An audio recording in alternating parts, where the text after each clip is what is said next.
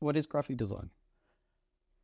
Graphic design is the combination of combining text, images, and other elements to create content that conveys a message. The design should be appealing, easy to understand, and functional. Graphic design is used in print for brochures, business cards, signage, magazines, and posters.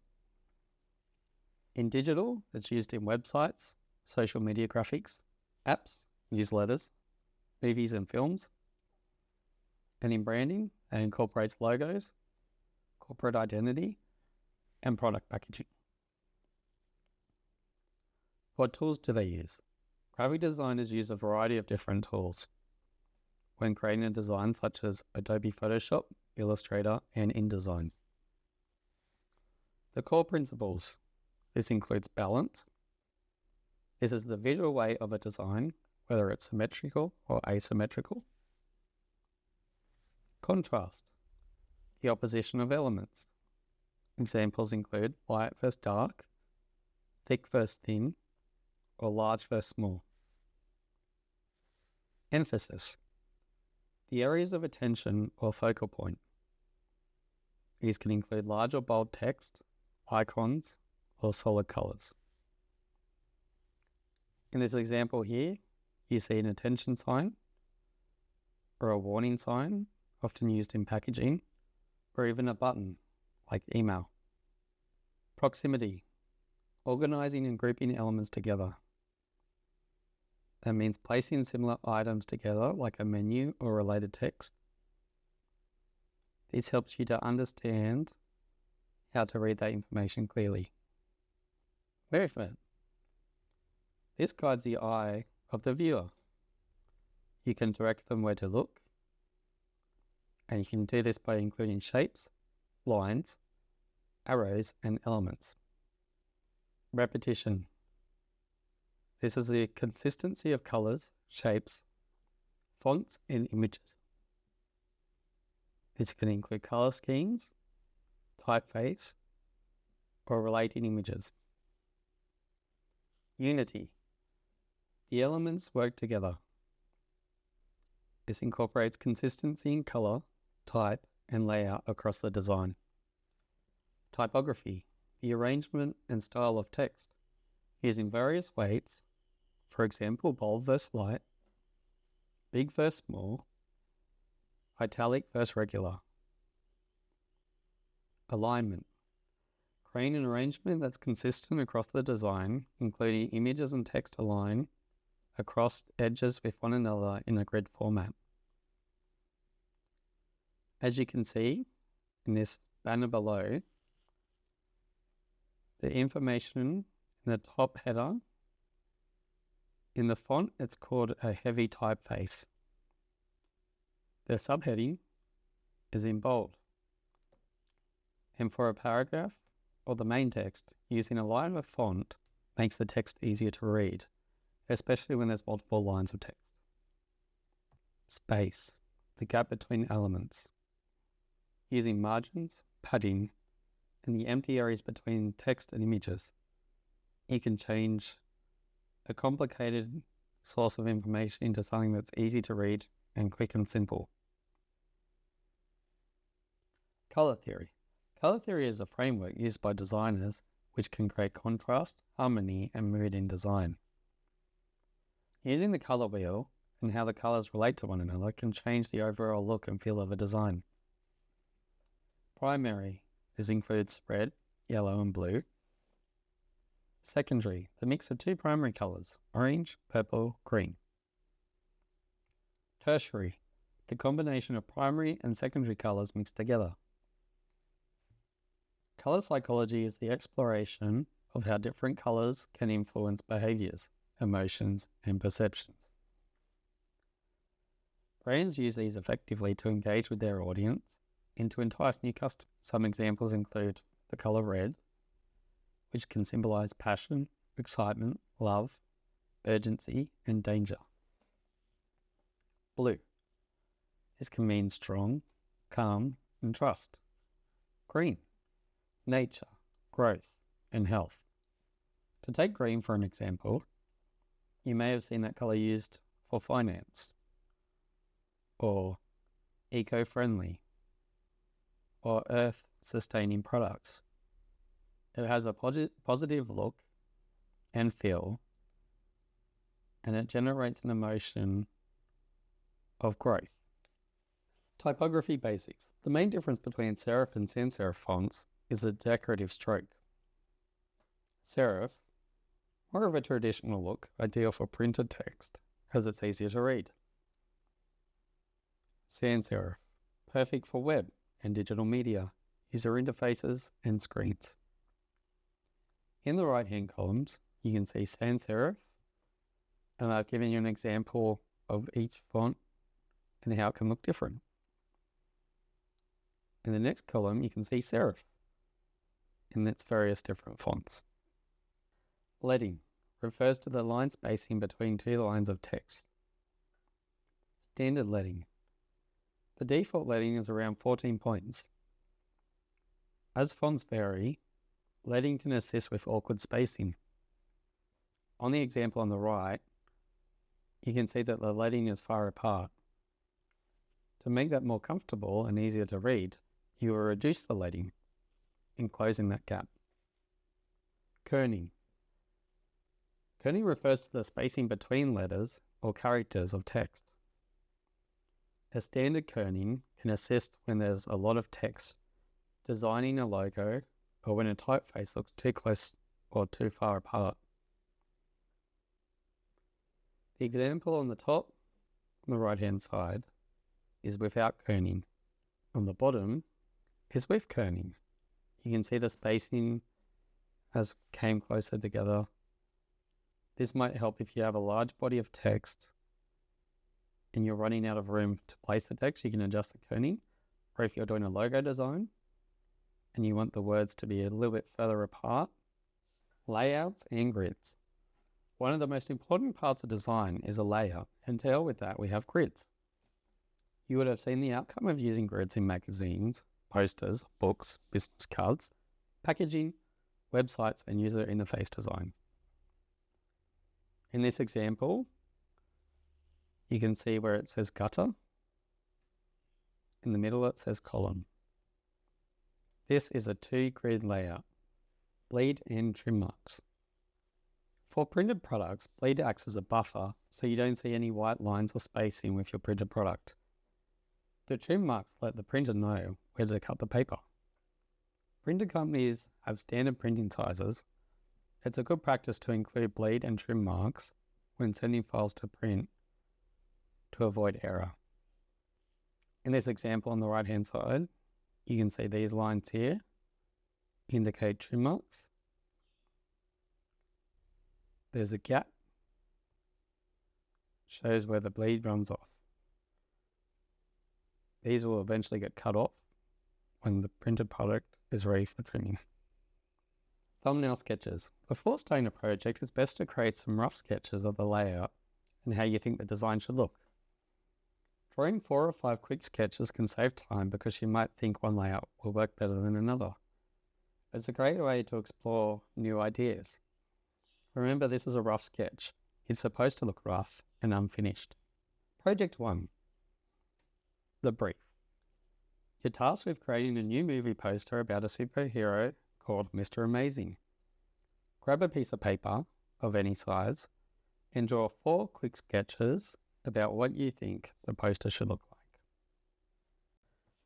like. As you're creating different designs, you're going to need to use vectors or images. A good way of doing that is to go into shutterstock.com. I've used this platform for quite a few years. There's other ways of getting images. There are free vector files and images that you can use, but you just have to make sure that they're for commercial free purposes and read the legalities behind it before you use them. So if I was to create a design and I needed an element of a sky, I would just type in sky and see what comes up. All right. Got a bunch of different images. Let's look up, because I'm going to use it in Illustrator, I would get a vector.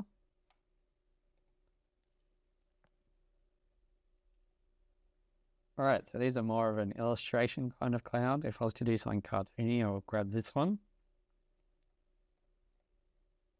If I wanted to do an anime style, I will grab this one or this one. Nighttime there. This is also could be used for a cartoony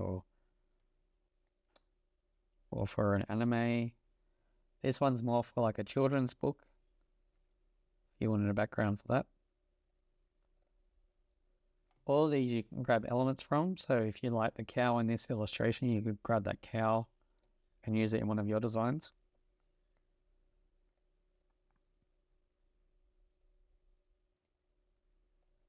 I'll open this one.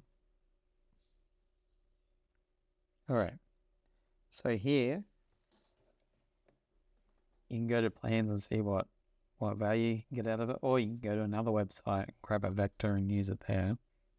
Not of this specific design.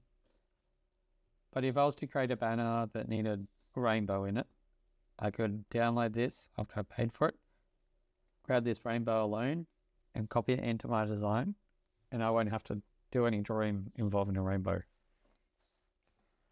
And once you buy this, you can grab certain elements from it. I could grab the butterfly and the sun, combine it and move it, and then grab another vector from a different one. Maybe you wanted a nighttime sky. Vector selected. So here's some nice little stars that you can incorporate with a design. You want it to look like it's from part of the same thing. You don't want it to look as if it's two different kinds of styles. You don't want to grab this realistic background and then put bunnies in it, because that's going to look a little bit funny.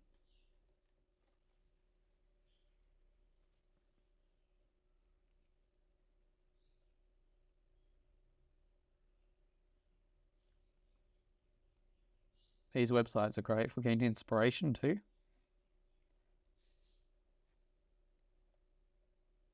If you wanted something more realistic, you would go image or photo.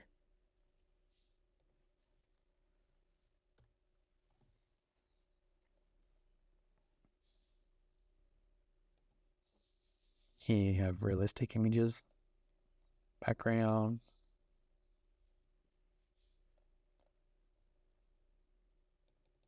You can grab glyphs.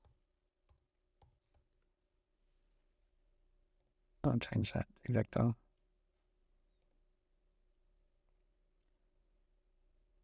Okay, so you could use these as icons for next to your typeface that you're using. You could do website glyphs. So you could use these next to your menu, or you could use them on a business card where it says contact and have a picture of an icon of a phone. Or you could use these elements, grab part of it and use it as a logo design. From here you can also look up logo designs. Okay, so they've got distorted shapes. Here's another logo that you could grab something from. Here, grab this array. We'll get rid of the sunburst bit and then put whatever typeface you want with it and then change it a little bit. And you got your vintage labels, mountains.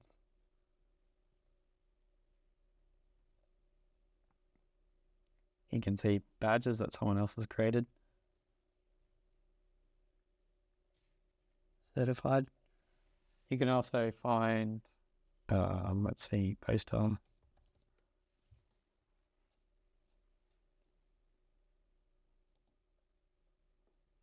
Some poster designs that you can grab elements from, music based.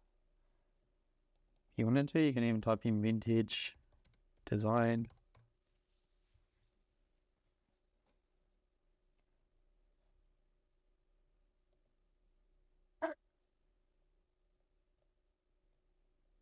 As this is a very popular look back, what was it, 90s, I think.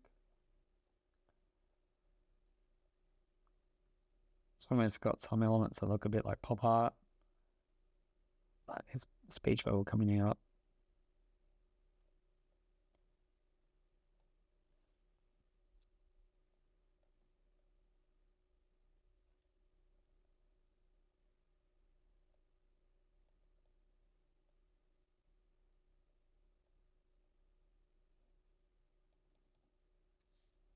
And here you also have illustrations. You can generate AI images,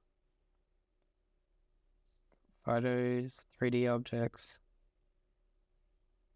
You've got all sorts of different things, templates. Oh, you can do user interface. Let's have a look at that.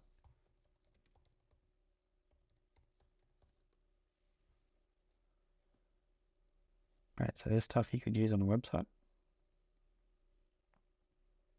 Here we go, there's a user interface right here. Grab elements from this. Could use it for a mobile app.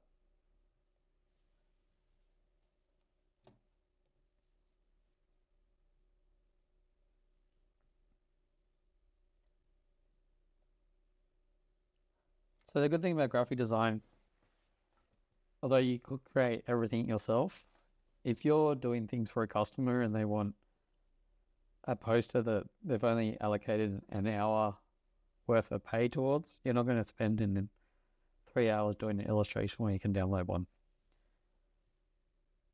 The good thing about graphic design is you can grab elements from multiple designs, like vector files or images, and then you can incorporate them into one design and make it something new and fresh. And the best way to do that is using a platform such as Shutterstock. iStock was popular about 10 years ago. There's a bunch of other ones. Adobe has their own version, which I'll run you through in another video.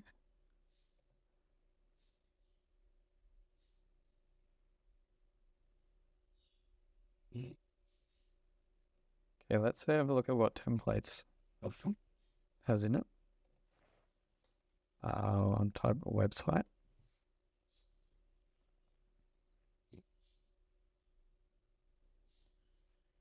Okay, not what I thought it would be. Go to photos. Type in, so you want to do something with fashion.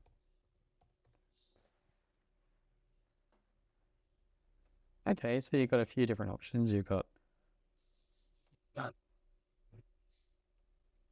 looks like you've got some fashionable images here. From this, say, for example, someone wanted some products laid out. This is actually a good way of looking at inspiration of how other people do it. Just got a nice layout here. So if you were to do a website that involved people buying fashionable products, then you could have items that go with this outfit. You could have an image based off this, where you, depending what your client wants, of course, depending also how much time they've allocated for you to do this product, you could have elements that they choose that they think will go with this. For example, you'd have a fashion stylist that would say, this blouse or this dress needs these sunnies, these shoes, these necklaces, or these bracelets or earrings, lipstick, for example.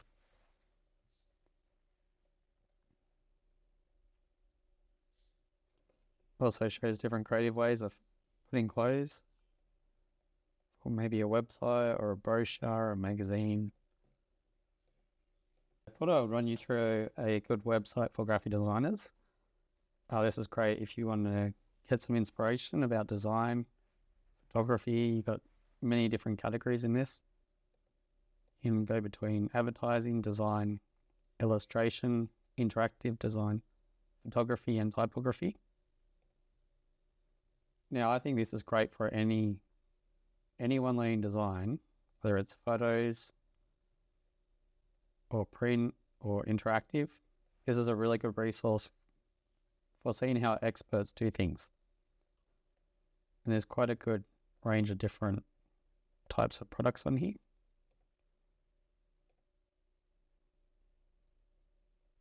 So I'll go through a little few things now. So This first one, advertising. So this is a lot of campaigns that you would see that have been quite successful for around the world. There's little videos where you can play and watch the ad. This one's a social media one. This is a good typography example. If I was to go to design, this is for print media or interactive media.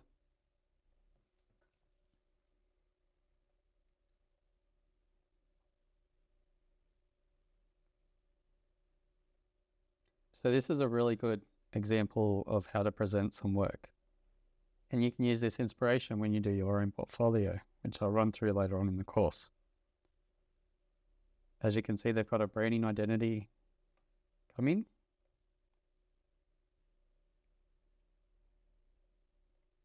Okay, this looks quite nice. So they've gone for a sophisticated look.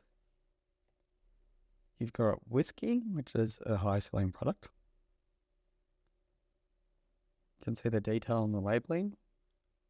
It's got tinting on it, which costs more when you get it printed, but adds a nice effect to it. Their logo.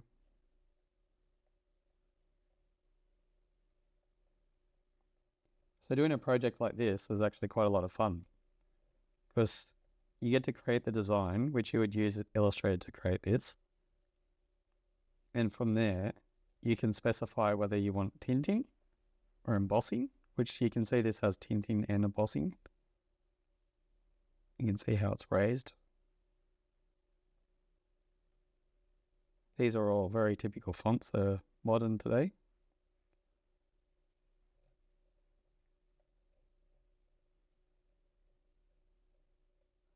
And this paper looks like it's possibly ivory board, which gives it that texture. So this is a branding product. So here's their logo here. They've done the user interface. Got posters that relate. You can see how they've used certain elements throughout the design for consistency. So you might be able to see there's a texture over this. It's an overlay. And they've done this to kind of blend the images through. There's 3 posters. You've got your logo consistent throughout 3. The imagery is very similar. So it's like soft, fluffy. It could be like a pastel kind of illustration. And you can see they've maintained this texture around the background. And they've incorporated that cloud to bring over a similar element across the design. And here you've got that soft leaf and it's overlaying. There's more leaves here and they've got this texture again. So with all these different images you're seeing, there's consistency throughout each design.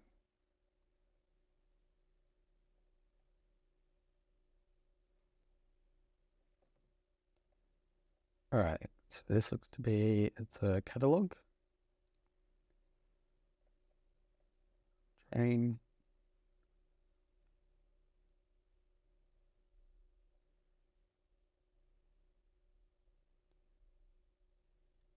All right, for this one, there's a few elements that you can see that they've carried throughout the original design. It's monochromed or there's like vintage colors. This could possibly be an Illustrator file or it could be even done in Photoshop. There's certain edges. This is a gradient here. Looks like this is an embossed layer. So you could create that in Photoshop or Illustrator.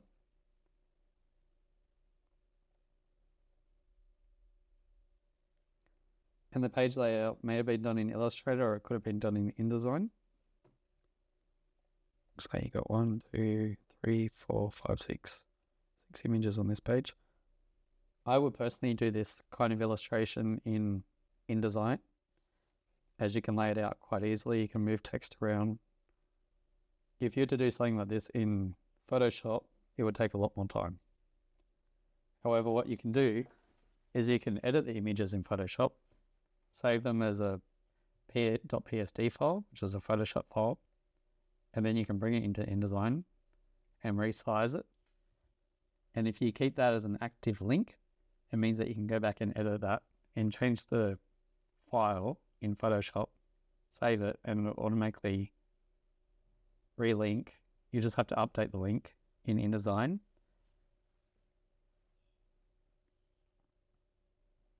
Okay, it looks like this is done in InDesign. I would say the same thing around these. This is 1, 2, 3, 4, 5, 6, 7, 8, 9 elements there.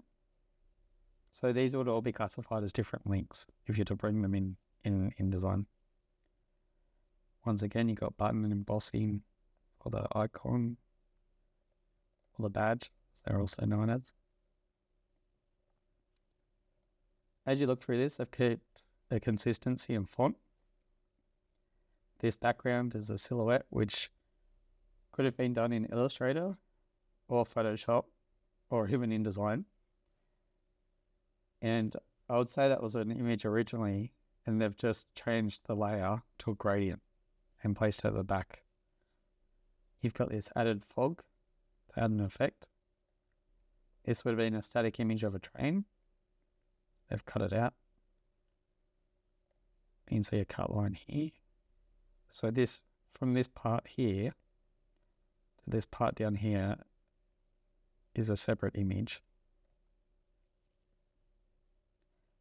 The same with this. This could be an imposed track along the bottom from two different elements, or they could have cut that out with this train as well. And in the background, they've got a silhouette, once again, of a freeway. And they've made it as a silhouette using the color overlay or a different effect in Photoshop, which I can show you how to do that later on. And in this one, they've got 1, 2, 3, 4, 5, possibly 6, 7, 8 images.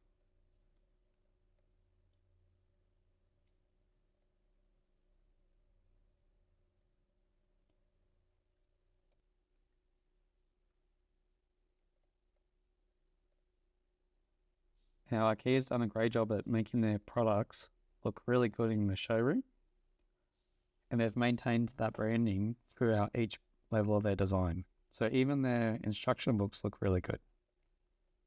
They've maintained the same fonts, the subheadings, the branding. You can see here.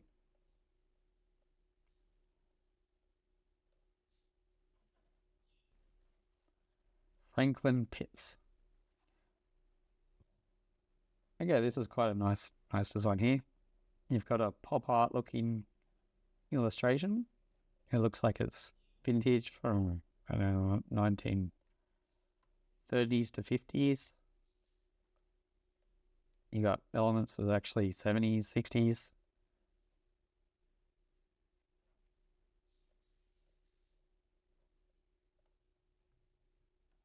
So if I was to do this, I'll create these illustrations in Illustrator and I'll put an overlay over it, which you can do in Illustrator or you can do in InDesign. And once I've saved these illustrations as vector files or .eps, I will then open up InDesign and bring them into InDesign. And from there you can add the background, do an overlay, have the text on a separate layer. Yes, I would say this is done in InDesign. As you can see here, there's a textured vector file overlay.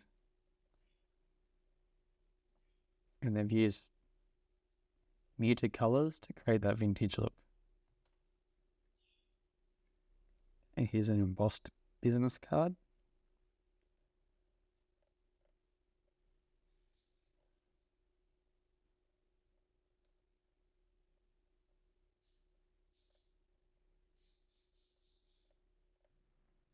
And this product, this is advertising dog food. This is a really nice packaging. You've got all your different kinds. These are the different flavors.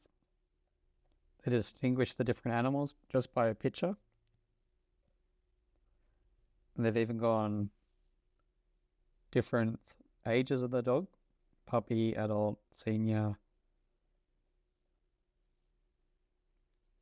So there's lots of good things about this packaging. One, it tells you what the animal is, what size or age the animal is, and what the flavors are. You've got your logo here and where it was made. Got the brand.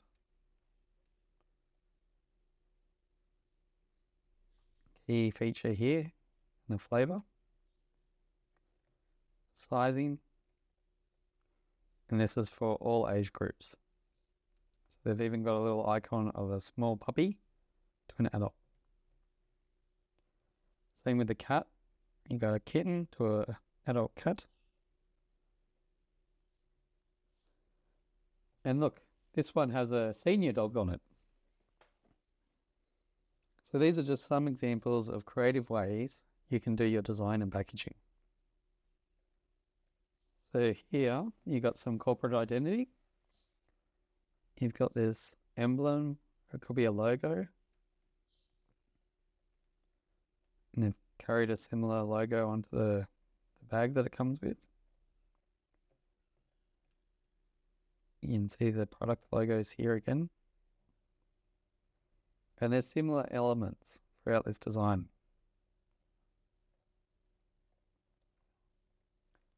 From here you can see it could be a travel guide. There's a plane, there's water, same consistency here, there's water, there's scuba diving. Oreo, chocolate biscuit.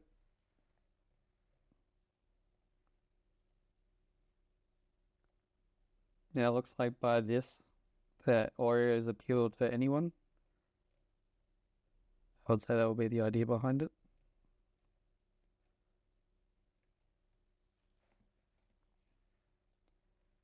Okay, this illustration style is a typical design style that you see with farming and butchers. There was about a few, 3-4 years ago, this became very popular and you saw it in a lot of design work, even across Sydney, as I'm Australian. The illustration work combined with, I would say this was done in InDesign. You could see it throughout butchers, museums, took this one.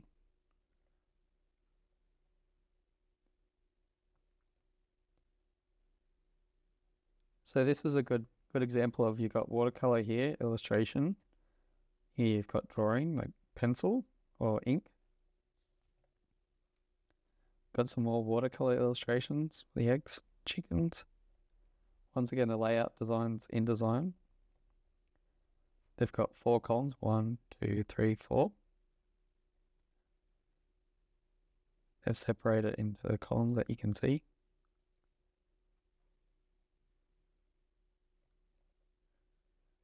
Let's see, this is 1, 2, 3, 4, 5, 6, 7, 8. 8 columns of text. By the way they've separated the imagery is different to how they've separated the text. You can see they've kept the line work to make it look balanced. There's equal space between each animal. Here you've got 1 column, 2 column. This is much more of a complicated design, particularly this one. But this is all done in InDesign, and it's quite easy. They would have just drawn a triangle box, and then they would have drawn the text on the normal angle, and then there's a feature where you can rotate the whole box of text and constrict it to a triangle shape.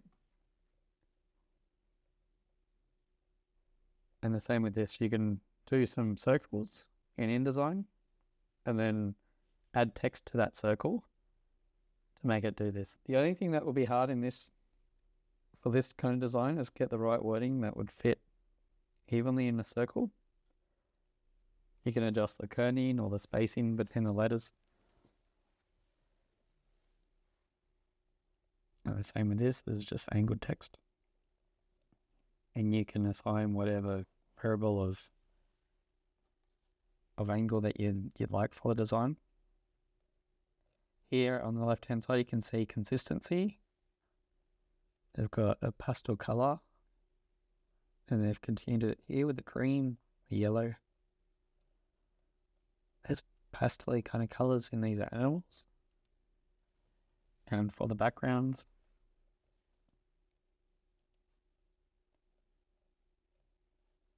good sense of branding.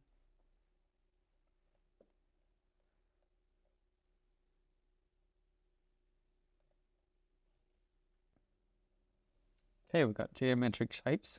There's consistency across each can. This blackberry, you've got the different flavors.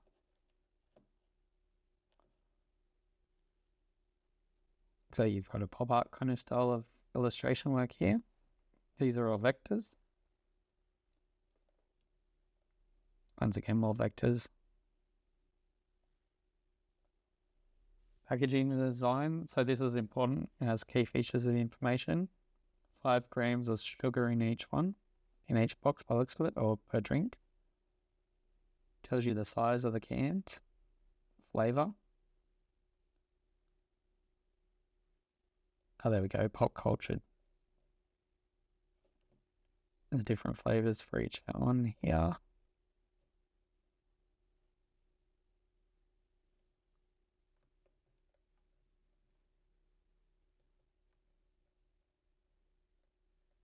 Another typeface.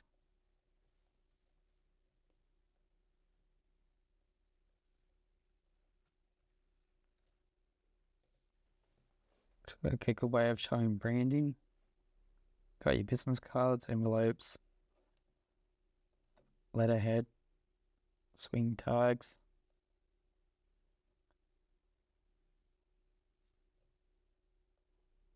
Possibly, maybe A4 file.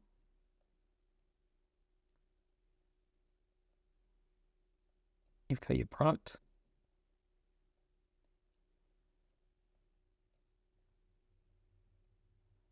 This is another good example of what a portfolio piece would look really nice.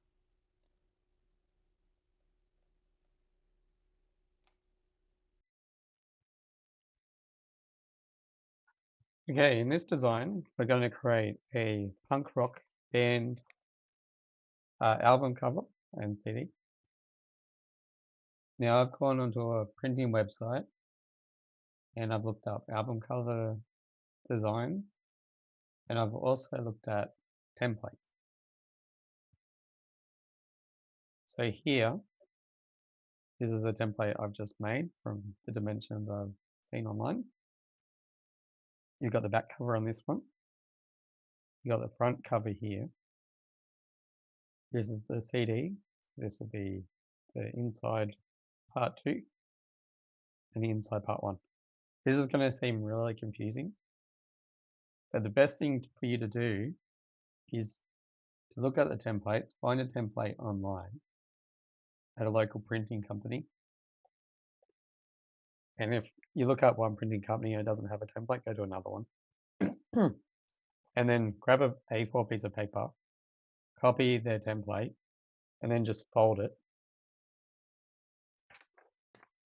And then you'll find out which part is what, because this might get a bit confusing otherwise.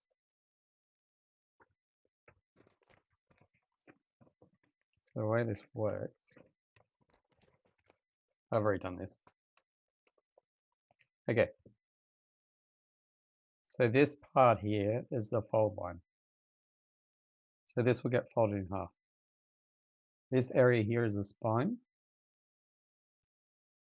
And this will get folded on here. So it's a fold down here and a fold across. So it would actually be 1, 2, 3 folds. You do 2 big folds and then you do the small folds. So you're kind of looking up had it upside down with this section here, and this bit's upside down. And this side's the correct way around. Alright, so what I've done is I've created a background layer using this template. And then I've got my artwork layer here. So I'm just going to start designing now. The dimensions that I've got here is 126 millimeter per section. So 126 mils here, 126 mil along this edge. And up the top is 141 millimeters here. You've got 4 millimeters in this little gap and 141 millimeters along the top edge here. And throughout the artwork process, I'll turn this on and off. And now on the outside edge, you have a bleed area. Now you might choose to do an album artwork that's a lot more straightforward, that you just have to design the inside slip. But I like the design of these ones. And it's also going to depend on what the client wants as well. Okay, let me grab my little piece of paper where I've created a little template so it doesn't get confusing. There's some great little tricks that you can do throughout the process where you can actually flip your canvas.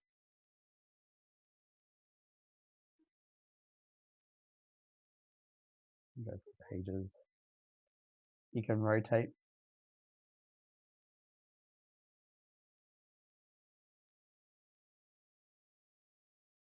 I'll run that through later on.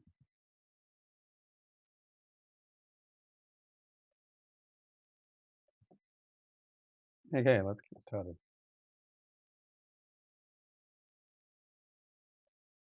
There's a few different ways you could do this. You could get the measurements of this area, 144 by 129 millimeters. Then you can create a new document and design that one page. But I personally prefer to design the whole album cover in one go in the same template. Let me just grab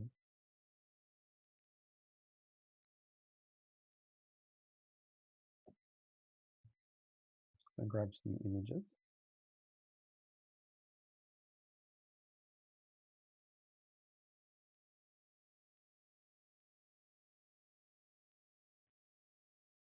It's going to be my grungy texture background.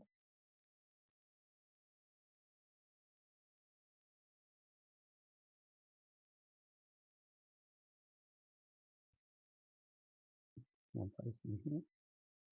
So what I'm doing is, like in previous videos, to reduce the size then, I clicked on one of the corners. I held down Command and Shift. I'm going to do that again. Go click, hold down Command and Shift. Isn't that working?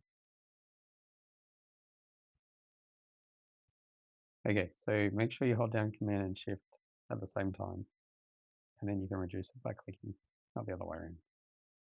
Otherwise you run into the same problem that I just had. Let's see. Should be, make sure it's in the correct layout.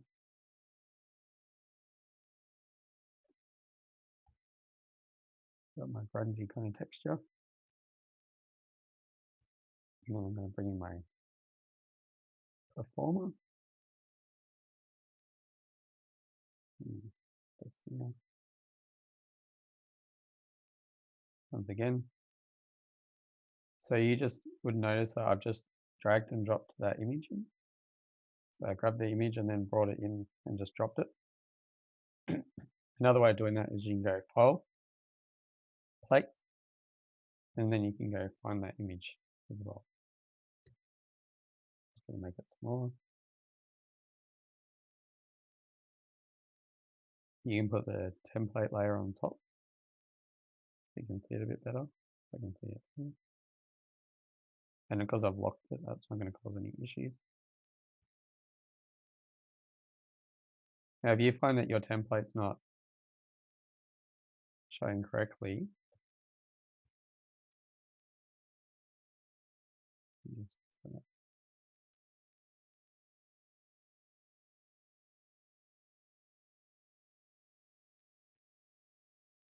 So if your template, for example, is showing a white area here instead of the outline, it just means you need to turn off this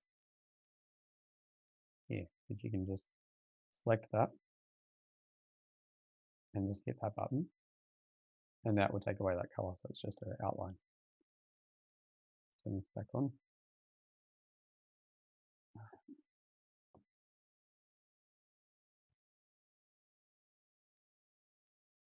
Now open this to the edge.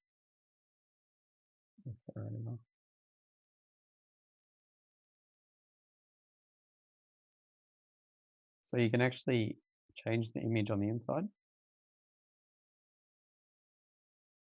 because now you've got a box that's got it bound.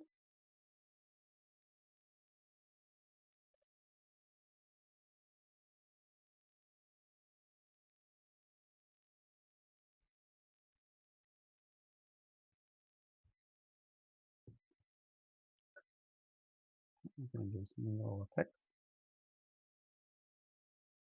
Now, I've shown you this before, where you can change overlay to make it look a little bit different. I like to do a soft overlay initially, and just go through it, explore the different styles that you can have. It really depends on what you're after.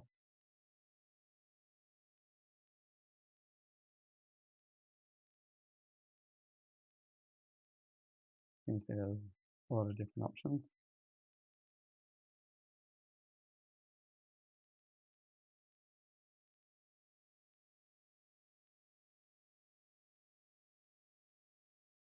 This multiply tends to make it darker. Now I'm actually going to color this a little bit.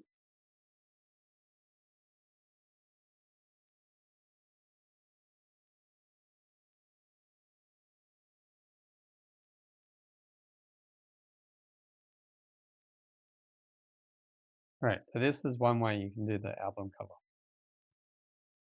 You get these nice little effects here, you can get a few different layers happening. The other option is if I was to bring this into Photoshop, which will be an easy way of doing this. Actually, I'll do that. You would export this document that you've created. Working is fine. Print. I'm going to just export as a print document. I'm actually going to turn on the marks and bleeds for this. Crop marks and use document bleed. There we go. If I go back to working, got my print, and then I can open up in Photoshop.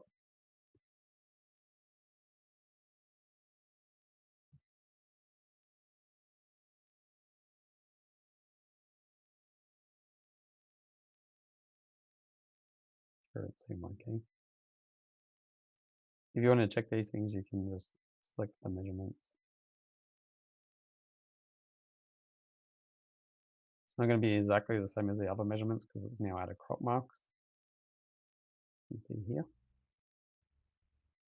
All right, so I'm going to lock this layer, and then I'm going to add the images below this layer, so then I can see how it's all coming together. Let's just start by adding a few images. My background.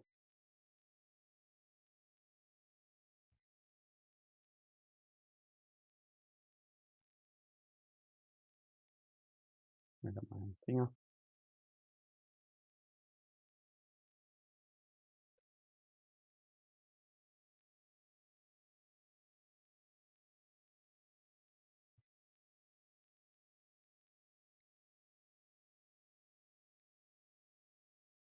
Yeah, okay. Thanks.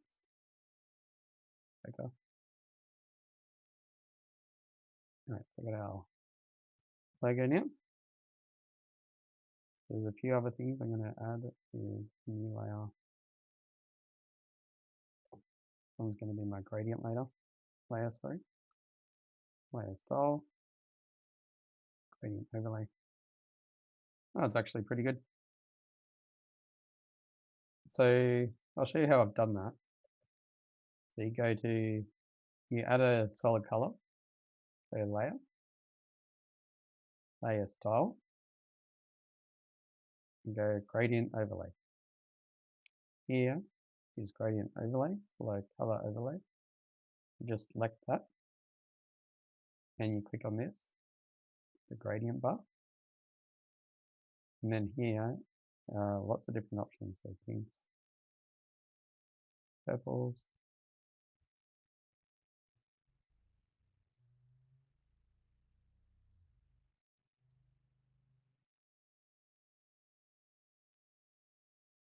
Let's go to that one. And then you just click OK. All right, and then I'm going to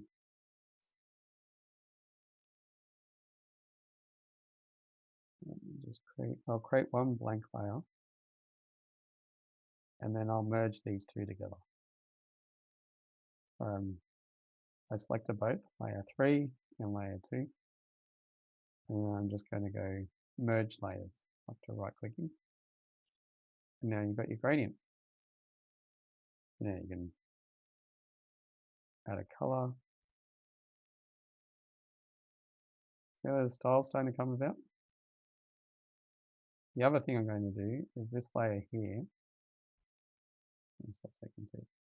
I'm going to make black and white. Image, adjustments. Okay, it's not letting me choose black and white. So I need to right click on the image. And I need to rasterize it. Rasterize layer. And it's going to take off the smart object. And then I'm going to go image. Oh, okay, the other thing. Seem okay. Sometimes it doesn't let you do certain effects because of the color. So if I click RGB, if I hit merge, I'll show you what happens. That merges everything, which I don't want. I could change the color mode to RGB and then go through that image adjustment, or you can go to effects. And that's this little bar here. And then I can go, not effects, sorry, it's this one. Create new fill or adjustment layer. And that's where I can go color lookup. And here you can look up different profiles.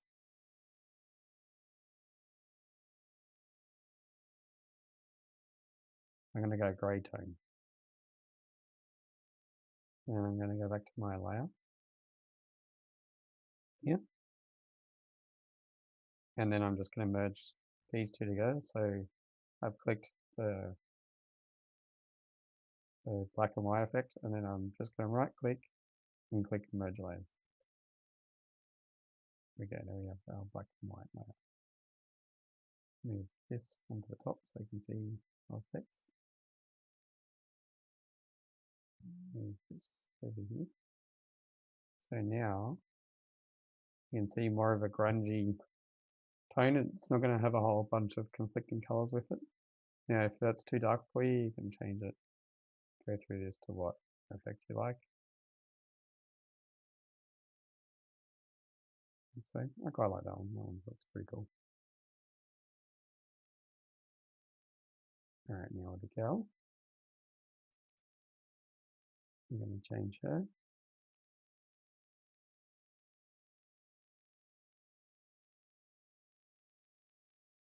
Just this. I'm going to add a feather to this tool, a mask, sorry, a mask. And then I'm going to select my brush.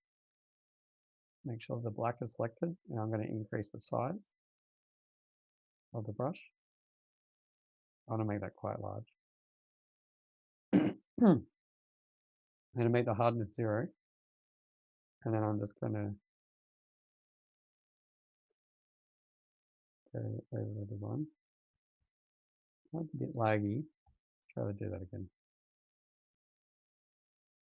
So you want it to look as smooth as possible and natural.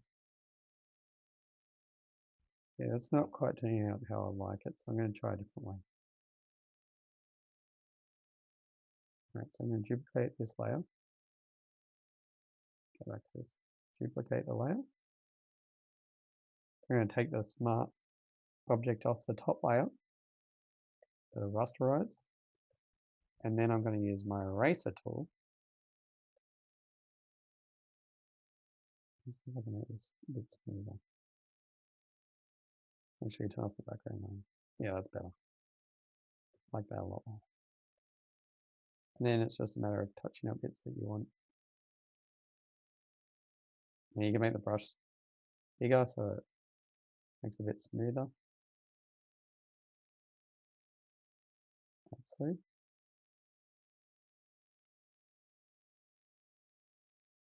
Now with the logo, I've selected the logo. Now you can add a few different options here.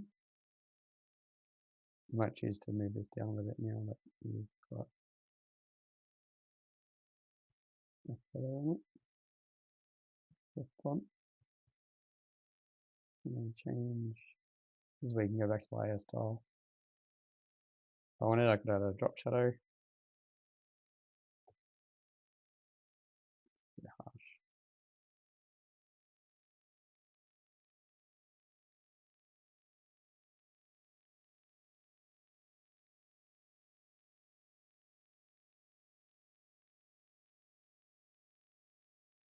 Like that. Now remember, this area that I've done this is actually the back. So we're going to move this to the front. This is where your diagram comes in handy. So this is your front here, and this is your back.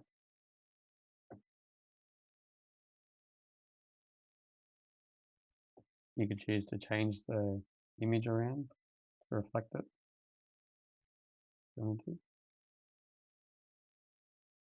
Keep in mind that whenever you do that, you have to make sure that if there's a tattoo or something, because the writing's going to be backwards if you do that. I'll show you how I did that. So a shortcut would be Command T or Control T, which is for transform. And when you hit that, you'll see these little notches appear. And then I just brought it to the edge, holding down Shift. So now you've got a straight edge. Now I went to the opposing side and then held down Option or Alt. And then held down Shift. And then I brought it back to that straight edge. So I know that that's symmetrical. And it's not going to make that larger or stretched out. It's the exact length that what I originally had it as. Let's do that again. Here's my image. Bring it to the edge. Hit Command T, Control T, transform. Bring it back to the edge. Grab the opposing side, hold down Option or Alt, and hold down Shift after the click. There we go. We have a symmetrical image there, Rebecca. Now here, you got a few different options. You can duplicate the layer, both of them. Now I've got 2 of each. I'm going to merge the layers down. So I'm going to select the gradient layer and click Merge Down. And it's going to make it like one solid image. Now I'm going to grab this background layer and duplicate that. Now I've got 2 of those. I'm going to bring it over the top of the gradient. And then I'm going to start going through these effects again.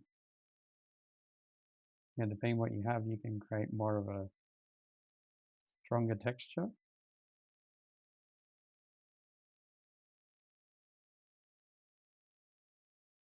And so I like the colors in this a lot more. Now you might think that this is bit too much.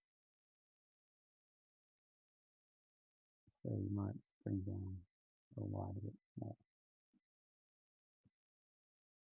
Okay, so I'm pretty happy with that area.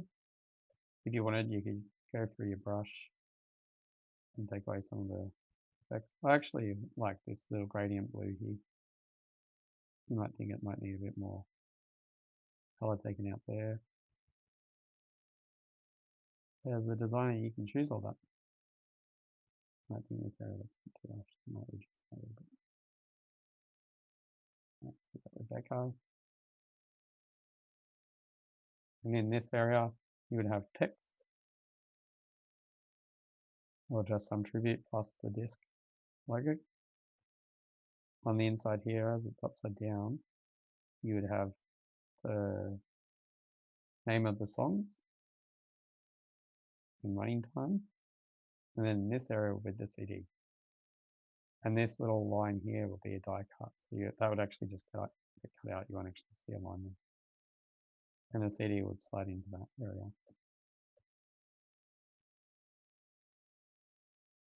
Okay, so the other thing I'm going to do is see how there's a gap up here. This is actually okay because it's not affecting the bleed area. But if you're worried about that, I'll show you a little trick you can do. Make sure that the woman is selected for the artwork picture in it. And you can just grab that. And now, thank you to AI, and click Generative Fill, Generate. That's going to fill in that top area. This is an amazing feature because there's been so many years of graphic design where I've had to go in and create a background area just to fill in that gap. And now AI can just do it in under a minute, as opposed to like 10 minutes of me designing.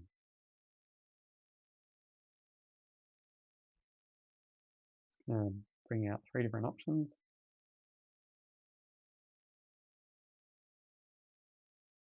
Let's go with this one. And here I can actually change which parts are showing which parts. You see how it's cut off some of her hair? So what I'm going to do is put this behind that layer. And then I'm just going to select the layer of the woman. And then I'm just going to bring my little brush here. I'm just going to remove some of these harsh edges.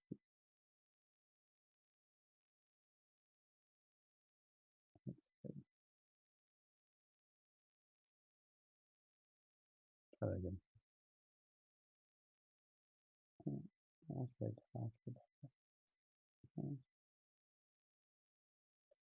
There we go. I'm going to merge these layers together. So the shortcut for this is Command plus E.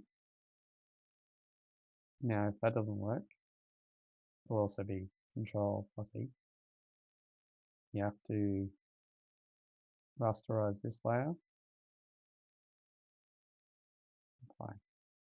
There we go. So it goes. It's not quite right. Just use your patch tool. Or you can erase certain areas of it. So I'm pretty happy with that though.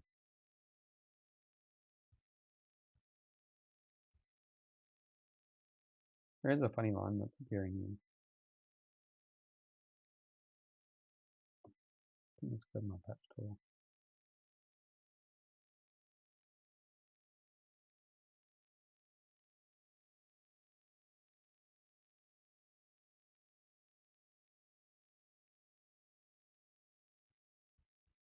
There's something funny going on in this area.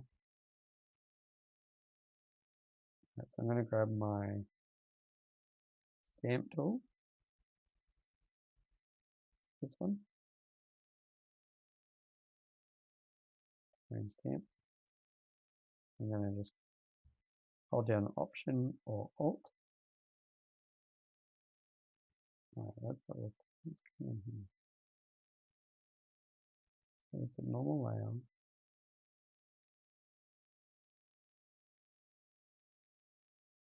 There's a little bit of problem solving sometimes in graphic design.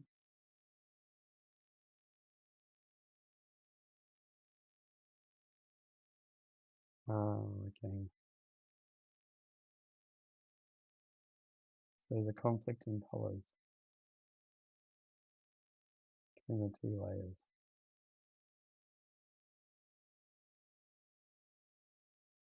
Alright, so this, in order to fix this, I have to merge some layers together.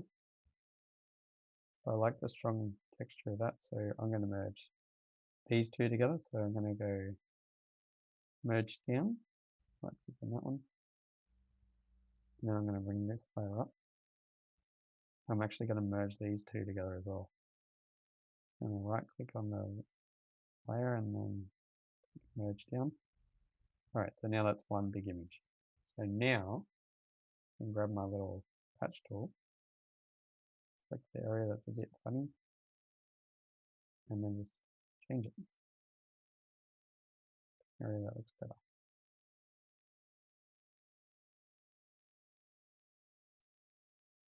So if it's still looking funny, then you can select the area and select your stamp tool, then Alt, just find a color that looks better. And then if that doesn't work, you can do generative fill and get AI to fix it for you. There we go, that looks a lot better. Okay. Now, on top of this, you could add some drops of something using a vector. You could have more of a grungy texture in here over the top. I'm just going to keep it clean because I think it'll look better clean. Oh, that's just an added effect that you can do. You also have added textures that you can add to it through Photoshop. Do this layer style. Go to pattern overlay.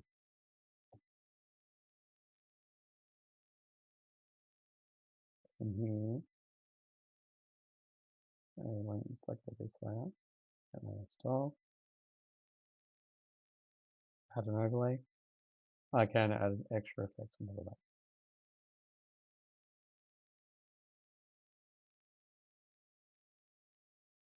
See a bit of grunge. There's a tree in the background. It actually looks alright. Make it look smaller, it looks more like a tree, but if you make it bigger, you make it too strong, it affects the photo. Actually, I quite like that. I'm going to stick with that. Now I could change the texture.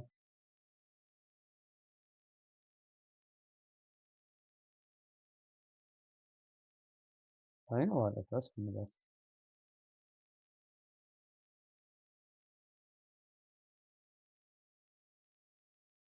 Oh, that looks alright.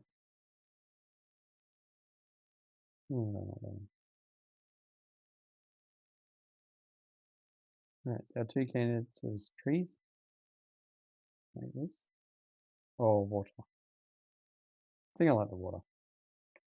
Water. Okay. There we go, I've got a grunge. Look, you can go to colors. The colors look a bit off. I don't like that. That was before. Auto contrast, auto tone.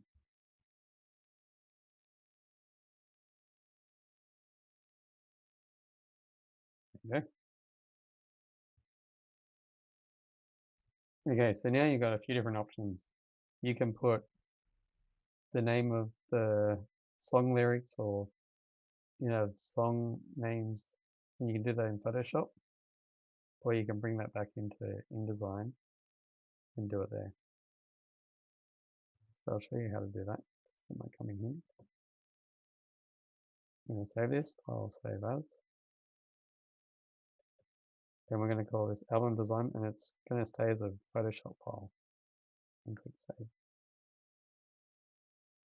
Now in InDesign, make sure the correct layer is selected. You go File, Place. I'm going to go find the file. Oops. It's in the working. Yeah, let me say that again. File, save as. I'm actually going to turn this layer off too, because we don't need that on at the moment. File, save as. Video 10 links, album design, Photoshop, save. InDesign, file, place. Okay, find the file location. Oops. Album design. Open. Place. And there we go. It fits. It's added. Okay. So the original file that we exported has added some extra area to it. So what you can do now is go to your align here on the right hand side, select page, and then we can center align and center align. And because that's added equal space around for the crop marks, you'll know that it's the correct dimensions. And now we just bring this in.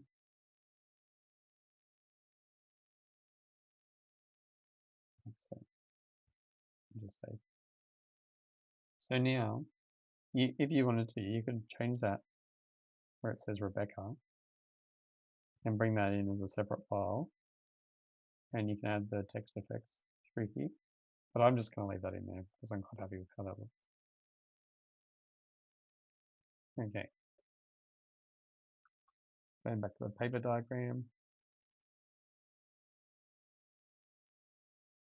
We're going to play in the text box. Yeah.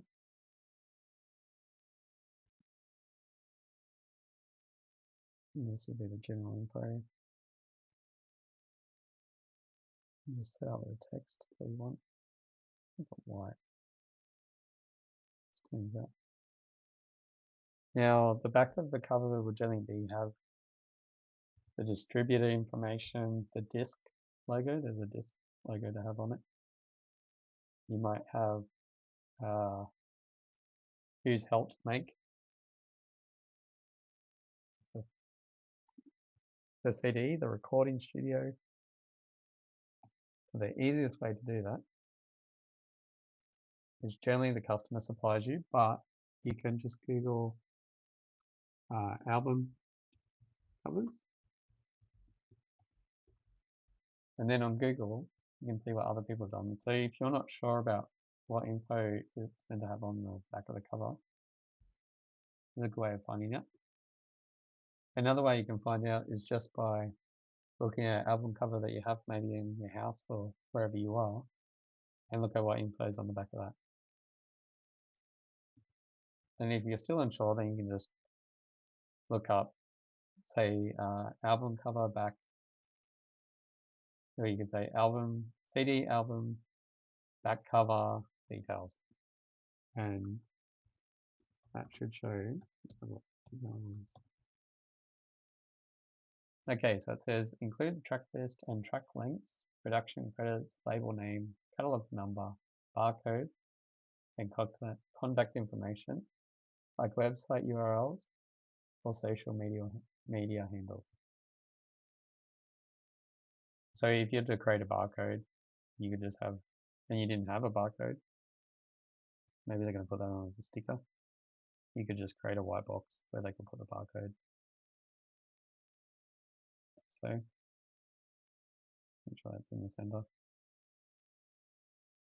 Barcodes are pretty good, like you can change sizes quite easily. Maybe a little more square than that. Have that on the back.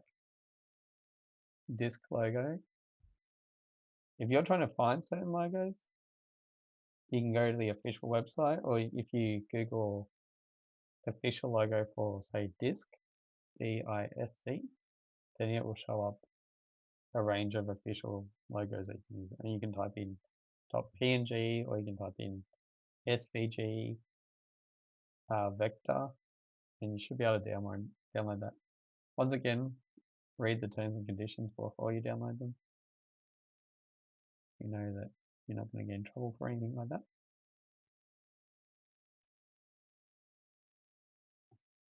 Yeah, that's it. So some people do track list on the back, barcode, distributor, and record deal. Barcode seems to be a common theme. All rights produced. I guess you got terms and conditions of copyright info. All rights of the producer and the owner of the work. Reproduce, reserved, unauthorized copying, firing, lending, public performance, and broadcasting of this recording is prohibited. Quite often you'll get the artist or the distributor giving you this information of what they want on the back.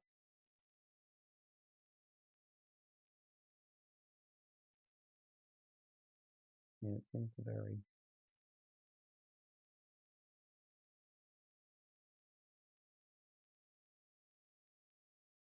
All right, so we've still got a spine that we've got to do as well. So in the spine, let's grab some text. Okay.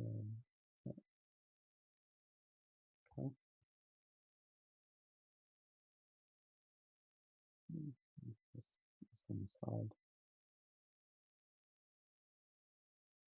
And I have to use my font. The font was called Brush Up.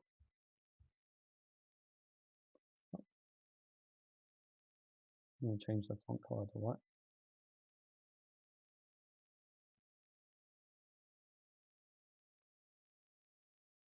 Okay.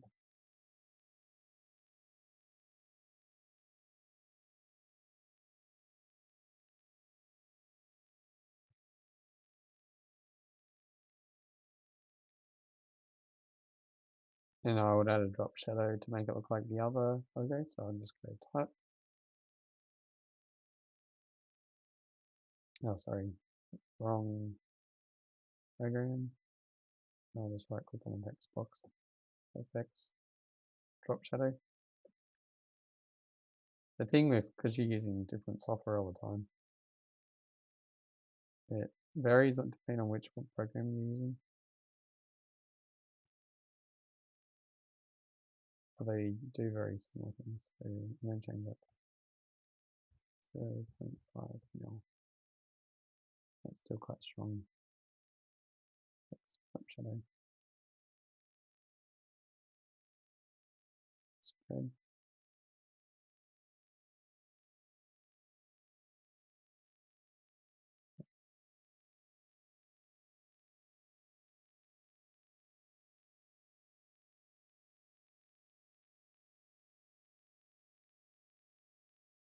And there's our drop shadow. You might think that's a little bit too strong, so we'll just go back to effects. Not transparency, drop shadow. You can bring that down here by opacity. Size, make it one. There we go, that's more along lines of the other area. Remember that this is halfway through the design, so you might have, let's close up this box because we don't have that big box. Reduce the size.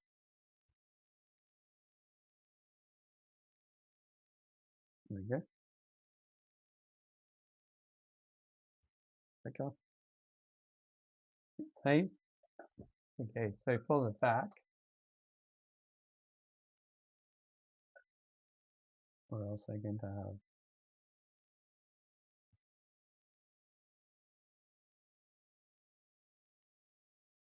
I'm just going to put in some placeholder text because I don't actually have any information. I'm just going to create a text box. and put in type, fill with placeholder text,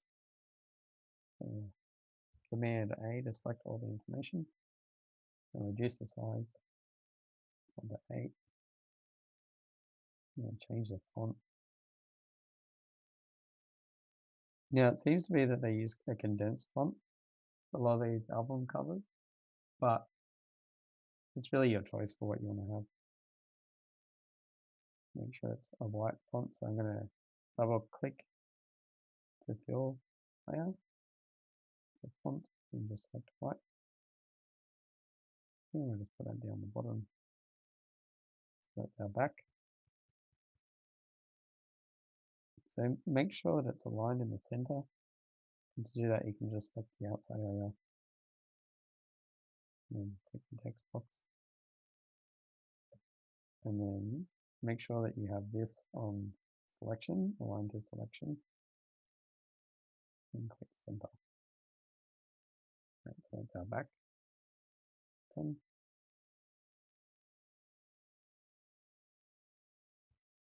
And I'm going to put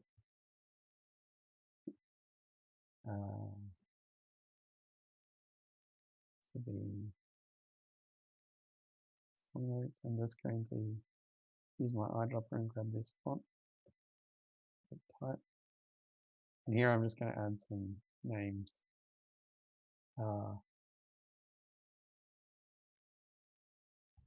New. So these are song titles I'm just making up. One, got Renew, call this one Headache. Yeah, it's going to be a punk rock band, so I'm trying to create names that might appeal to this. Of course, they will give you actual song titles, and you wouldn't have to make them up. Don't make me cry. 5 Phaser 6. I'm going to call this one Earth. Like 7.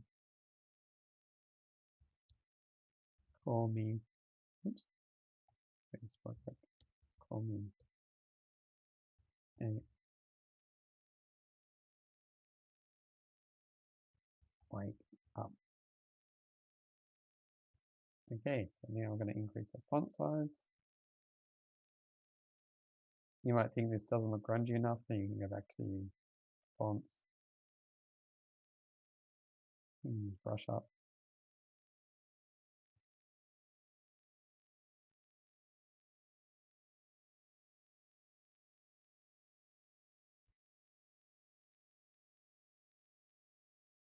Okay. You could bring the logo in. We've got, oops. I'm going to Command copy, paste. I'm going to click, see how that little arrow appeared? I'm going to click that little arrow, start T and hold down Shift. Ah, this is interesting. There's a cat there. Let's fix that up.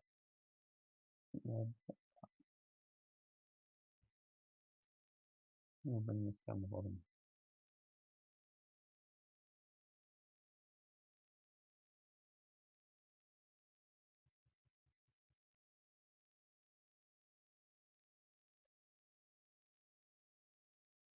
There's a little bit bigger.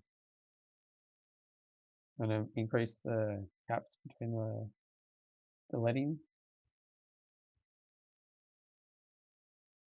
And then I'm going to put a drop shadow. So I'm going to right click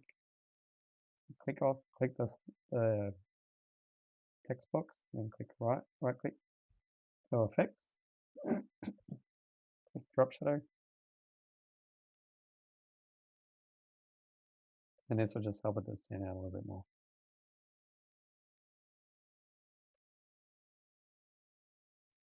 And a little bit bigger. Let's see what it is. 18. No, that's fine. I'm going to bring this down further. And then I'm just going to duplicate that text box because I just realized I haven't came up with an album title.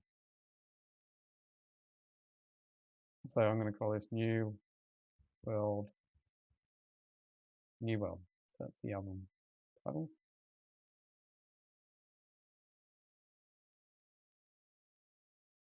Smaller. New World.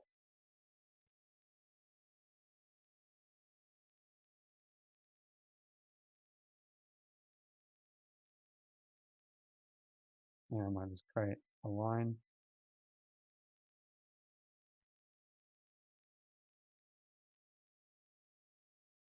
I'm just going to see how this looks. I mean, not very good. Trying to create like a grungy kind of look. Oh, maybe trim that.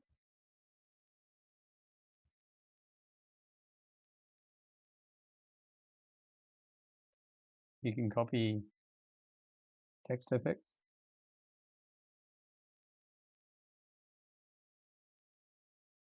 But I'm going to do this in a normal way so you can see it.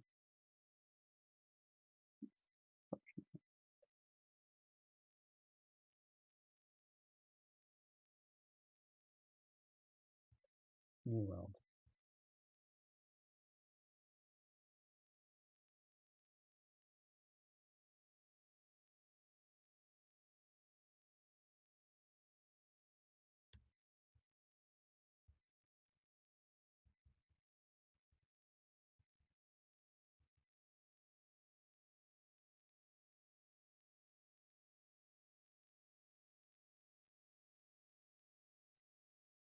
Okay, and there's your rough CD artwork, CD cover artwork. Now, if you're finding some information is a bit hard to see on this, there's a few different things you can do. You can move around a little bit. Depends how you want to have it. You could also have some band photos in here or on the back.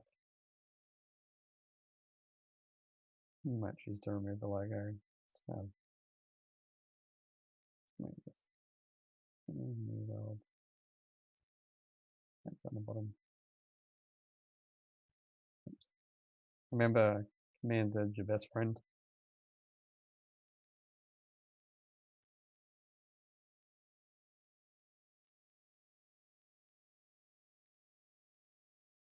I think this bit needs to come down a bit.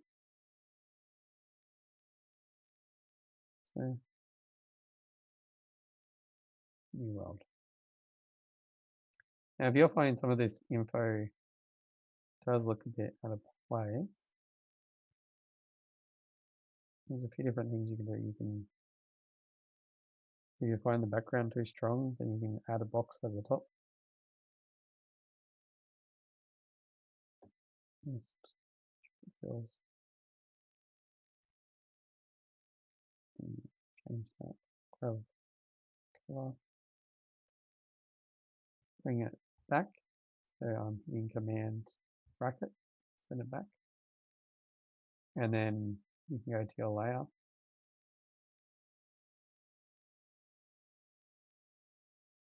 Select your image.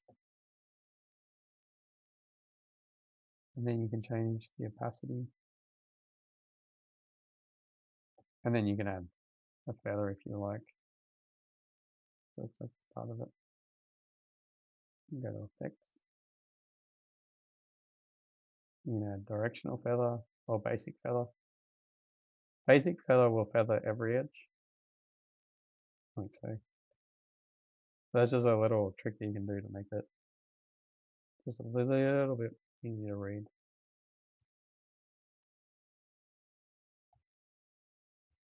And there we go.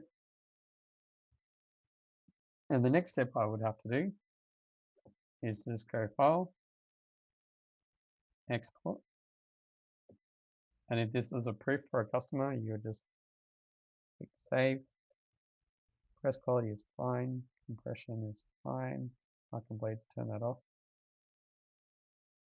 The other thing is keep in mind that this bit is going to be upside down. So showing it to the customer, you can do it like this just so they can get an idea. Or you can print it out. This area would have to flip. And a quick way of doing this is grab a box because you already know where you want everything. And select these two and select the background. And then we're just going to rotate this, holding down shift. And there we go. So now I would export that. And then I'd print it out and then fold it so the customer can actually see how it's going to have a rough look to it. So you print it, cut it out, and then fold it. And then the customer gets ready. The customer doesn't know most of the time how things are going to look when they're printed. So your idea as a graphic designer is to convey the finished product to the customer. And quite a lot of the times is you have to go that extra step just to help them to understand how it's all going to work out. So I'll export this. Outline design. Print. Turn this off. So it's just for proof. And then that will be it. That'll be my final product.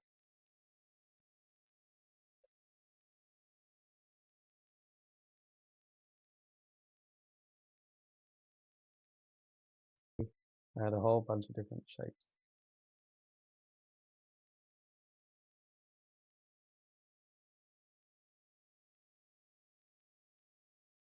Make this an outline. Using my shape builder. Actually, blend would also be handy for different things, making 3D effects. Yeah. So grab these. You can actually form a shape for you. There you go. That. You've got certain manipulation tools. This is great if you're doing a character style. So I'll just quickly create a character. Just outline. Just quickly draw something. Zoom in. I'll just draw a basic face.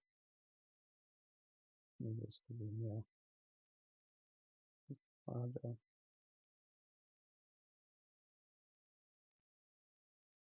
The other side. Yeah, there's our basic face. Shape. Do something in this.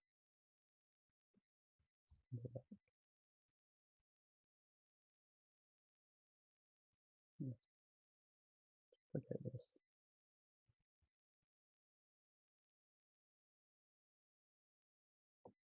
I'll just draw a nose.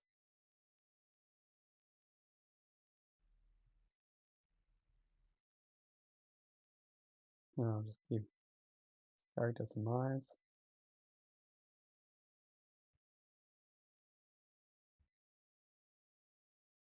And I'll just a few more minor details. Some personality.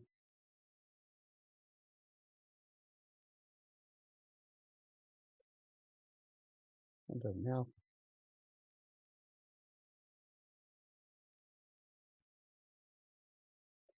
And then do some eyebrows.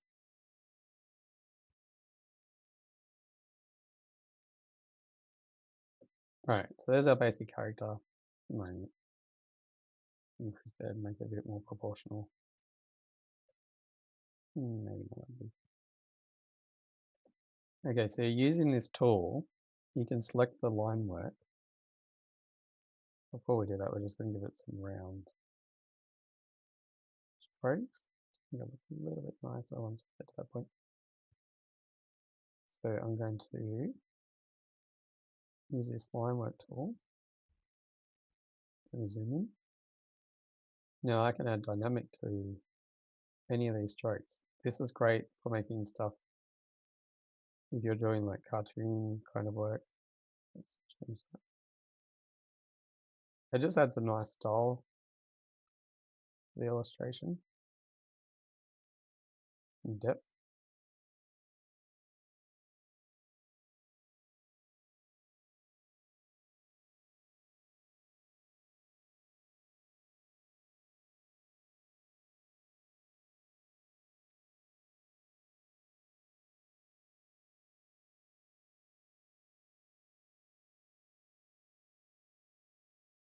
Like so.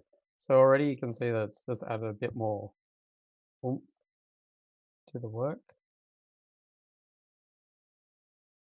It's more stylized.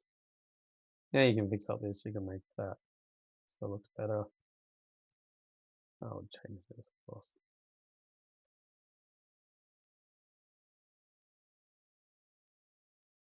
And there you got your basic character design. From here, you can use your pen tool and you can draw the hairstyle, or you could use your brush. Do some wild, crazy hair. That's a little bit too crazy. Let's make it a bit more typical as far as like those. And the good thing with these kind of tools is you can actually manipulate them. And this is where you could use that other tool where you make a shape out of it. There you go, he's got some hair now. I want to give him hair on the other side.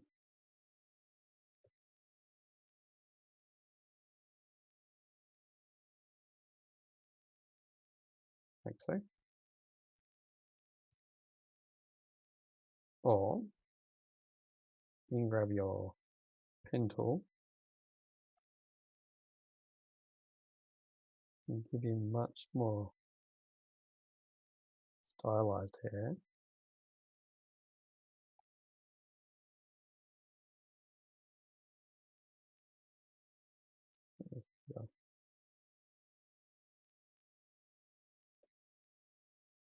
The thing with the pen tool is you have a lot of area that you can manipulate the size of different areas.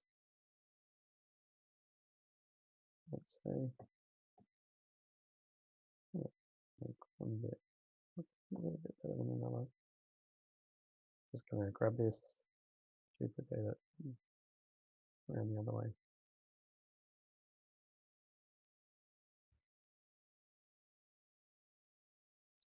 Let's come over here.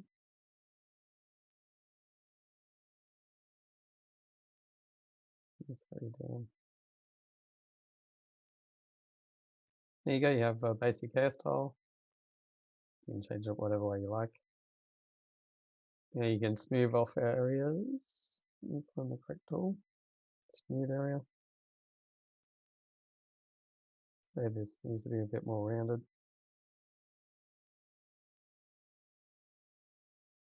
Like so.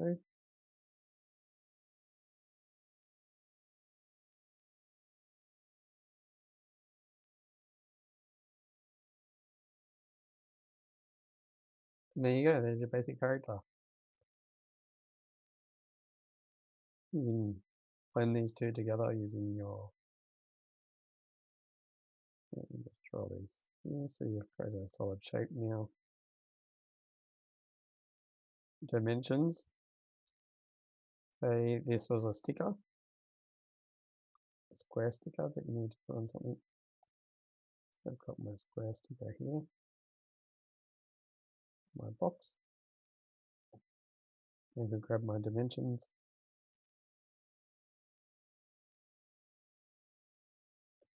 Okay, let me start again. So you do your starting point.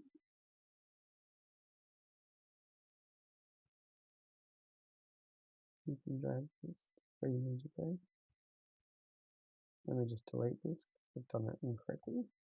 All right, go back to your tool. You need to do a starting point and finishing point.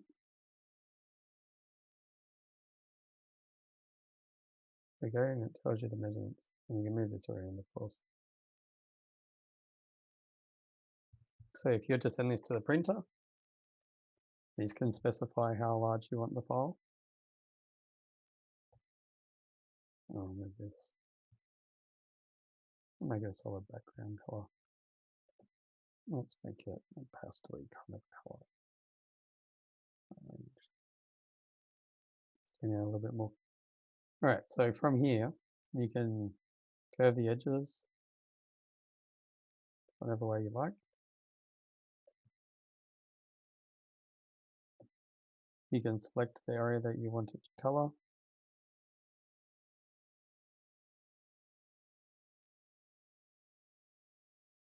They've actually got, you go window swatches, you can go back to your swatches. And they have some predetermined colors, kid stuff. There's actually one for skin tones. Here we go. So I've used this on a few projects. I'll create skin tones for this guy.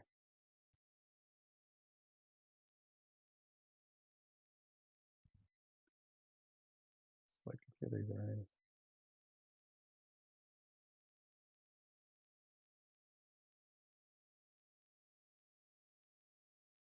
Here you go. We've got a few little dynamics happening with this character now.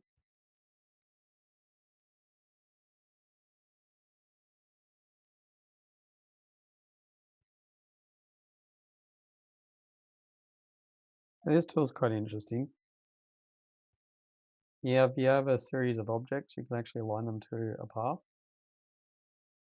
So if you had to do a logo design or a badge, this will come in handy for that kind of thing. This is for adjusting your artboard. So you say you only need a square of it, not a large area, then you can create a new artboard. Your blending tool, to make something look more 3D, this will be good if you were to make a font look like it's coming out of an area. You can now add symbols to your illustrations. You've got your eyedropper, you should be familiar with by now.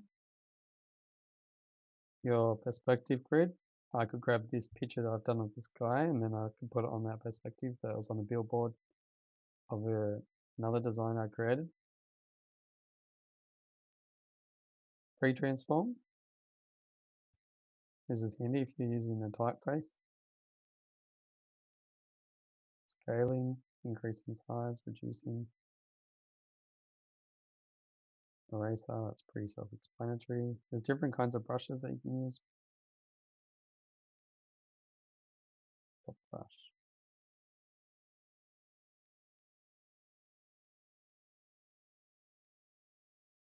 Yeah, let's get it creating a little symbol. It joins the path together as well.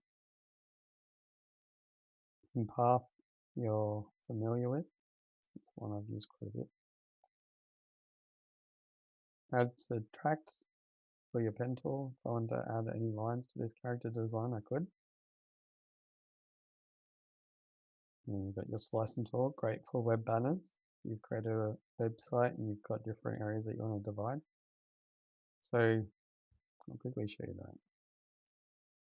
I had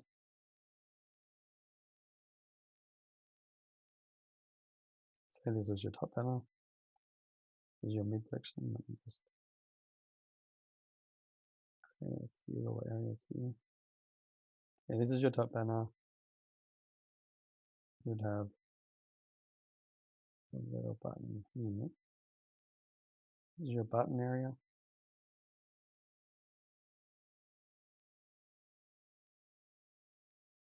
Main banner, info, and another area. Let's make that darker. And on top of that, you would have a button saying click here. You would have a series of menu names like home, about, gallery, etc. You would have a series of images. Let's increase,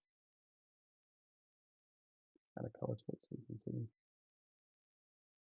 You might have a gallery that's got 3 or 4 graphics or images in that, like so. And then you might have 2 images and a large section of text here. If you selected all these and these are one graphic, you could use your slice tool to separate them. And that will bring that image into 3 or 4 different lines, or be 4 in this case. So then you could then bring that into Photoshop or export different parts of that user interface for using it as web-based product. So let's just remove that now.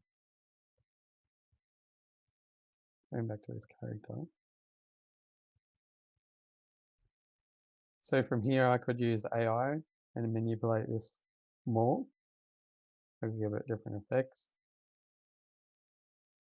Global edit, you probably won't need that much. Don't use it. So it's great if you want to align your artwork to a certain pattern that you've already created.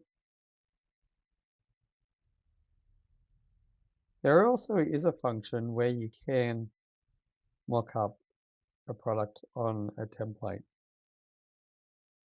These are all your different tools that you can use too. There's all sorts of different things. Scattergraph. So if you're doing data analysis, or you say a data analyst came to you and wants a diagram ready for a stakeholder interview, they could ask you to create a column graph, stacked graph, bar graph, and so forth, pie chart. You can create that in a catalog or a brochure for them.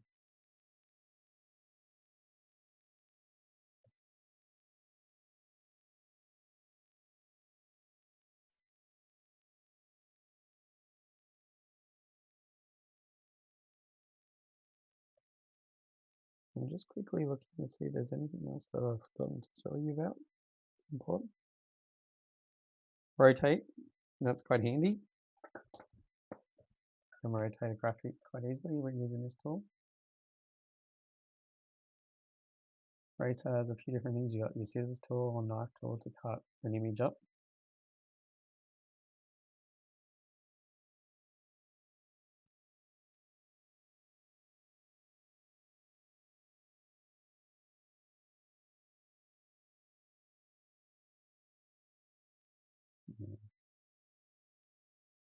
Measuring tool.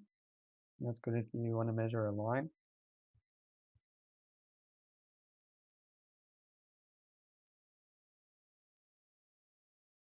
Mockup. Here we go. You might like this one. So I'm going to group this together. Then I'm going to right click mockup, preview mockup.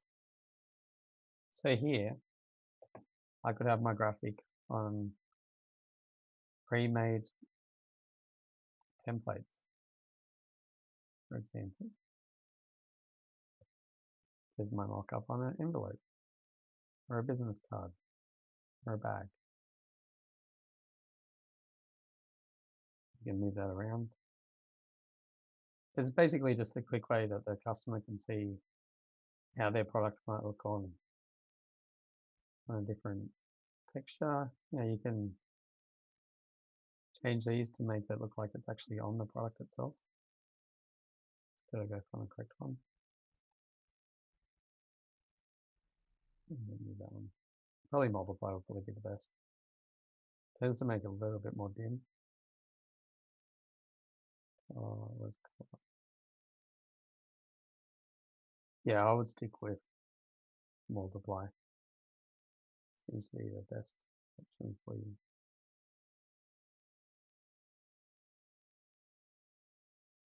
If it was just black text, you could use some of those other effects.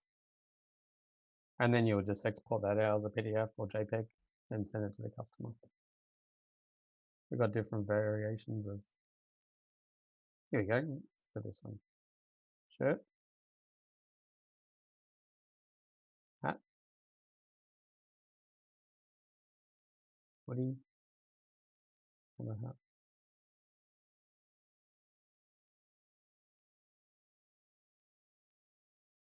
Digital device. Smartwatch. That was quite funny.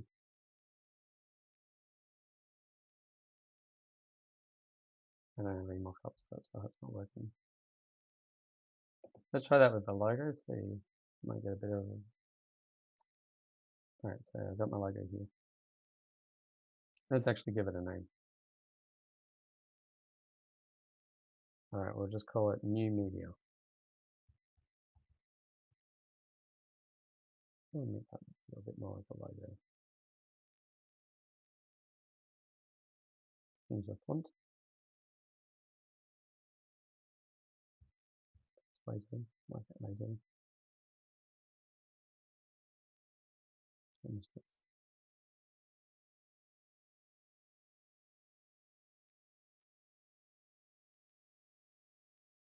New Media. Alright, so from here, right click, say mockup, preview mockup. Here you can see what it looks like on apparel. And if it's not showing, you can just change the color. Click, select right. And you can select through this as well. Double click.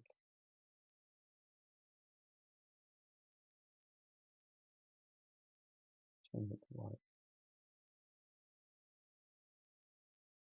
There we go, New Media. Maybe you might think it looks better a bit higher up on the shirt. New Media. There we go.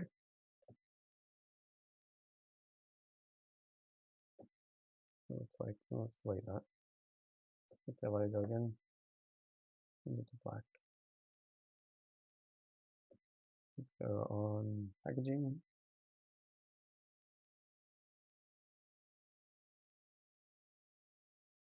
My coffee cup.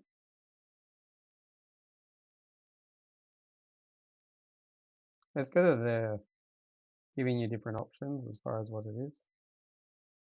That's just popped up.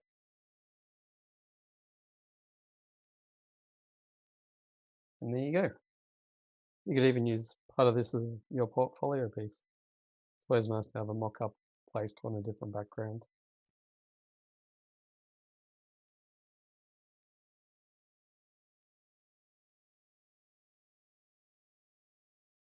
In this video, we're going to talk about creating a banner for a web page. I'm going to use some elements I've used in the previous design. So we open up Photoshop and we say new file. We go to web. So these are common banner sizes here. I'm just going to go, I'll go large banner. 72 dpi. Pixels in this one. RGB. Yes. Yes. Yep, that looks good. All right, great. All right, so this is our artboard. I'm going to go grab some elements from a previous design.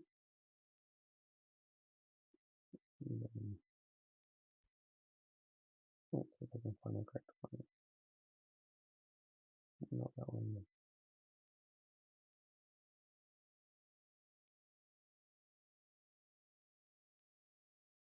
Ah, here. Here we go. I've got Jimmy Jones back again. I'm actually going to open up the design file that I used for him. So I maintain font choices, different elements. The good thing about this is, let's have a look. Got Helvetica Light Pro Bulb. I'm just going to copy this banner in Photoshop. Yeah, I can use it.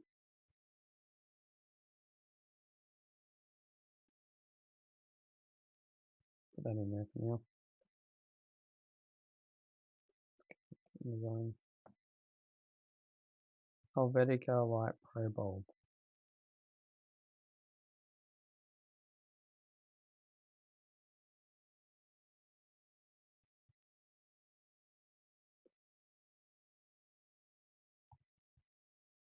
Clinical. Light Pro. Bold. Change color, of course, to black. Actually, no, let's keep it white because I'm going to add the background element to it. Links. Ground shape.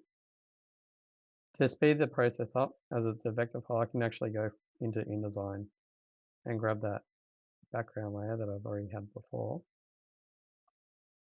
Grab it from, let's not do that. Put that back where it belongs. Grab that background layer, Control copy, or Command C in the Photoshop. Find Jimmy.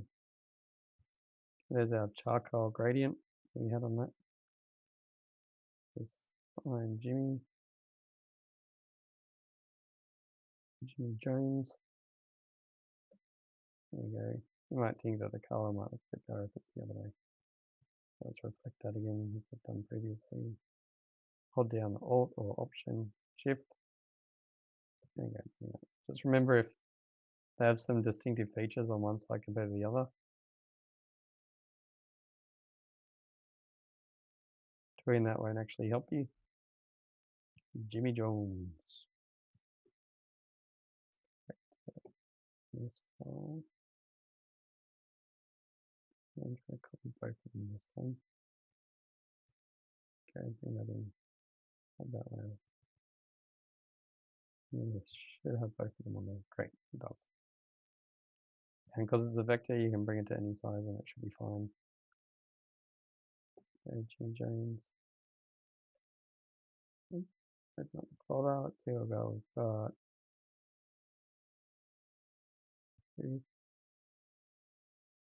Design. Yes. Okay, it's got all of his logos here, which I don't want. So I'm going to delete that. And go back. Yeah, open up this file in Illustrator. I want the white logo. So I'm going to ungroup these. Ungroup. And grab these together. Don't need that background behind it. And a select.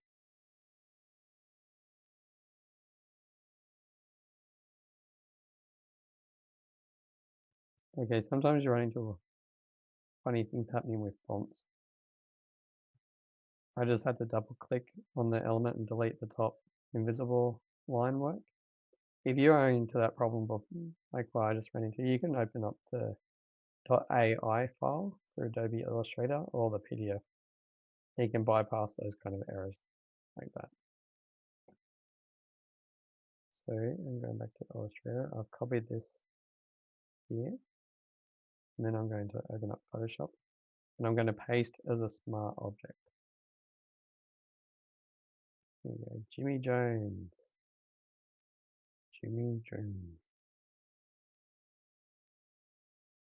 This is quite a large banner. You wouldn't normally have it this big. You would have other information that's relevant that you need.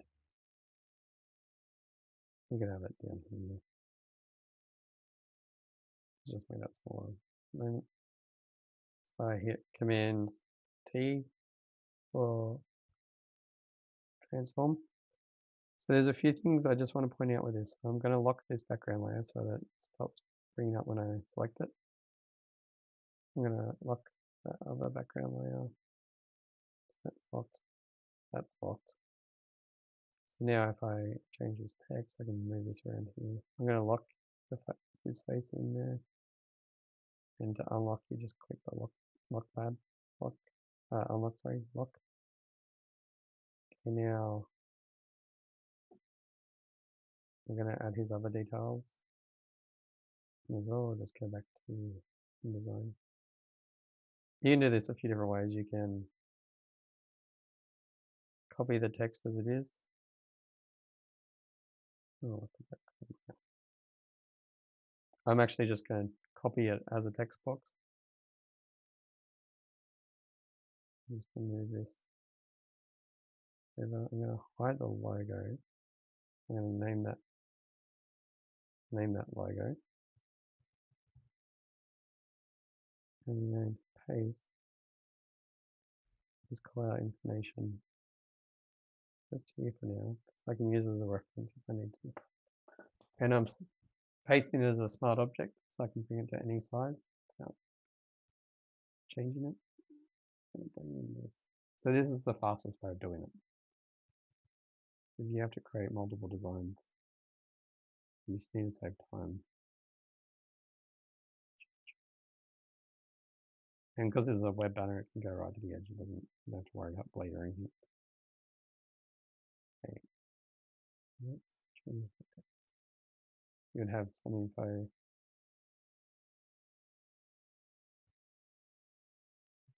Do you need the best? I don't even know what Jimmy Jones does. Legal advice. Let's just make it cheesy with a friendlier smile.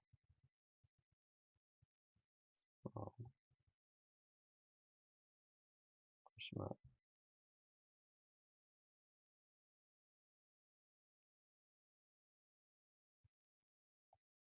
This is the domain.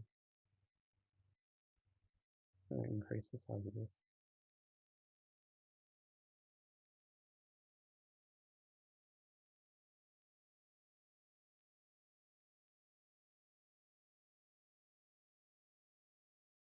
Change that from bold to Roman.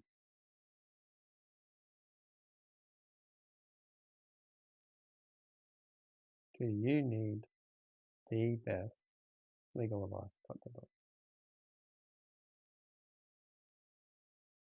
Sometimes it looks better if you change the layout of the text. I'll get rid of this. Do you need the best? Change it to advice. Yeah.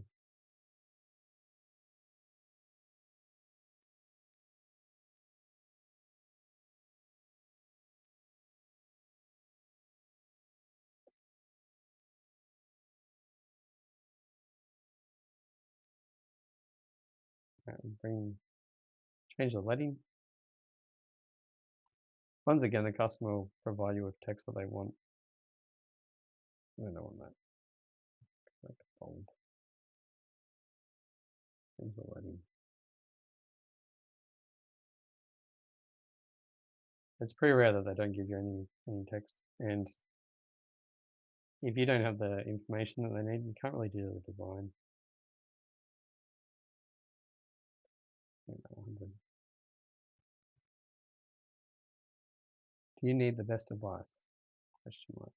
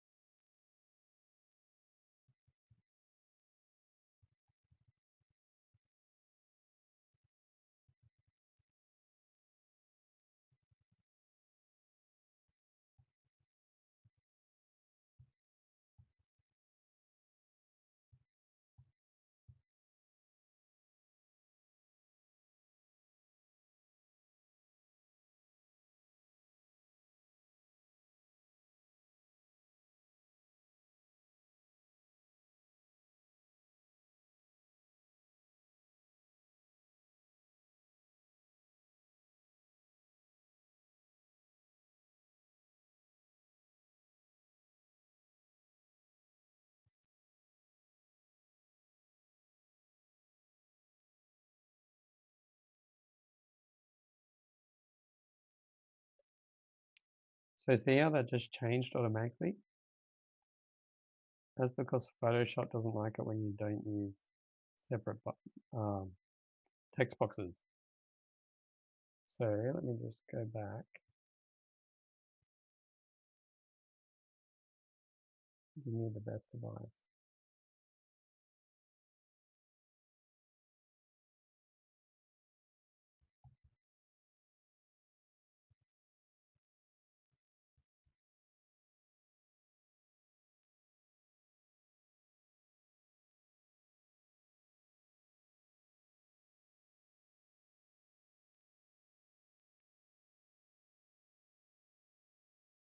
Do you need the best financial advice? Sometimes it helps just reading out loud to see where you should break it up. This is quite a tricky one because the words are quite different. The best financial advice. It really depends on how you want to make it look. I tend not to like to have a separate letter, a separate word on its own.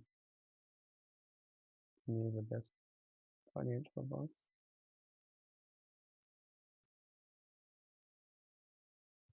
Call Jimmy on and it's smaller. Make sure not to hold down shift, otherwise it will make it unproportional. It won't be proportional.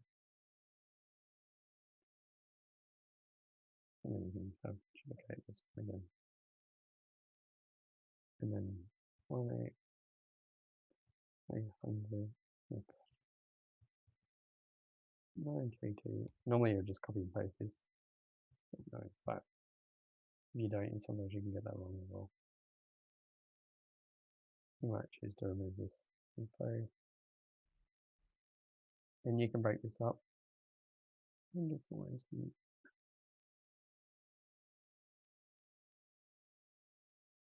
I like to make the text align with the eye area of the person. And I'm going to make this so it goes in multiple lines. You need the best financial advice.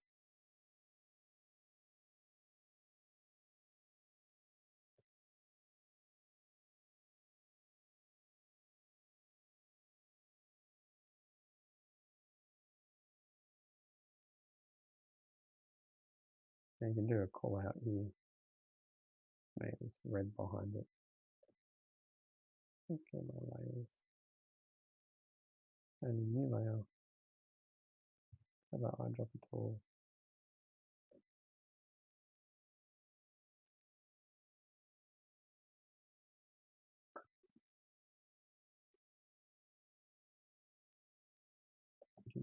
Need the best financial advice.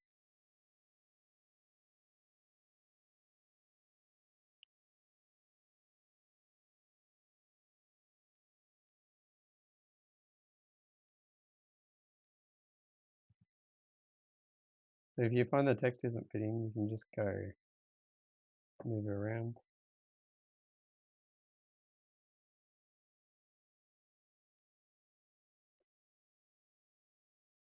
You could change it to need the best financial advice, question mark. Make it one line. I always make Jimmy smaller too if you do. Or make this a condensed font. Need the best financial advice, question mark. Change background. Maybe go behind Jimmy.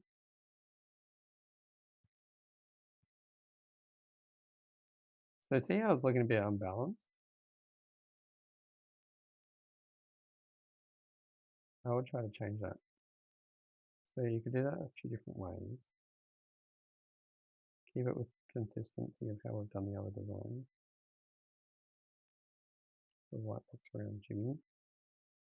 Need the best financial advice. And you add question mark too. I'm going to change this to a different text box.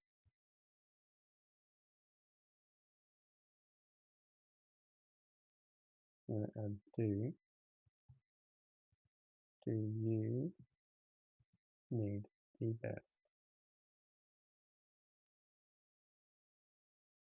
I'm going to make this smaller.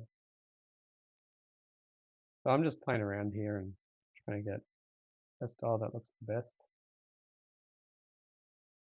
That fits in nicely.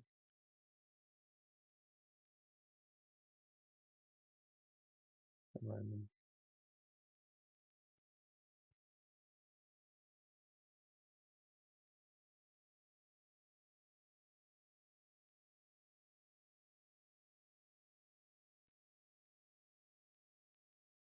So I'm using bold fonts to grab attention.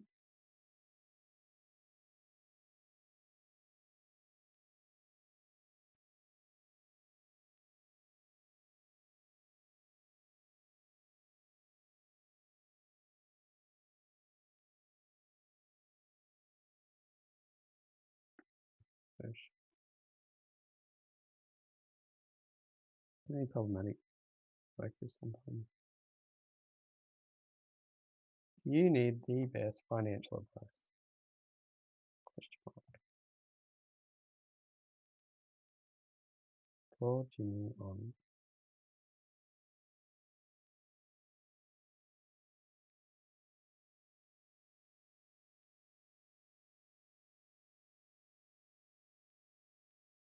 So what I've done here is, because I've used a big photo of Jimmy, I'm doing that for a few reasons. I'm doing it because humans tend to look at human faces more than they look at anything else in a design. So if you want to grab a attention over something else, oh, these boxes just don't want to work together today.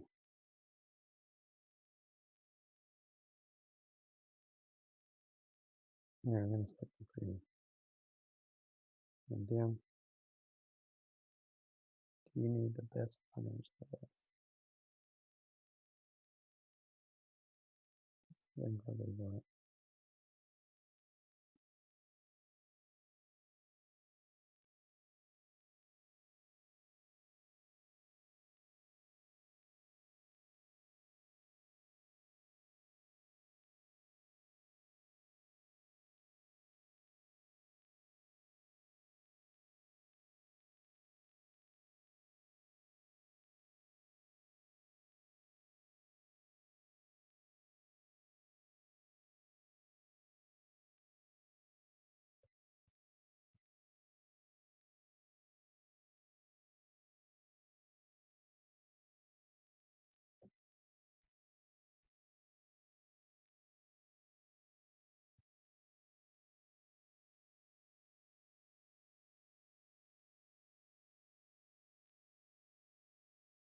So the annoying thing about Photoshop is it is frustrating when you're trying to do type effects. So if this is a printed document, I'll probably make this bold, but because it's Photoshop, it will automatically change it to bold for most of it at some point.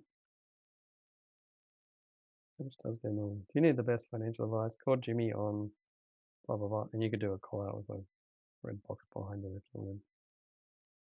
Or just duplicate this box. Come on, Photoshop. Okay. And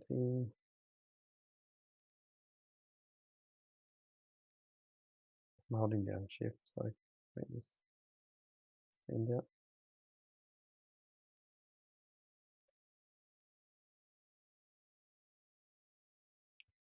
So I'm doing a red box for a few different reasons. One, to make it stand out.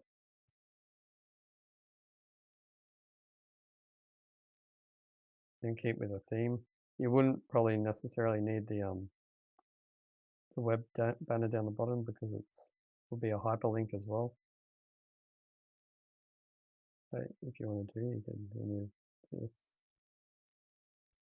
image. It'll be quite redundant having that twice. It's a hyperlink. This, this, and this. This down. There you go, there's your basic web banner. Now it really depends. The client will probably want more information than this. They might not want a big photo of Jimmy.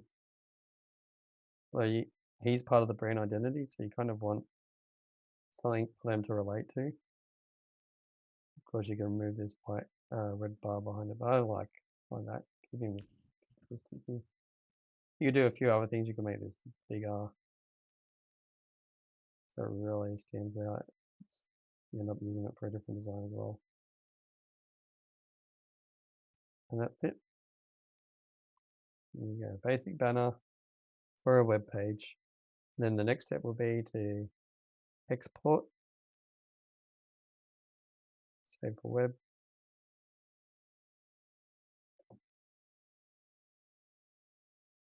You can make the resolution 60. I'm just going to go 100 to show you that you can do that. Save, and you just save it as Jimmy-web.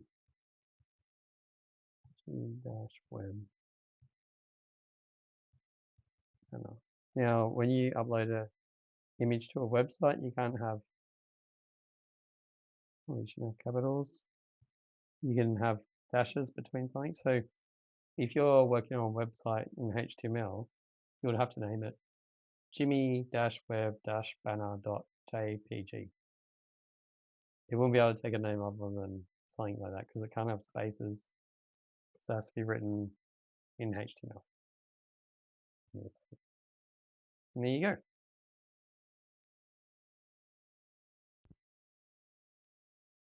In this video, we're just going to talk about your portfolio and different things you'll need in your portfolio. Okay, so portfolio structure needs to be simple and clean. It should be easy to navigate, showcasing your design skills, and ensure it's not too cluttered. You need an introduction and personal bio when you have your interview.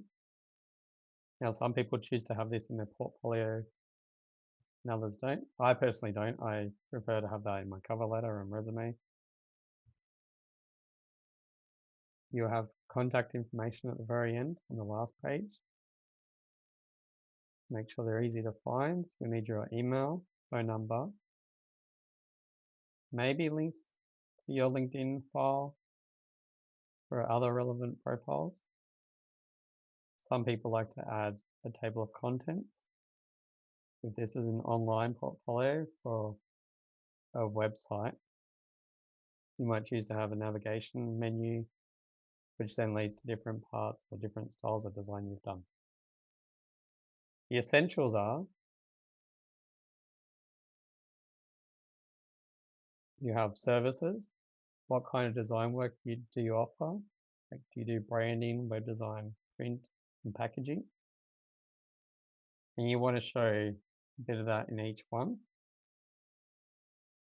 You could have, if you're going for a more senior role as a management designer, you might have a case study, which is very rare. Most of all, you want to sell your design work and your skill.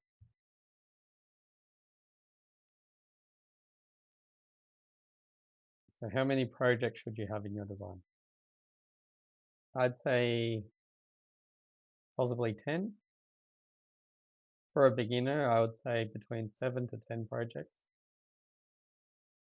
even if they're for personal or just mock-up designs. For an experienced designer, I would say 10 to 15 projects, showing a mix of styles in the industry. For a specialized designer, you would have branding, user interface, UX, or illustration. You could show more depth, or perhaps focus on 5 to 10 tier works. You want to maintain consistency in the presentation throughout each page of the design for your portfolio. You want to make sure you have branding. So you're going to want to have a logo with your name, and that could just have your name in a light font and a bold font. You want to make it personal. So your portfolio should reflect who you are as a designer. You're going to add your personality, whether it's through voice or in project descriptions or in typography, color schemes. You want to keep it updated throughout the years.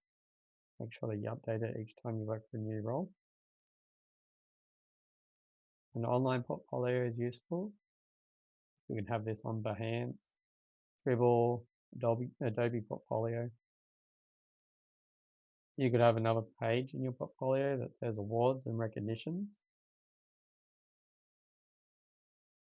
You could have a blog or resources where it's had success. If you're branding focused designer, you could showcase complete brand identities, including logos, brand guidelines, or packaging.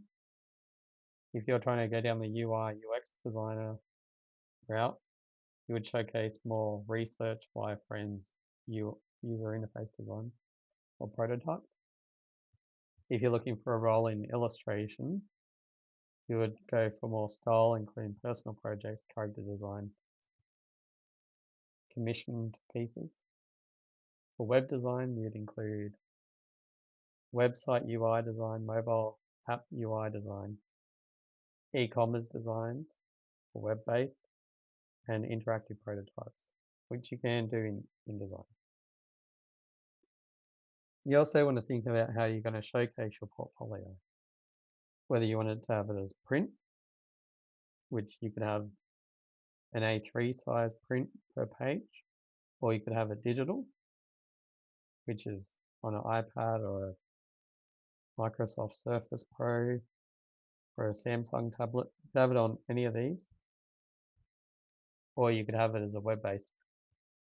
From personal preference to what I've seen in companies I've worked for when people go for interviews, it's better to carry something in that's physical, whether that be on a tablet or a printed product. You don't want to go in there empty-handed. It just does not look professional. I've been there in interviews where someone has came in and just given a web address, and that looks unprofessional. We don't take the person seriously when that happens because we think they haven't really prepared for the role. So this is a really important part of applying for a job and progressing through the interview stage. It's also nice that, say, for example, you use the tablet form, which is my personal preference. When the person interviewing you goes through each of your work, you can talk a little bit about each project that you've done. That could be on a personal project. An easy way to build up your portfolio pieces from a beginner stage is to go through a newspaper or just adverts and recreate their designs as if it's a brand new one. And you can change little elements here and there, but it's a new creation. It's not something that's copied, because it's really important to show your style and your work through these projects. So the next step what I'm going to run you through is how I would create a portfolio. So as I use an iPad, I don't use an iPad Pro, I just use a standard iPad. Let's just go this one. I'm going to change the orientation to landscape. Everything else looks fine. Good. Okay. You want something that wows the viewer, and you want to have your best work at the first page. Now, this could be something that's on a mock-up. So if we go back to Photoshop, go here. Let's see if we can find a template. Portfolio as an example.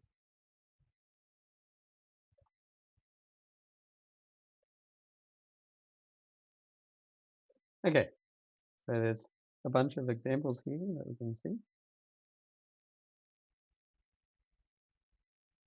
So mock-ups look really good. They have that wow factor. The good thing about using an iPad or some screen to show your design work is you can see vibrant colors. So something like this looks really good on a screen rather than a printed product. There's this one, let's see. So this is a typical kind of portfolio piece. They've done the original mock-up and now they're showing it on an imposed image, and you would do that in Photoshop.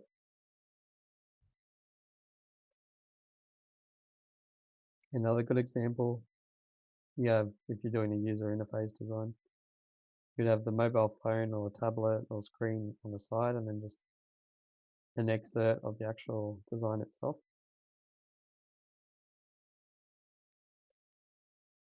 You've got business cards here. They've kept tonal similarities. You could have a grey background for each of your pieces. So if you were to do this in InDesign, you would just grab a, let's go for white, and then let's just add 25 grey.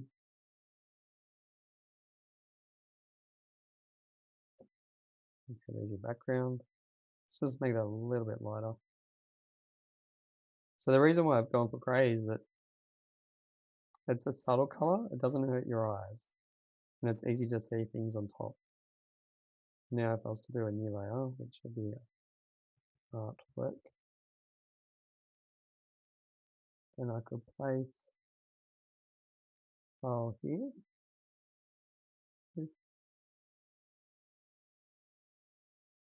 Alright, we've got letterhead, DL, and business card.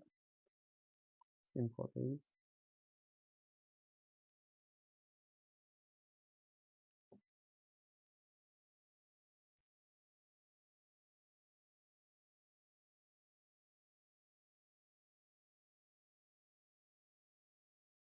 And just put a white background behind it.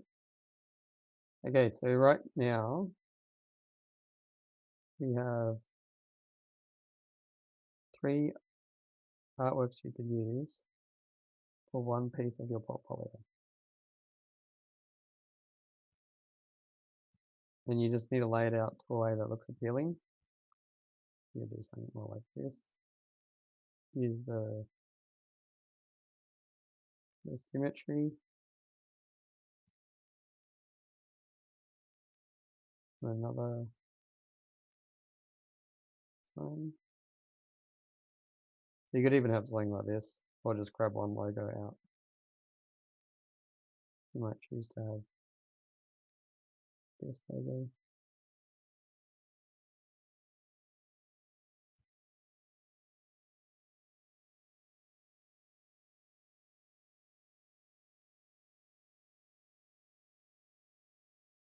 A bit nicer to have some space around the logo.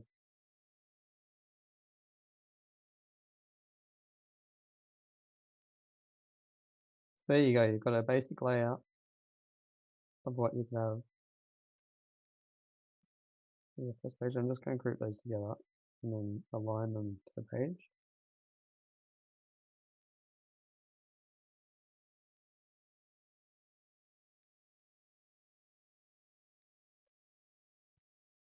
And you can have a call out line of text saying branding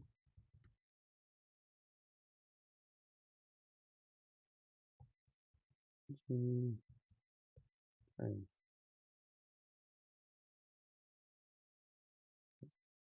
We change both fonts. Let's go with Helvetica.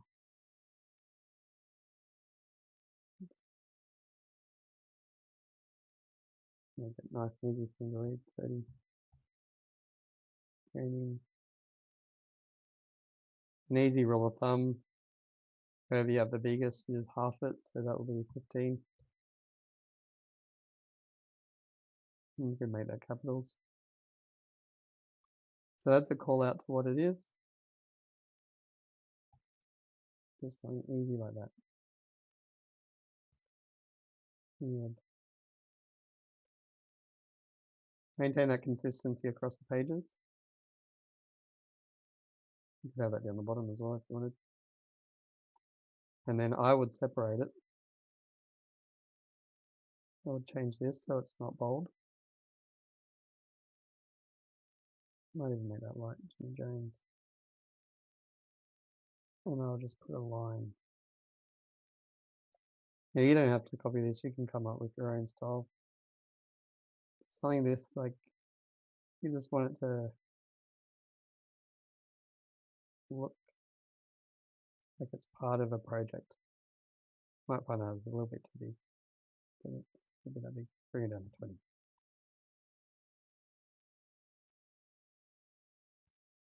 So now, when we view the page,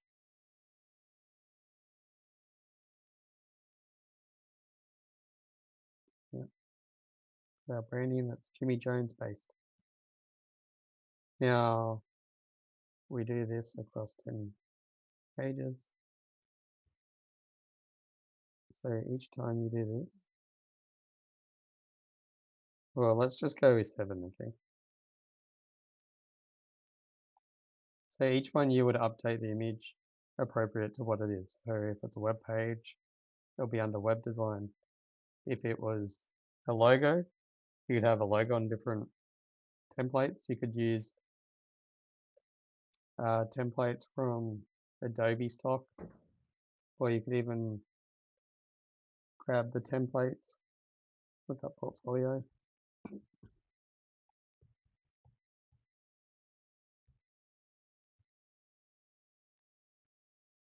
Okay, so InDesign for Adobe stock has a bunch of template examples. So this is quite a good style. They've gone for the big images. You could do your designs very similar to this. Have an artwork here, for example. That one's a bit complicated actually. Let's change that one. But use this for inspiration. This is a really nice layout to a front page. You could have your name where it says portfolio, or you could have, like they've done it here, where you have your name down here. So, yeah, this looks very good. I would expect this more from a senior, because when you start out, you'll be a junior designer. So you'd look for roles that are more junior graphic design roles.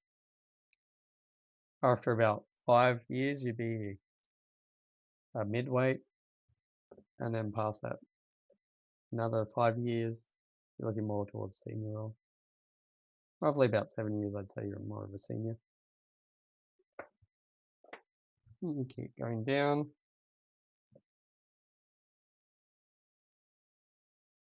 So there's a few examples. As you can see, they've kept consistency across the pages. And the quality looks quite nice. And this one's a nice way of showing your work.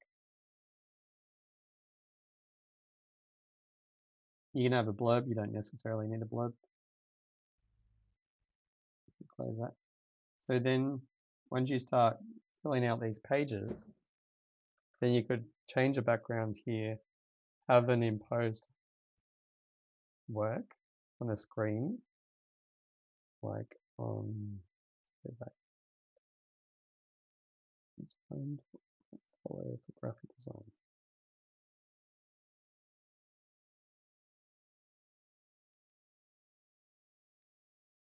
There we go, let's zoom in. It's not really graphic design. Let's find another one.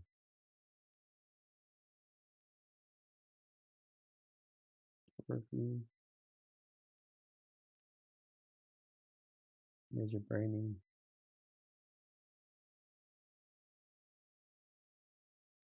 I wouldn't say that's graphic design either.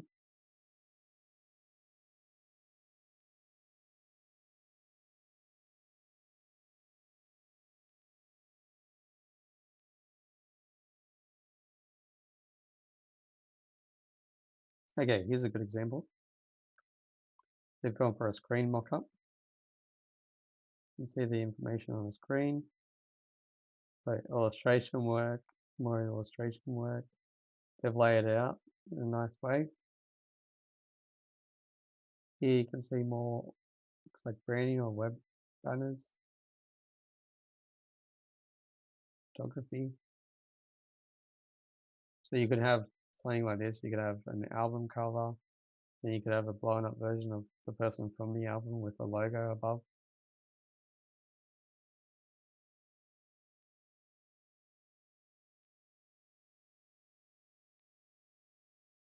In graphic design.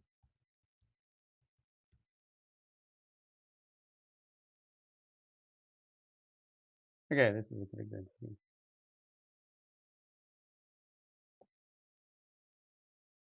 You've got type effects, poster, got brochure, DL, or web banner.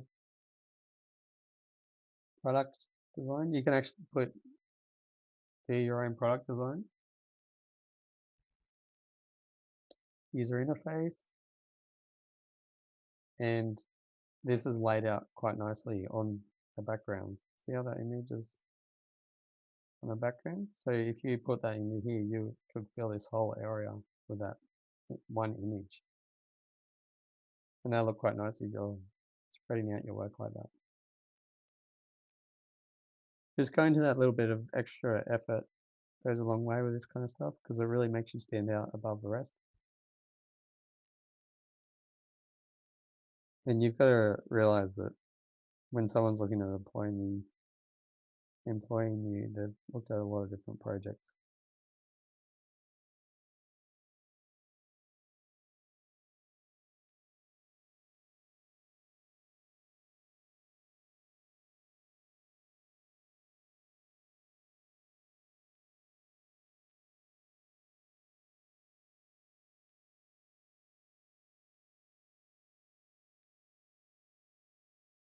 Another mock-up.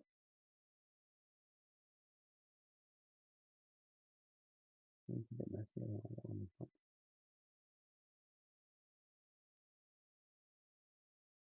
All right.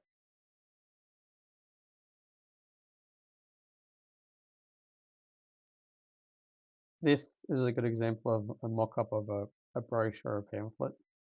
If you just had this image alone with your artwork on it, that would look very nice. For one piece. And you would do something similar to that across 7 different pages.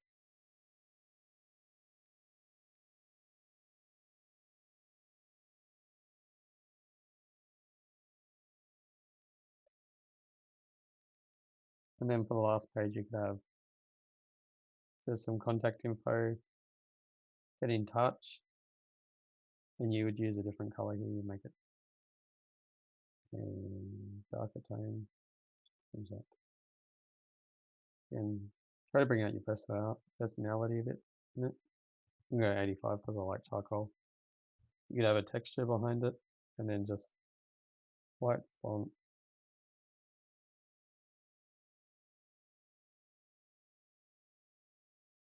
And get in touch. You would change it up a little bit with that in the middle.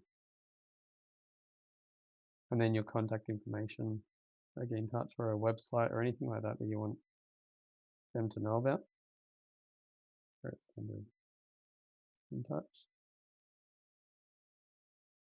And website, of course, www. Oops. No,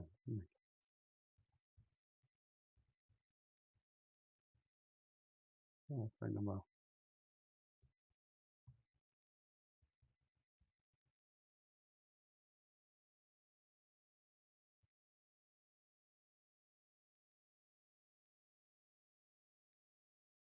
And an email, of course.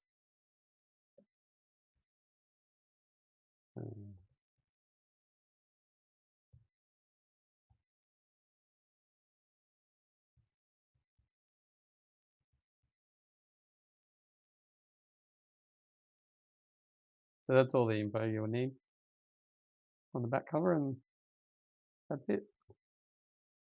So as far as recommendations, I'll start off with best work first. I would try to do mock-ups if you can that show your work in an interesting way. So that means imposing your artwork on a screen or on a user interface or on a magazine cover. And an easy way to do that, let's just show you. Go file, new, print. Let's see if we can grab one.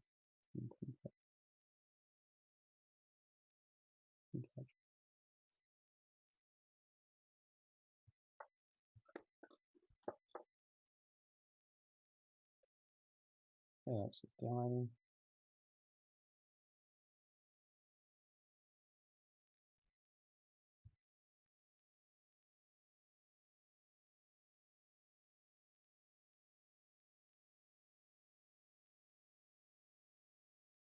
Yeah, I'm just going to grab this banner and make it one smart object.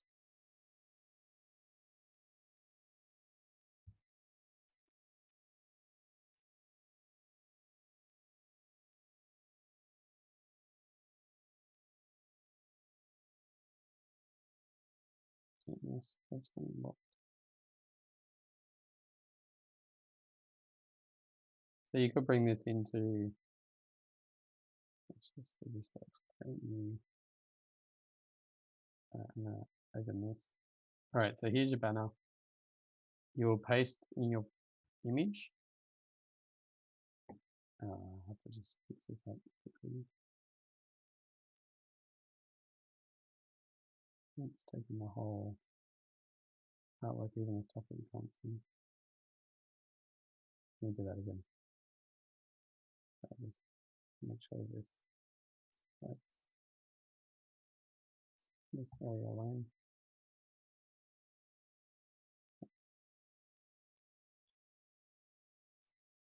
I'm just going to have to do this a different one. Rasterize layer. Control and control. Alright, so this is your outlook here. Easy way of doing that is, shortcut for it is Command T or Control T. And then hit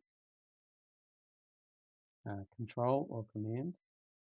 And then you can actually grab these corners and fit it to the frame. And if you click Command or Control, you can actually reduce the size and impose it on different files. You want to make sure that the proportions are very similar to the existing frame, so it doesn't look out of place. You want to match it up to the layer behind you on that piece as well as you can. So now, if I was to put that on a portfolio, that would look a lot more professional. That stands out. Of course, this looks stretched, so you need to find something that's a lot more suitable to the dimensions or change the original artwork that you've got. But that's just a great way of making something look a little bit more professional than what it currently looks. And then you would export that. I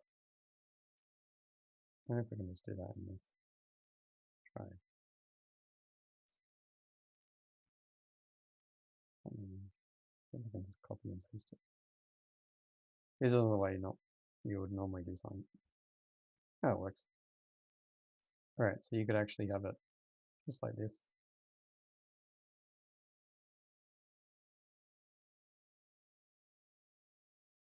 Here's my page one. I would actually take away this part and this. Or if you had each page like this, you would just have it fill the screen. You wouldn't have to have any additional information to be able to explain it, because you can just do that in verbal.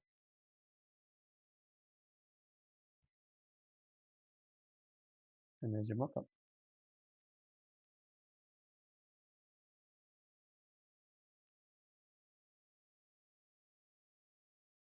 And at the end, what you would do is go File, Export. You can save as an interactive document if you're going to have it on a iPad. And just go Save. You do all pages. Compression can stay at 72, or if you want the quality to be better because it's your iPad or tablet that you're using, change that to maximum. Advanced, general, and that's it. And once you export it, they'll export every single page that you've brought. See how the quality's gone down a bit? You could actually change the resolution to 300 if you wanted, just to improve that quality a bit better. And then you put that on your iPad and then they can swipe through the pages one by one. You would open the PDF and then you can just email it or send it to your iPad. And that's it for Portfolio.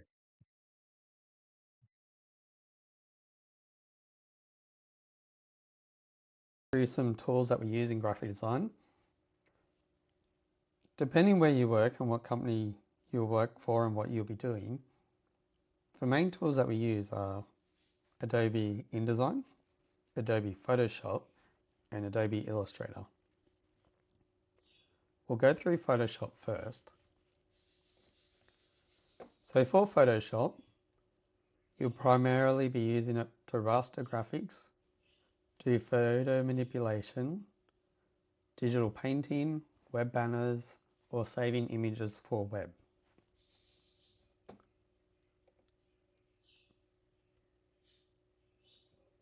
In Photoshop, you have features like New Layer.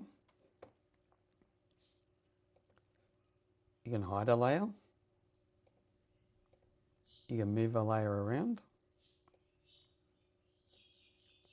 A benefit of using the Layer tool is that if you're doing a cartoon character and you do an outline on one layer using a Wacom tablet or your mouse, you can go then in the layer below that layer and start colouring it in.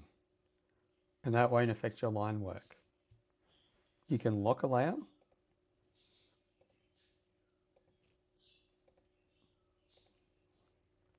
So then if you go to edit this layer that is locked, you won't be able to. Delete this layer. Okay, the brushes is this tool here. If you find that none of your tools are displaying how mine display, if you click on this little icon here, you can choose between the different tool modes. Got photography, painting, motion, graphics and web, or core tools or essentials. I'm just using essentials at the moment. You can create a new workspace. So if I select my brush tool, go up here, this is the size of it. So I can make the brush smaller. You can see this little circle icon appears. That's the size of the brush head. You can increase the hardness. You can make it like a harsh line, or you can make it soft. You can change the shape or the angle of the lines.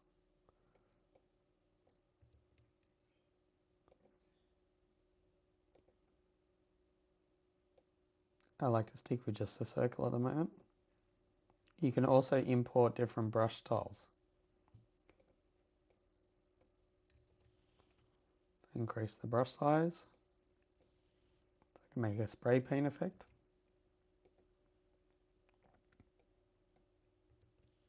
Dotted effect.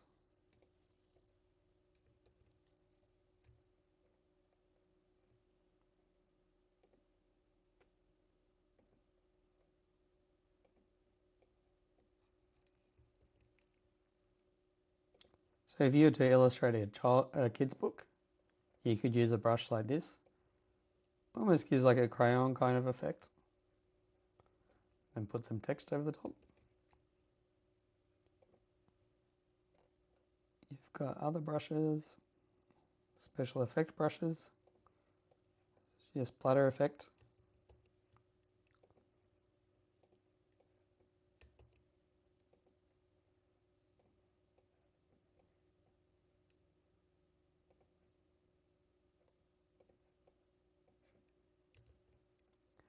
This will be ideal for pop art.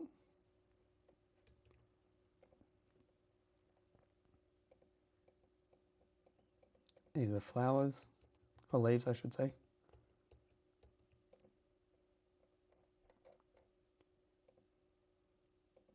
And if you go to general brushes, these are your standard brushes that you would use on most projects involving a brush.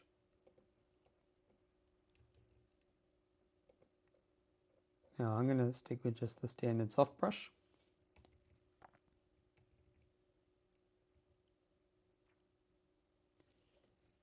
Alright, I'm going to show you the filters.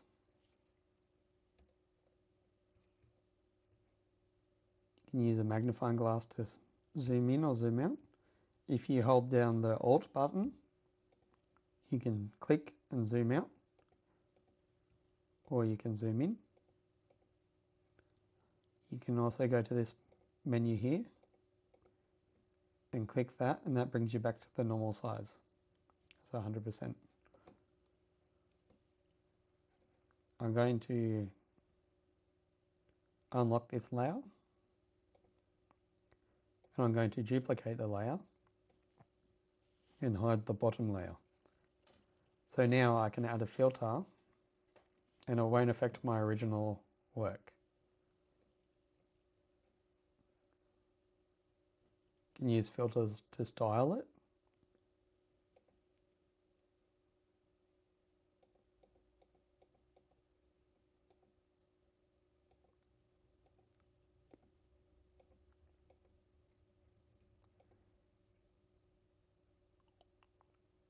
You can blur an image.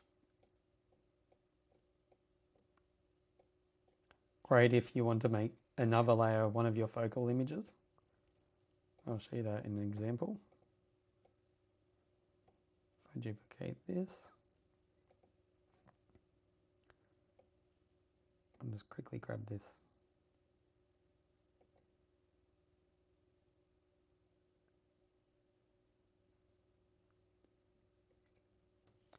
To give you an example, I'm just going to remove that top layer. And here's a good example of making the focal point the man rather than all the background. If you want to make it stand out a little bit more, you can adjust it and make it black and white, like so. Just going to duplicate this layer again. Okay, to do one of the other filters. These are all different kinds of blurs. You can go through each one by one and have a look at how they work. Various other kinds of blurs. Distort, you can make it a ripple effect, like so.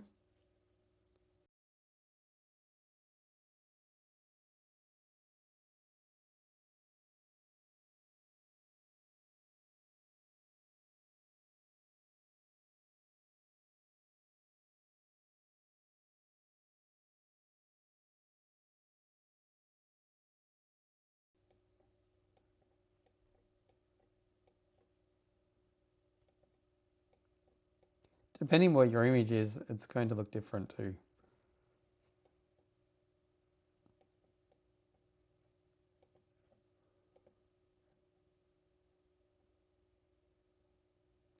This reduces noise, so if you've got a really grainy image or a photo, if you click reduce noise here, that will make it less grainy. Pixelate, you can make it different kinds of pixelated.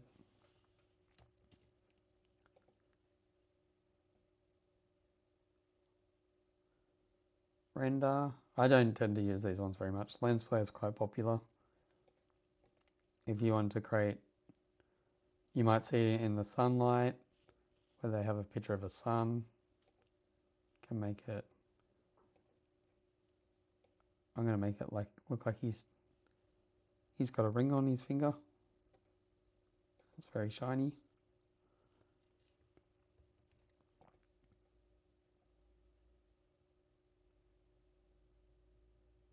Can sharpen the image in case it's a little bit blurry. You can make it look like an artwork.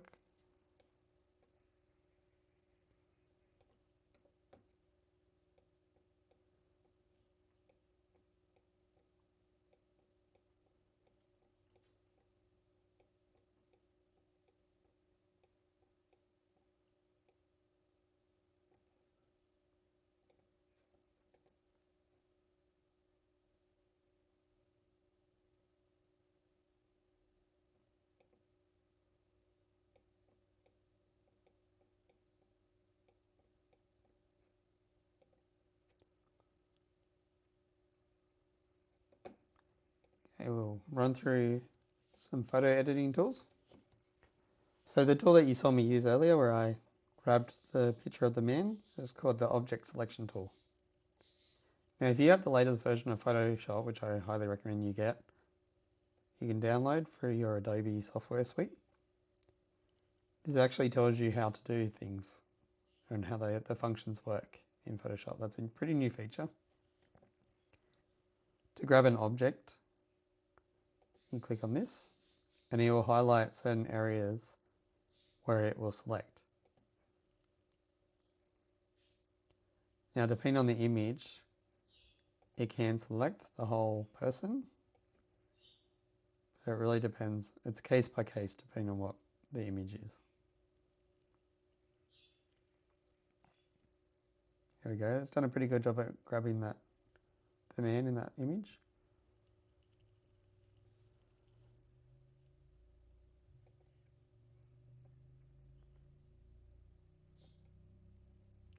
We'll go through, unselect that. We have a patch tool. It can be found in this here. The patch tool is great photo editing for removing lines.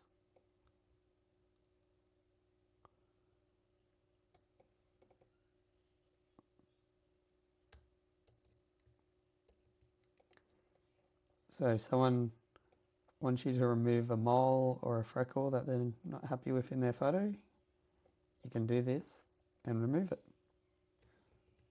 Or say they have crow's feet or wrinkles that they don't want you to have on their photo, you can remove that as well.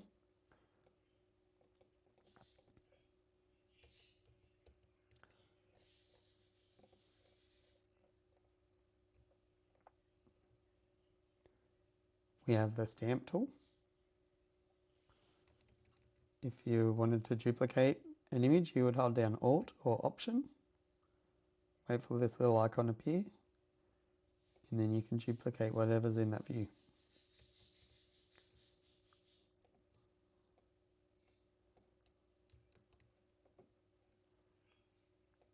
For each one of these menu items, if you hold your mouse click down, it will show you different options of different tools that you can have. If you find that the tools aren't displaying the same way mine are, you can go back over here and change to Essentials or Photography or Graphic and Web, or reset Essentials, and that'll bring them up. If you still can't find your tool, you can go up to the top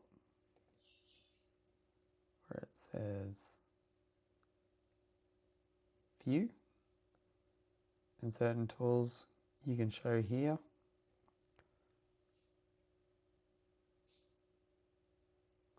Under Window, you can change your workspace. And these are all of the tools that you can pick from.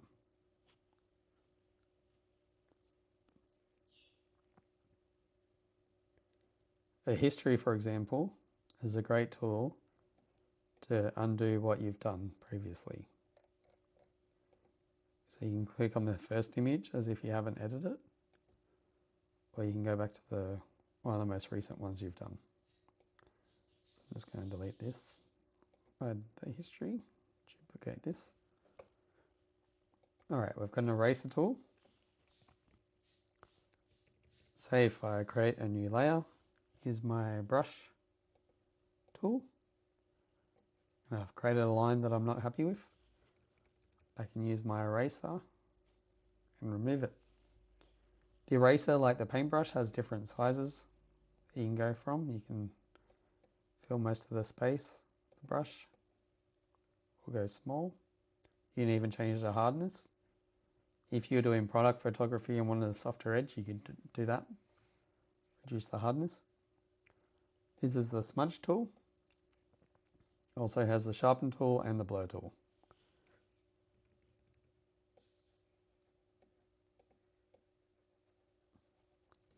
As you can see, certain parts are blurry. If I want to smooth off the edges of his hair, I could. You can also increase the strength of the blur and the size of the brush. The sharpen tool, if I find that certain areas are a bit too blurry, I can increase the sharpness. And the smudge tool, hang on, I've got the wrong brush selected.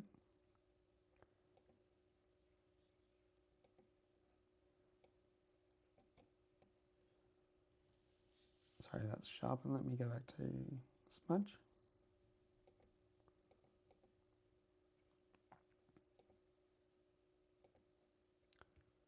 If I want to make one part of his hair push out, I can.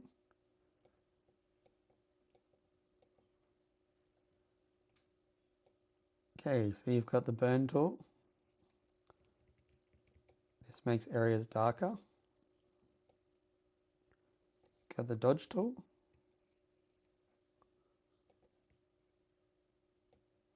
This makes it lighter. Great for illustration work. If you find that these tools aren't working the way you want them to because they're not picking up the color, it depends on what tone of image is on display. So if you've got a mostly white image, you're going to have to use highlights. Or if you've got a dark image like what we've got here, you'd have to use shadows. And then you also have the sponge tool.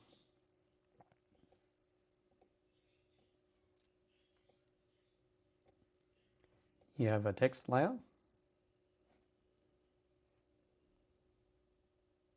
So if I open up a new layer, just type in text.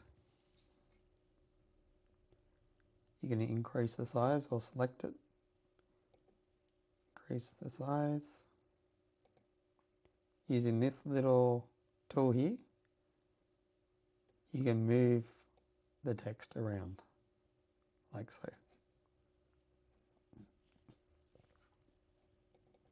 You can change your font.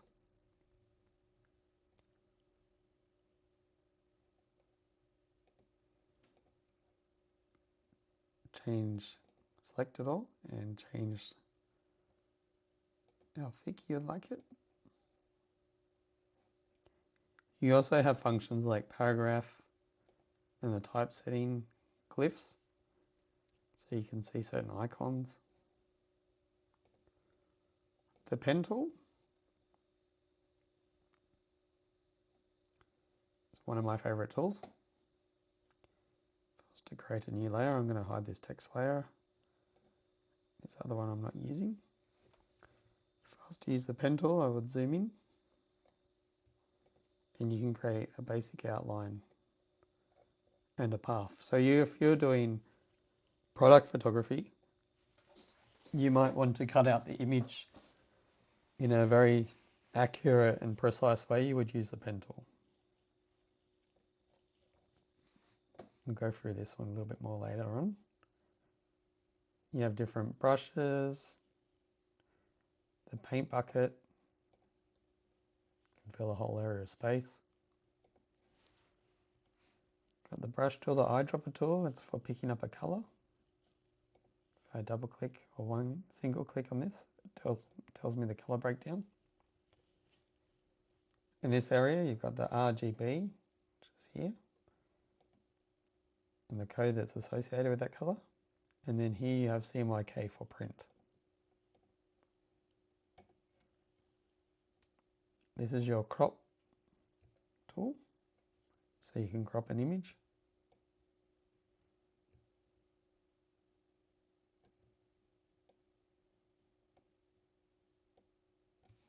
Just hit enter.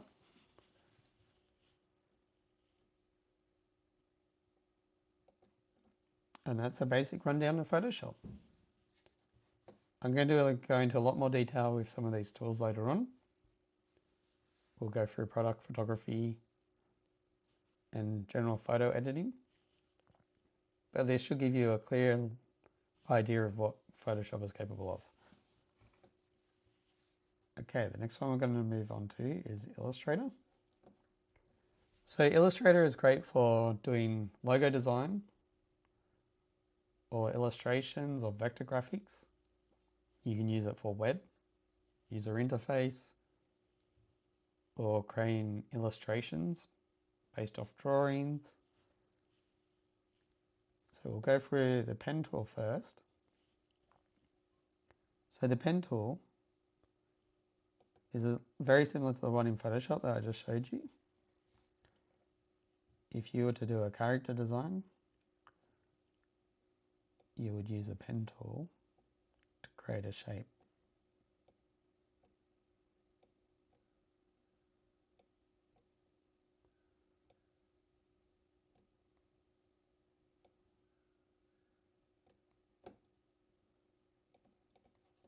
Like so. With the pen tool, you can manipulate certain lines. If you come here and select this directional selection, click off and then click on, you can manipulate any of these lines. So if you want your character to look a bit more posh with a bigger nose and more of a caricature, you can.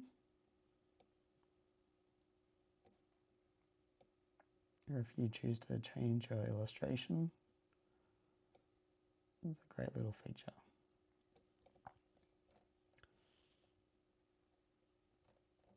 Okay, there's a lot of different functionality of the pen tool that you can manipulate. You can delete sections and redraw them.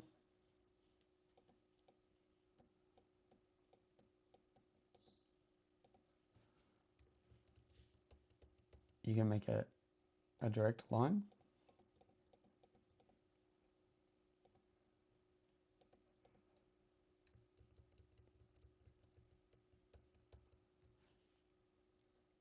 I'll go into more detail about the pen tool later on. So we can also change the color of the inside color. I double clicked on that white area, or you can go to where your color is and change the color that way. As this is a vector image, this can scale to any size and not lose any quality.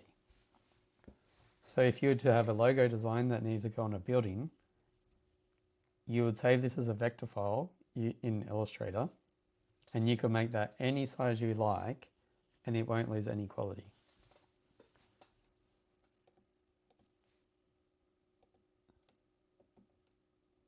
So there's other functions like I'll create a new shape. These are your shapes here. I'm going to create a circle shape. There's a special tool called a Pathfinder. So in my tool preset, I've got Essentials and Classic, just like in Photoshop. It's this little icon here. If you find that you've got different tools to what I have, I'm going to find my Pathfinder tool.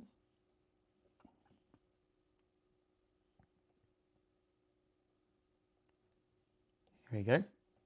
You can actually join two shapes together. If I select both of them, that's a minus to unite. There we go. And we've created one shape. You can also use these other functions where it cuts into it, to the images,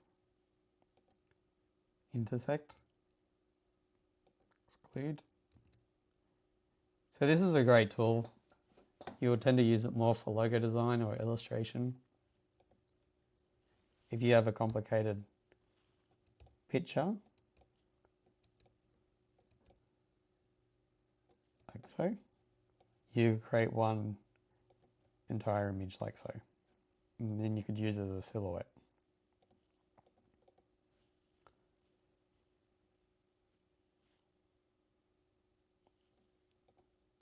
Okay, I'll run you through each of the menu items. They're the most important ones. So you have your pen tool that we've gone through, text tool, you just select, click, and then type in text. You can hold down Shift and make the text larger or smaller. You can change what font you are using.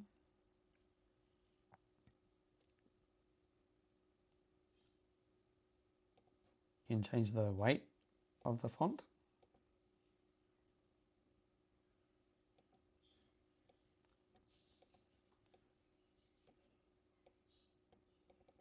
You going to change this to say hello. You can create a circle tool. You can change the shape of that circle tool. I'm just going to change this. If you click this little button, automatically makes it black and white. I'm just going to make this smaller. Check. Arrange. Send back.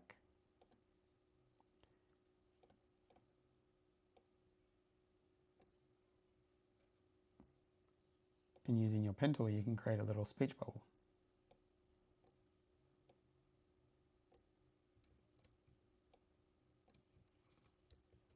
Like so.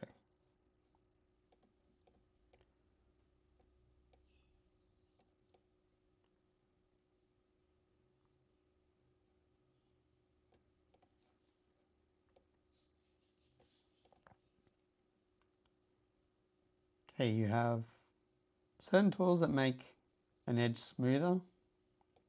If I hold down this, I've got a smooth tool. You might find an edge that you've created is a bit too rough. So I'll select this and I'll make it smoother. And it can actually change the shape. Perfect if you've done a rough illustration and you want the edges a little bit jagged. You can actually smooth it off using this tool. Okay, you've got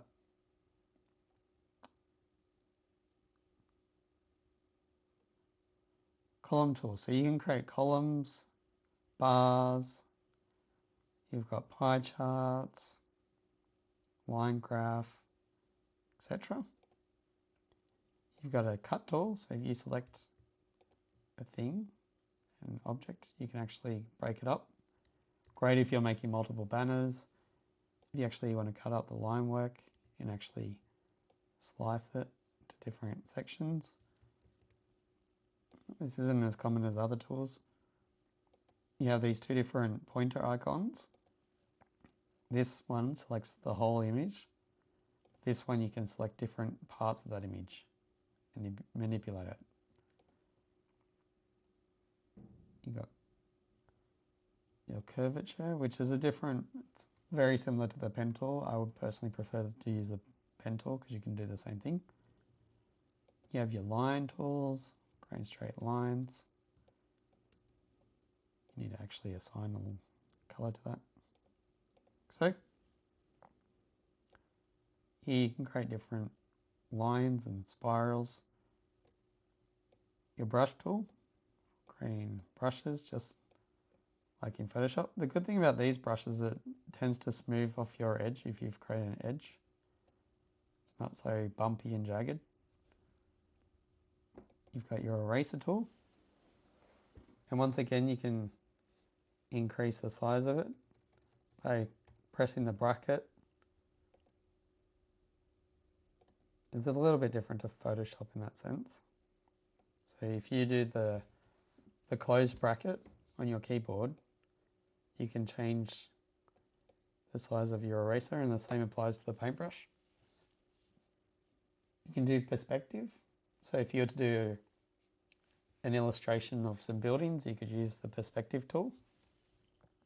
You have a gradient tool. So if I select the object and apply a gradient, select a gradient down here, I can actually make it a gradient image.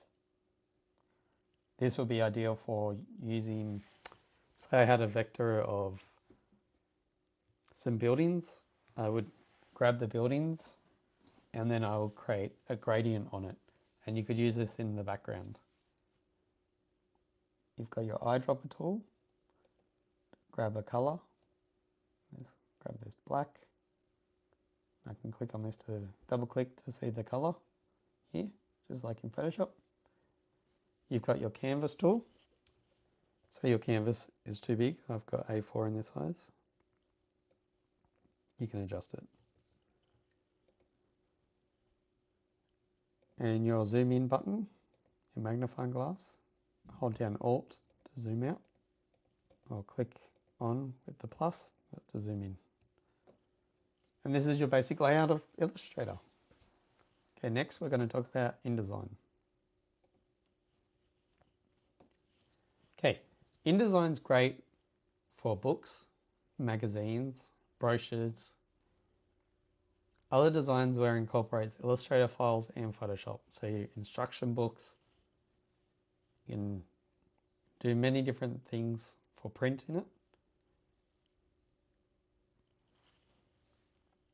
Like Photoshop and Illustrator, it has its own pen tool as well. It works under the same premise. Click, hold.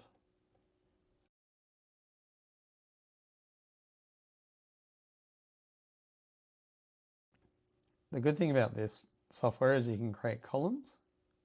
So this is great for having multiple columns if you're to do a magazine layout or a flyer design. You can add pages. Depending how many pages you have, you can actually put them next to each other to create a centerfold. Say if I was to do a little brochure, I would have front page, centerfold, and then a back page.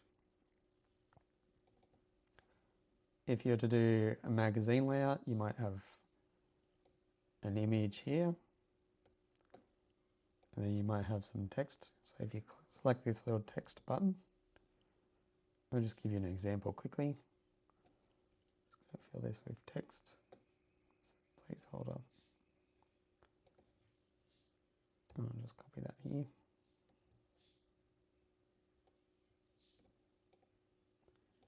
So as you can see, it's 2 columns.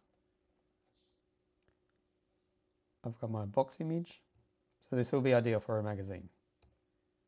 You can manipulate the text boxes by changing the size of the box that it's in. So you needed 2 images. You could then just place an image from a different program, like Photoshop. So you had to have a photo of a person and just put it in there.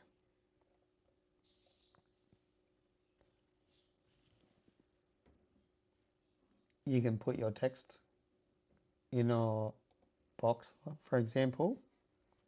So whatever I manipulate this box to be, whatever shape, the text will conform to that shape. If I wanted to, I could make it a shape on an angle, like so, and that text will go into that shape. Perfect for making a triangle. So if I wanted my box for an image to go into that shape, for that area, I could do so.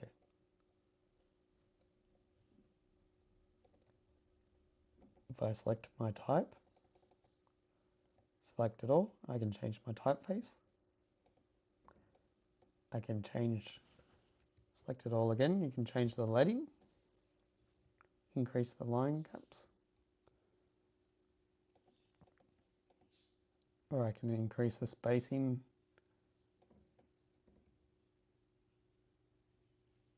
Like so.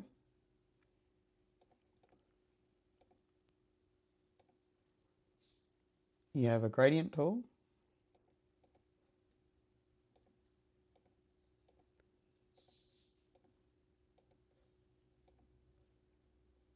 You have a feather tool.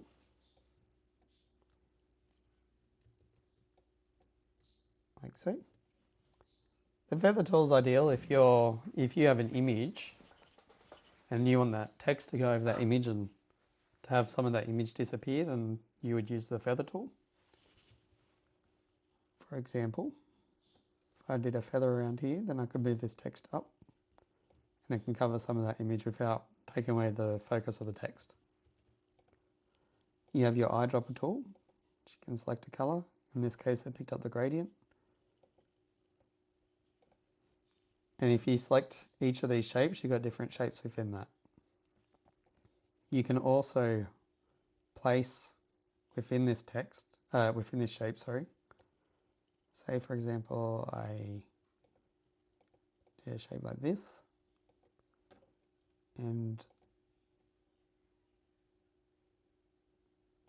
I wanted that text inside that box. I could paste it into, and that text is only going to show up in that circle. And that also works for images. If I wanted an image in a circle, I would use that circle tool and paste it into it.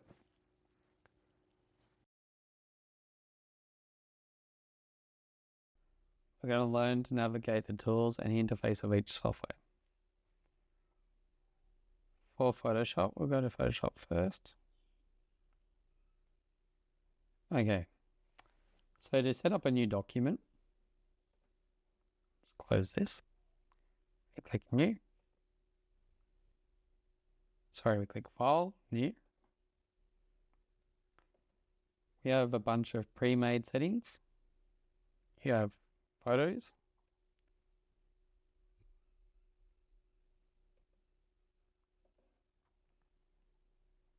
You have default sizes, landscape, different dimensions, 6x4, 7x5, portrait. If you're not, say for example, if you're from Australia, you would use metric, so I would click on millimeters. America, you might choose inches. As this is a printed product, the resolution would need to stay at 300.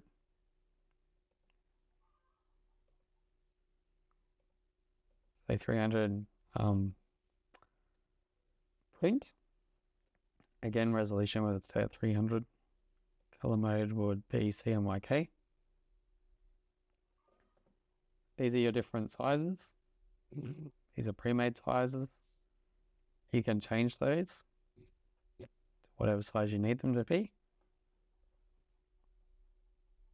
For example, this will be A4 dimension. You can change it to landscape or portrait format. Meaning when you create a new document, it'll be on a landscape format, meaning the widths are longer, whereas portrait, the height is longer. Because this is a printed product, you'd have to change this to CMYK. CMYK stands for cyan, magenta, yellow, and black. RGB stands for red, green, blue. Art and illustration, you can create a grid work, a few more presets. So this is web-based, 1920 by 1080 pixels. That's what PX stands for. Saying the resolution is still 300. Now for web-based, meaning web banners, it's a be a large web banner, you'll notice the resolution went down to 72. That's because resolution for screen-based products only has to be 72 dpi, dots per inch, or in this case pixels per inch, and it stays at RGB. It doesn't need to go CMYK because you're not printing the product.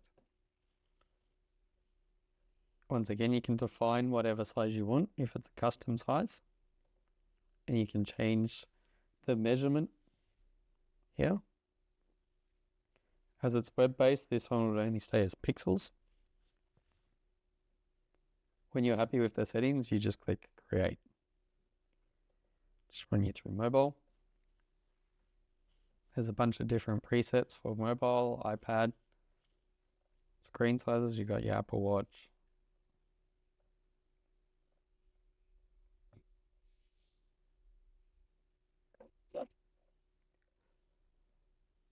For this one, I'm going to create a web banner. It gives a recommend as most common. So I'll do, actually no, I'll go the large web. Make sure these are all correct. Yes, yes, resolution 32, yes. Background white. You can have it as a different color if you choose. Most of this stuff I don't have to worry about. Create. Okay, so this is your Photoshop artwork. As it's web-based, you can choose graphic and web, or you can choose your essentials.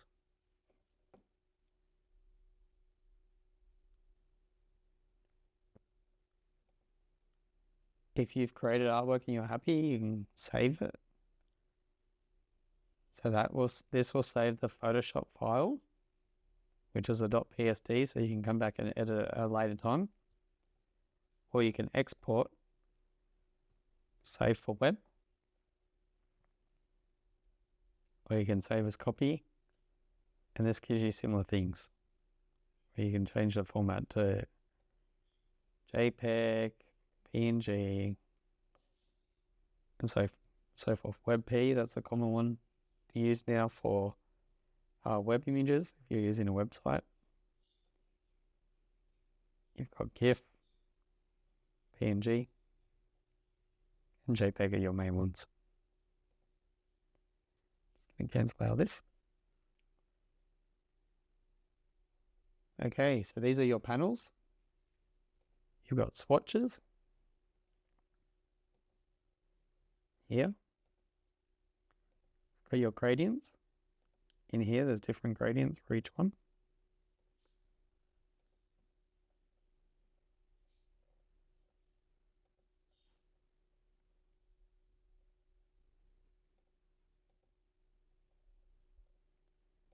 You have patterns.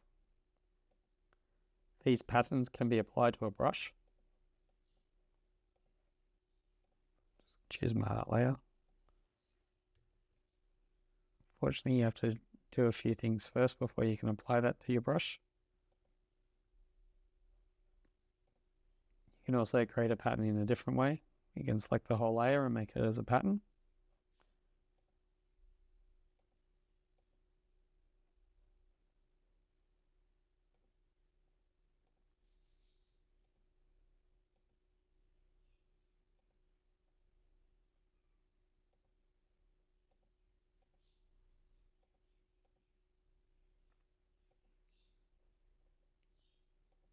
This grass one would be good if you wanted to create a web banner for a lawn mowing business. I'm just going to leave it for this. Wait a moment. Okay, your options. So if you find that you need another tool, there's all these tools here. Change your workspace, motion painting, photography, graphic and web. If you lose one of your menu items, you can reset. You can create a new workspace under your name or whatever you want to call it. You can delete a workspace. If you have items on the artboard, you can arrange them. I can show you an example of that. Click a new layer and I create a square here. I'm just going to duplicate this layer. So I've got my squares. Say they're all modeled up. I want them aligned together. You can go Window after selecting them all, and you can arrange them.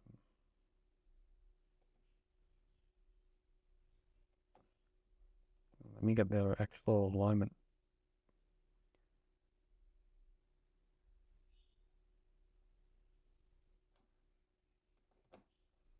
Here we go.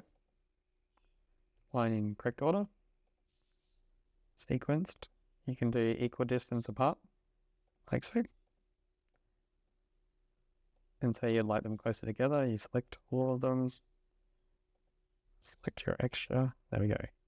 Evenly spaced.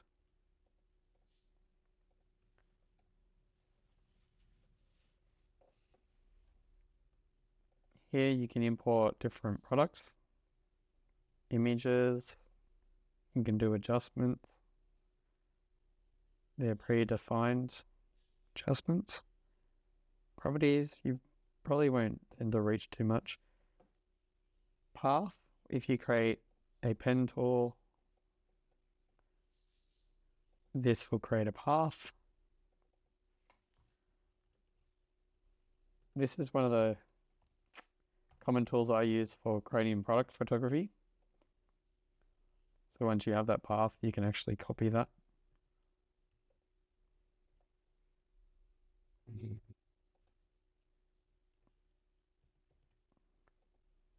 And you'll have that path as now saved. So even if you export this image as a JPEG, even though it's for web, that path will save as on the JPEG format. Even when you open up that JPEG file later on, you can open that path and copy the image from it.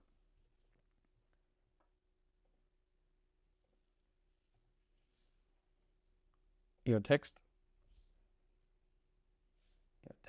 options are here. You have action scripts that you can create as well. You go actions. So an action script is a series of events that you've created, and this is great for product photography. Say, for example, I want to make something black and white. Okay. Create a new action. I'll call it action 1. And I'm going to create a series of events. So I'm going to go image adjustments, black and white. Okay. And then stop it. So now when I create a new layer and I want that to be black and white, I can just click this action that I've already created here and run it, and it automatically turns it black and white. So if you had a series of 20 images and you need them all to have the same effect on them, and you can have 10, 20 different actions that you've created under that big action group, you can click the play button and they'll run through every single action on that file. You can even make it close or save. So you could say, for example, you had multiple layers. You could flatten the image and then save that image and then close it. And when you've created that as an action and you had 24 files open, that would run that action through those 24 images.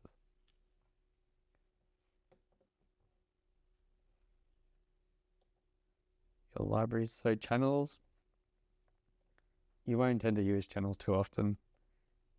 It's very rarely that you would. The layers is the main area that you'll be working with. You can duplicate as many layers as you like. If you've got an image on one, you can copy that whole layer, going to the plus and dragging. And create a mask. Yeah, how a mask works. Grab this mask here. Oops. I think that'll brush it a bit bigger. So this mask that I'm creating means that this area that I've done this on will be hidden. So I can make certain areas appear and others disappear by using this this mask. I'll go to a new layer and put some grass back down. From this button, the FX button, you have a lot of different functions. You can put a solid color over the top. You can do bevel and emboss. So I'll bring up a text layer. Green grass.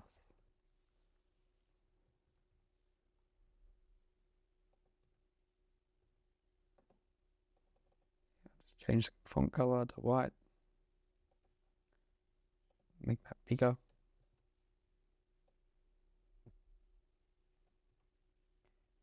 Green grass.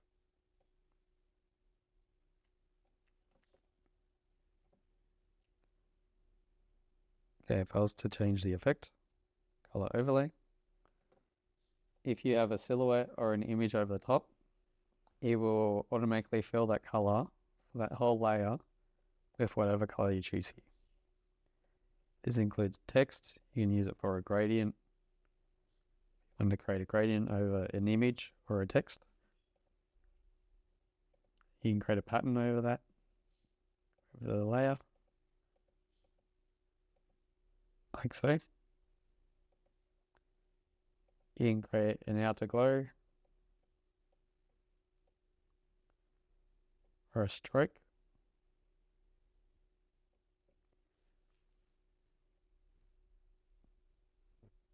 You can create a drop shadow.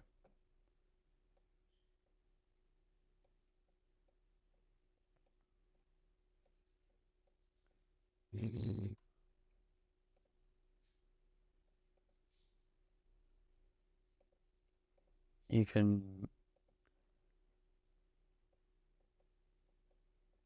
have these little text effects in the shadow.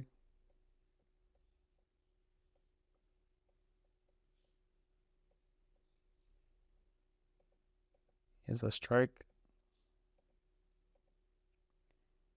So I'll turn off drop shadow for a second. I'll make the stroke. Let's make that so you can clearly see it. Reduce size. Make that a bit darker. So here you can see the strokes on the inside. I can add a drop shadow behind it, and I can do another stroke by doing this plus on the outside and change this to a darker font. And then you start getting multiple text layer effects. Like so. I can bevel and emboss the image in a bevel. So this will be more like what you see on a book. Just turn that stroke off. Smooth. I like to choose hard chisel. Here you go. You've got a little text effect like so.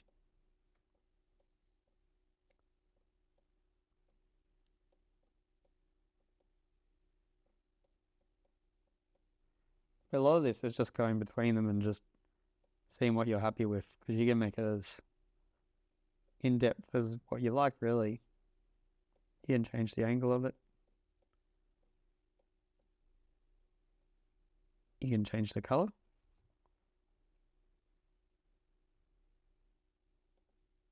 Like so. You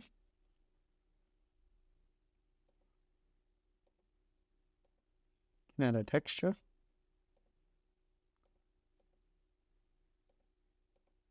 So, for example, if you were to do a movie poster, you could use some of these effects, which is what I tend to do if I'm creating a movie poster. And you can add those strokes again.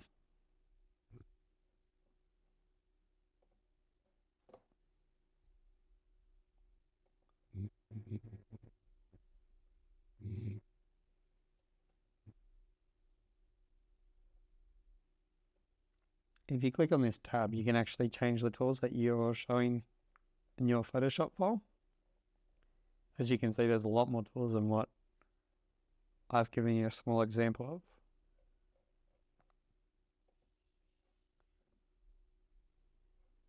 But they're the basic tools that I would recommend familiarizing yourself with at the moment.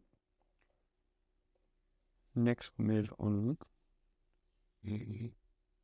to Illustrator.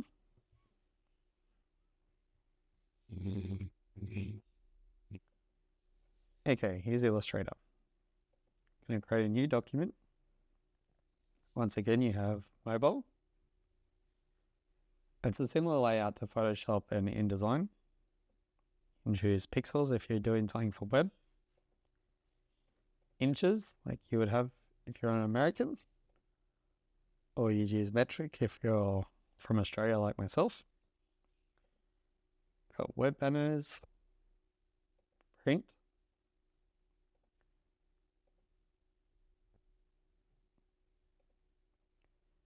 So Illustrator,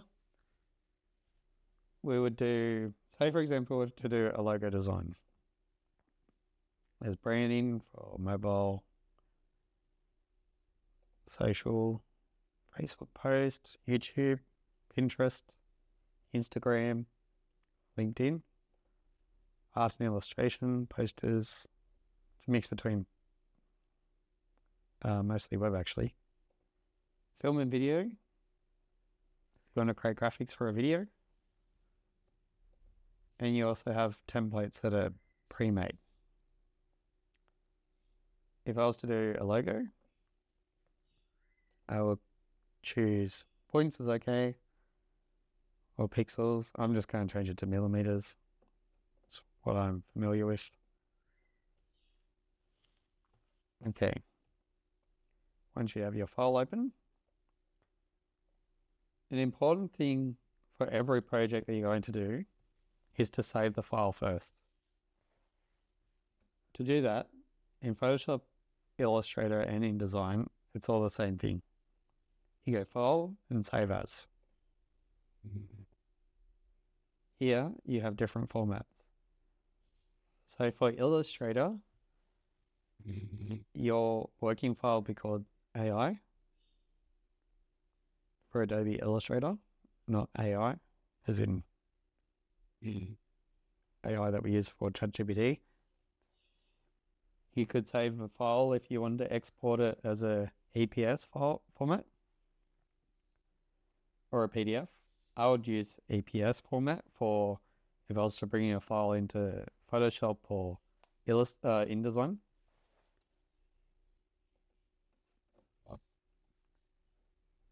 To change your workspace, click this little icon again.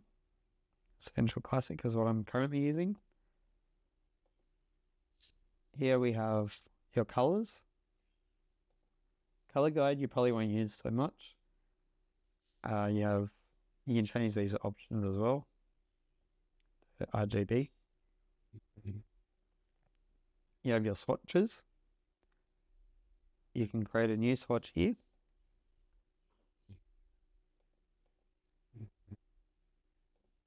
Changing these variables.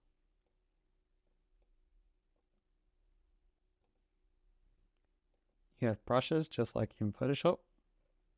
These brushes are a little bit different because they create vectors, they don't create pixels in the same sense as what Photoshop does. You have stuff like little files that you can put down if you're creating a button. You don't want to go to the details of creating it. There's a simple badge here that you can edit, add the colors of it. This stuff you can create yourself anyway. You can add more elements. So here's some logo stuff. Once again, you could go to Shutterstock and find an image that you'd like and open up the vector like that. We'll just use that one for now. All right, we've got stroke. If I was to create a stroke, here's my line here. I can make it thicker. See how these edges are quite harsh? You can actually smooth these off, like so. You can change the color of the stroke. If you click this little area here, which is where the stroke is, and go to your swatches, you can pick what color you'd like that. My stroke, you can change it to an arrow and reduce the arrow size 20%. Let's make that 40%. That look a little bit nicer. There we go. There's our arrow. You can make it an arrow on both sides. Change it to 40. Or you can make it a harsh line. It's all sorts of things. You got cut if you're doing packaging. You've got a hand option. Take this one away. There we go. You can make it an arrowhead. Looks like it is a proper arrow. Make that smaller. Make it 30. Here we go. Might make that one even smaller, make that 20. I'll make the stroke a little bit thinner. Then we have an arrowhead and an arrow tail. You can reverse it. Here you can make it a different shape.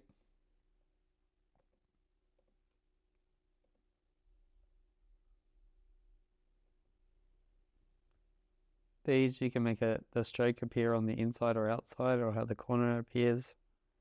So say for example, if I created a circle and I fill that circle with the color yellow, I'm going to make the stroke a bit larger so you can see it clearly.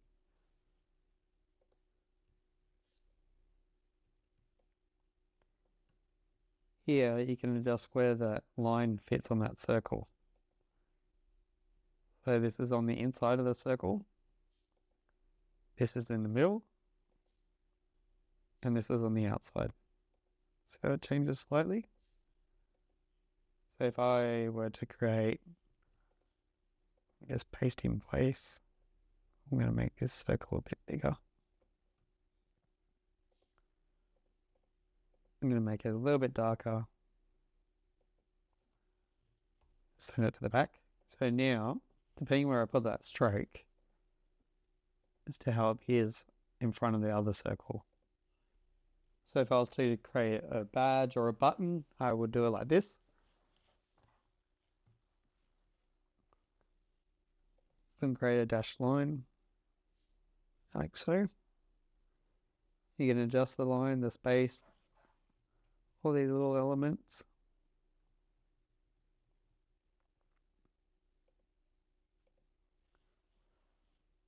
Let's try to make that a little bit more even.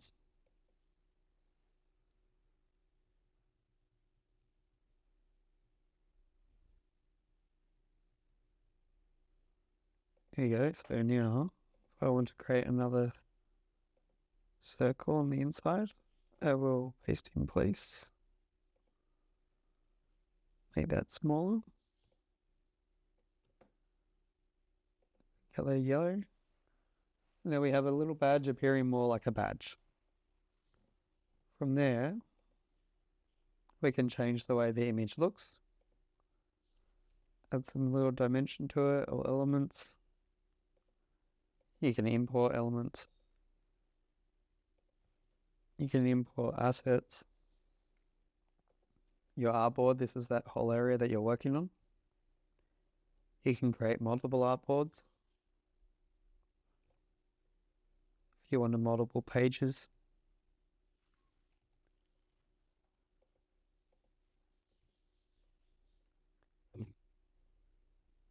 Now, if you want more functionality than what you currently have, these are all your other windows that you can have. 3D and materials, so that's making something look a bit more third dimensional. You can have actions like in Photoshop, you can align appearances, things like transparency and different options. You can change your brushes, color,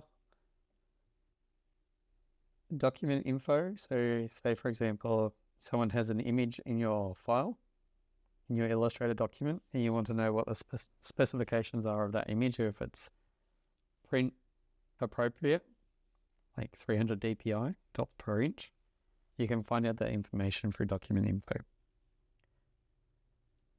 Some of these other things you won't use. Gradient you'll use, graphic styles perhaps. History does come in handy.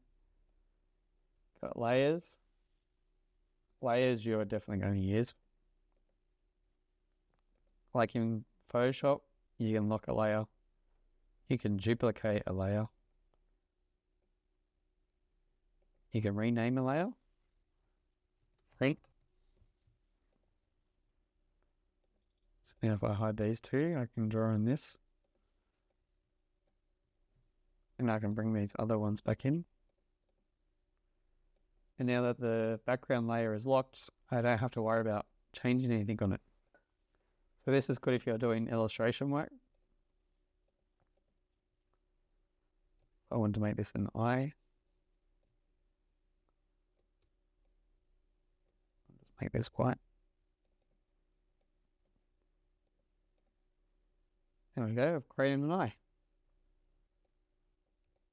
I want to change the eye a little bit, make it a little bit more tinted. So now if I hide the previous layer, again, focusing on the areas I like and not have to worry about changing the original layer that I've done. You can move these layers around the layer area, so you can make this the front, or you can move it to the middle or the back.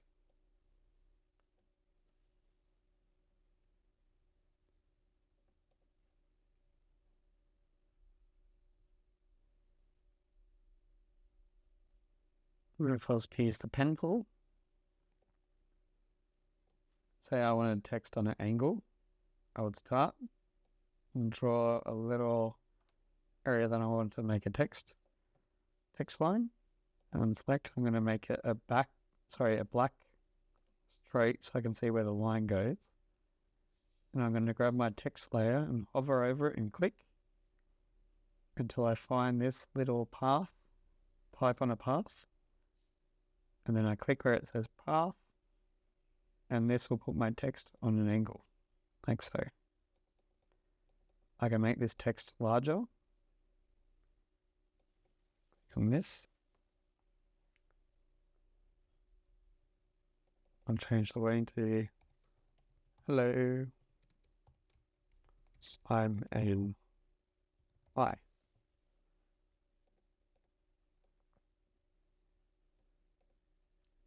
And there you go, that's how you draw on a line. You can change where the text is placed on that line. I'm moving this little tool here. Change the thickness of the text.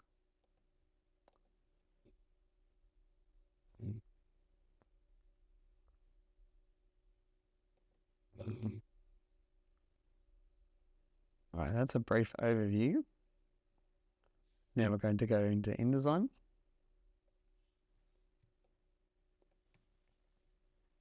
So the functionality, like in Photoshop and Illustrator, you can change your preference.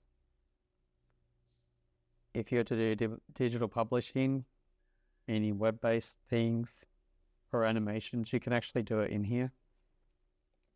So if you wanted to create a button that had an action behind it where it animated for if you're exporting it as a digital format, interactive PDF or HTML, you would use this functionality. So you can create an animation. So you can animate a circle going from one area to another.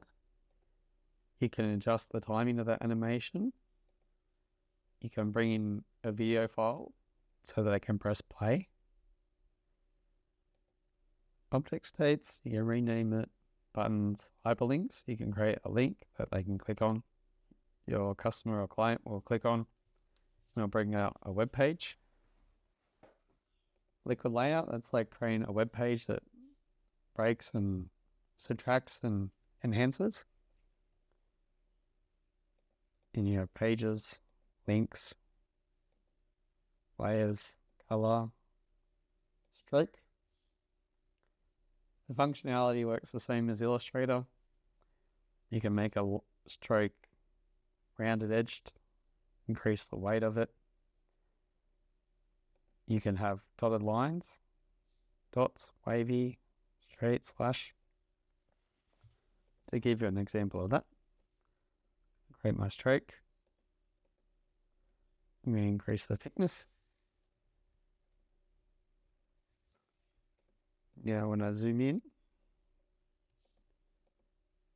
my stroke, I'm going to change it to slash. We might have wavy or dash or dot. If you're wondering why it's disappearing like that, it's because I've got an effect called a gradient feather. Here you can adjust different effects like you can in Photoshop and turn that off. So it's going to be a solid line. Diamond pattern. Because this is a stroke that you're applying this to, this can apply to circles. You create a stroke on it. Once again, I'm going to turn off that effect. So you might notice that I'm going 2 different ways to get this effects panel. You can use your eyedropper and grab an effect of something.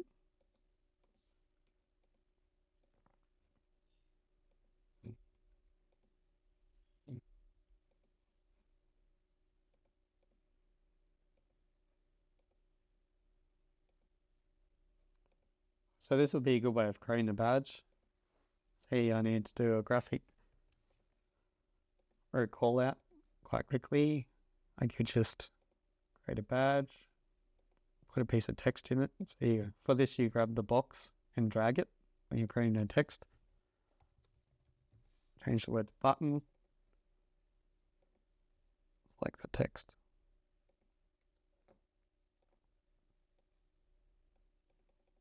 Just going to make it white. Select the color. Increase the size. And I'm going to center align it. And then I just move my box. Put it in the middle. And there's our button. And from here you can change the color. I might select a gradient. And on my gradient swatch, I'll change it to radial.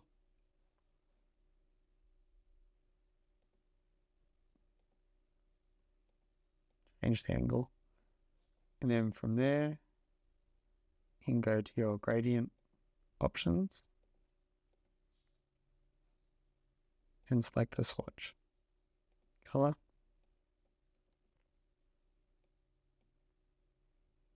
My gradient, select this notch. Color.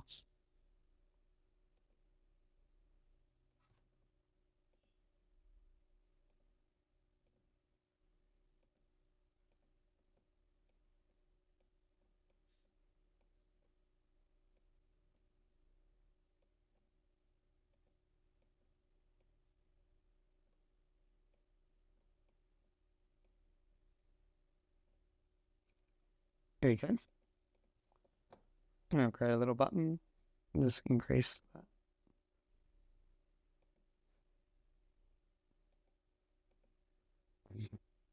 From here, you can create a drop shadow.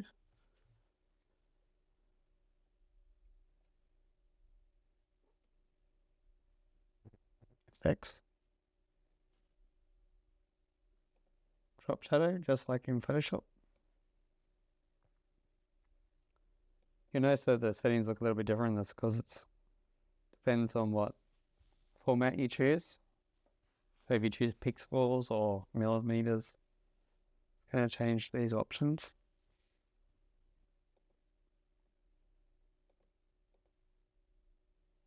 So say if I was to go back to drop shadow, increase the size to 25. There you go. Little text effect. Okay, to zoom in, go to zoom, little zoom icon. Z is the shortcut. I can zoom in. To zoom out, I hold Alt or Option and click out.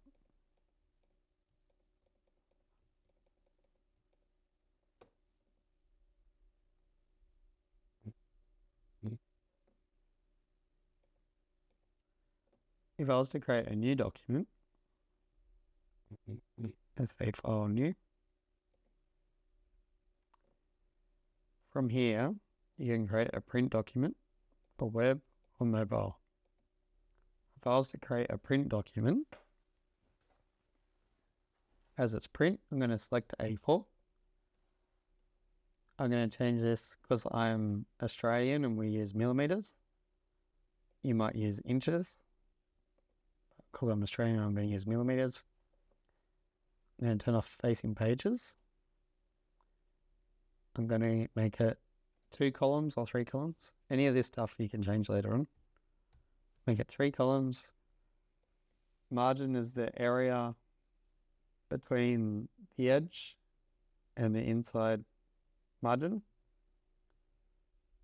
And make it 10. Bleed.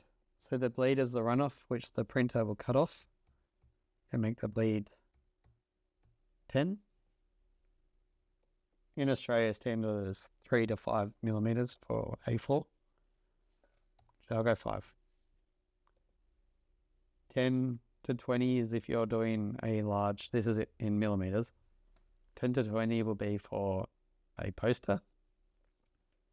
But each printer will specify what size bleed they would like for the print product. If you did that incorrectly, sometimes the printers will just print without telling you, and then your artwork gets cut off where the text is. So you always want to make sure the margins have plenty of space. I'll do minimum 10 in this case. For A4, you could do 5 millimeters. Inches, it really depends on your print company, whoever you're going with. And then just click create. You can actually preview it. I'm just going to click create. All right, so I've created a document. I'm going to change it to Essentials Classic. Here we have layers and pages.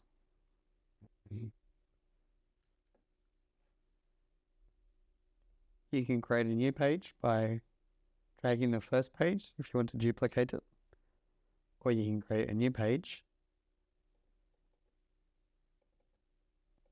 If you want to change the margin, you go Layout, Margins and Columns. Here I can create more or less columns.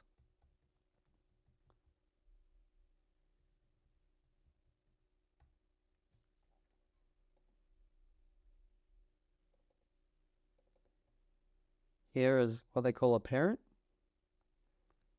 If I assign a new parent, I'm going to create a new parent called Parent B. If I create a top banner, if I was to do a header or like a booklet, for example, I'll create a template and I would assign each of these pages to apply the parent. In this case, it's parent B. So now whenever I create a new layer or work with that existing layer in any of these, it's going to have the same template as what I've assigned for parent B. And this will just save you time in the long run. If you did 150 page document, and if you use parents, no matter what you assign to that parent, you don't have to then update 150 individual pages. So if you had to do a book, you would create a parent, and that will save you a lot of time. Yep. Because the last thing you want to do is edit 150 individual pages. That's a lot of work. Okay, from here, you can adjust your layers. You can lock a layer, create a new layer. Front. You can change that to background.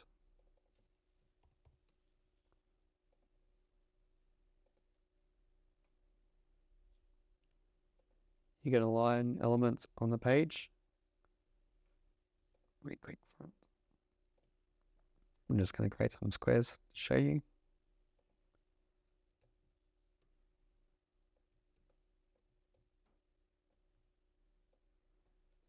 I'll bring this one down further. Use my align tool. Yeah. It's going to bring them all in a straight line. If I use this, it's going to spread them out evenly. So now I've got 4 squares I can work with. You can adjust the spacing to allocate whatever you like.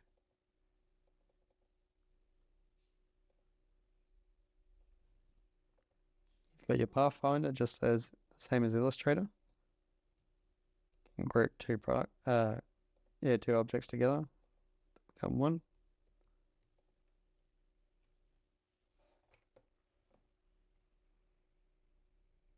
You can also use rulers. So Photoshop has rulers and Illustrator has rulers as well. This is very useful if you're trying to keep your text boxes with your images aligned with one another.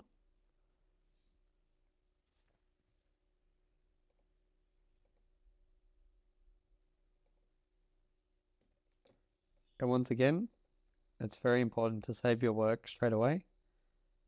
In this case, you'd save an InDesign document as InDesign file. If you wanted to export your document, you would just hit export. And from there, you can change to print HTML5 interactive document. Okay, we're going to talk about color theory and typography in this lesson. In this way, okay, we're going to talk about color theory and typography. Here you have three circles. The first circle are your primary colors, red, yellow, and blue. And you have secondary colors. You've got blue, green, yellow, orange, red, and purple. And then you have your tertiary colors. To make secondary colors, you need to add these colors here to form this. To make tertiary colors, you need to add these colors here in secondary with primary colors, and then you get tertiary colors. Now, if you're colorblind, you'll see this differently. There are tools to help designers and to design for people with color blindness. So if we open up our internet, if you go to Adobe Color, which is color.adobe.com, here you will find palettes and tools to help with color blindness.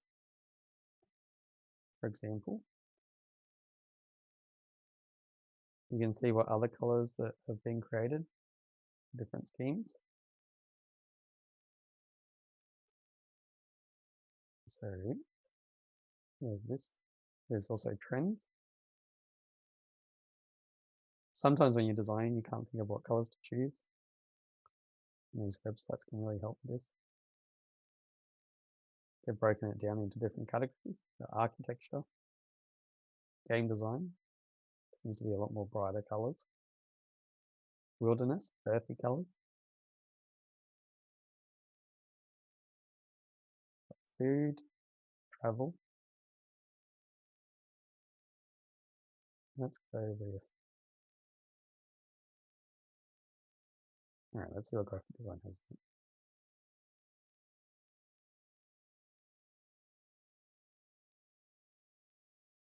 All right, we'll click on this one. From here, you can copy each of the codes.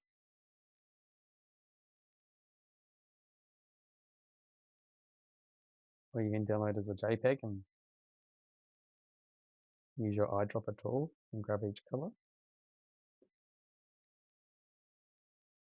So for example, if I grab that file,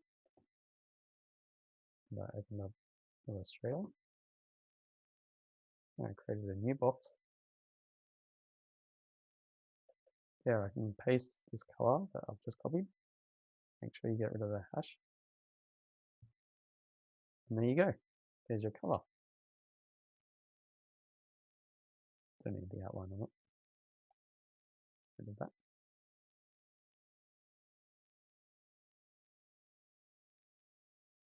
This one.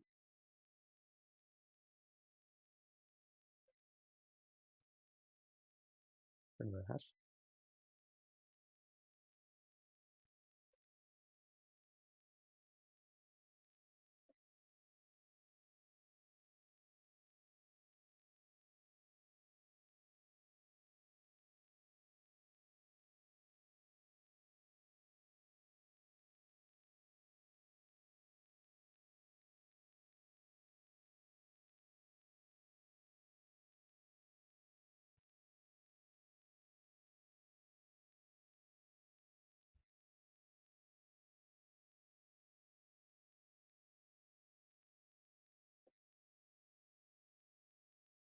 Now you might find the screenshot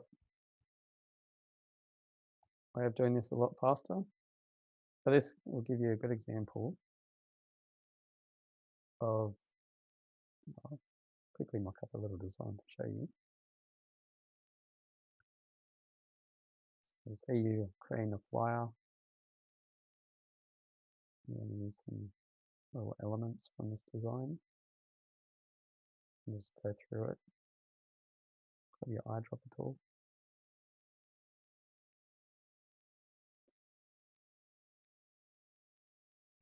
Have some graphics.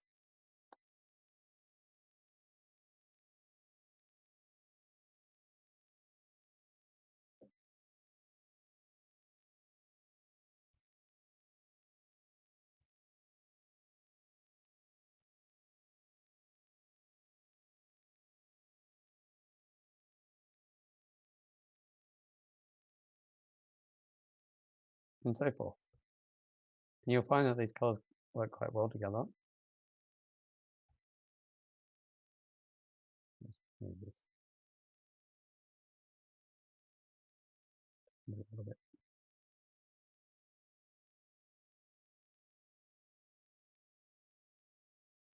This one too, yeah.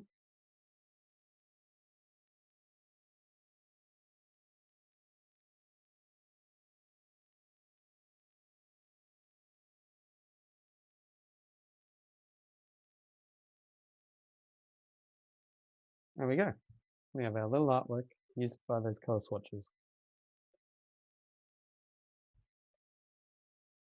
So when I said screenshot, I meant you can download it as a JPEG, or you can actually do a screenshot and just bring that into Illustrator and just use your eyedropper tool. When you're creating these swatches, once you've created those squares, you can add it to your swatch library. It's in the CMYK. If I was using that for print, that would be good. Add it as well.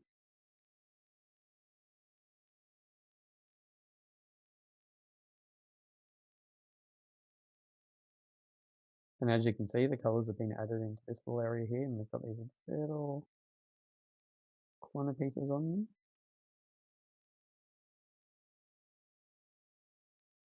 And that's basically your color swatches. Now, you have to go back to this, what we've explored. Explore, you're going to find a lot of different color options. You can search for a certain mood. I might type in earth.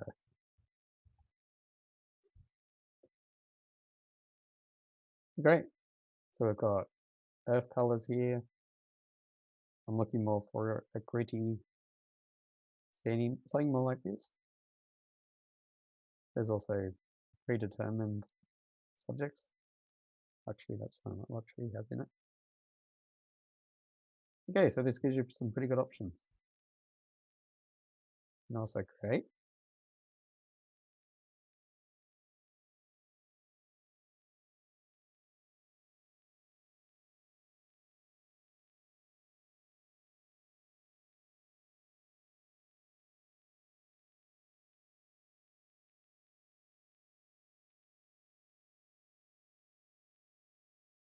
This is a good example. So if you're designing for someone with perhaps a disability, you can use things like this to help you in that. Colorblind safe. So this one says contrast, high contrast makes anything easier to read. So if it's a cognitive disability, perhaps having the font larger and having colors that are higher in contrast might make it a bit easier to understand. Colorblind safe colors. And move this around.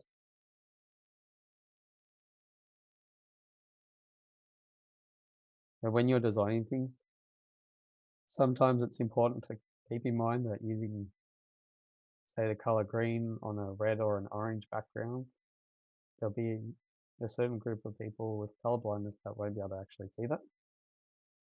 I've heard of cases where people have had a sign up on the main road And then I've spoken to someone asking about the sign, and I wasn't the designer in this case. And then I was asking them, they said that there was a sign with only half the information, and half the information was missing. And I said, "Oh no, that's not true. There's a lot of information on there." And then they told me again. I was just like, "Oh, that's interesting. Do you have color blindness?" And they said yes. And then I found out multiple people that all have the same visual impairment all struggle with that same color. And then I also learned on top of that that there's different degrees of color blindness. So it's always worth keeping that in mind when you're doing some design work.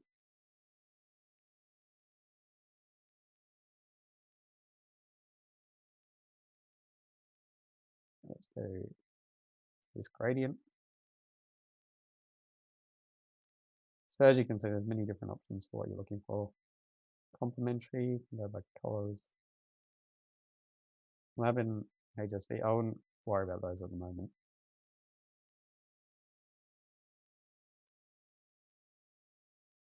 Shades.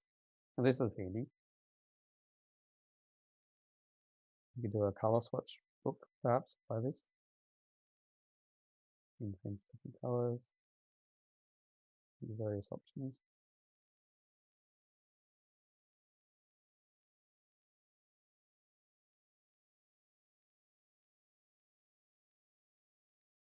And there you go. So I would recommend spend some time on this website. It was color.adobe.com, and take a look around and explore some colors. So in graphic design, we're going to use fonts continuously. There's lots of different fonts to use, and each design will most likely use a different font. You have fonts that you use for branding, and that's maintaining consistency across the board with variations of that same kind of font. If you work for a print company, for example, you might use 20 different fonts in one day. If you were to do web-based design, there's a certain particular font that you would use for that to make it clear and simple and easy to read. And if you were to do book design, you would use a font similar to this. It's nice and easy to read. I've grabbed 3 examples, as you can see here. Each one is just using a different font, but each font type looks like it's a different size. However, they're all the exact same size. 62, 62, 62. So when you're doing graphic design, you'll find that sometimes you need to change the font size depending on what you're putting it next to, even though it says it's the same font size. Put these two together.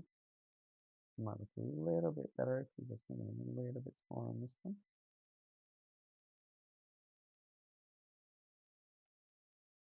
If you're using a font like this is a heavy font, which is also known as black. You change it to, let's type in Arial. Think about Arial narrow. Arial narrow. See how it's different in width? So same font family, but one's narrow and one's wide. Let me change to Helvetica light. Helvetica bold. This one's slightly longer. However, you could put these two next to each other and they should look fine.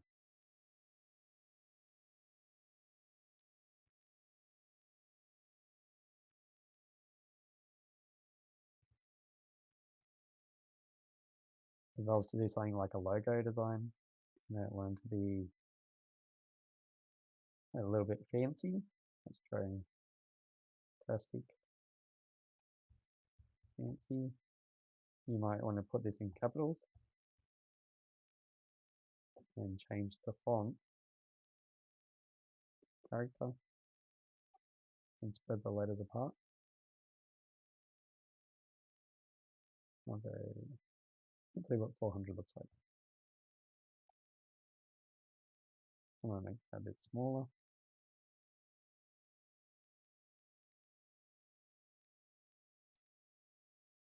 And as you can see, it gives it quite a different look.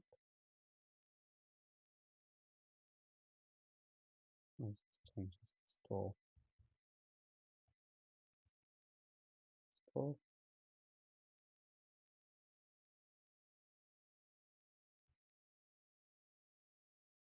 See how this purple line pops up? That just means it's aligned to the center of the canvas or the artboard. So now if we go there,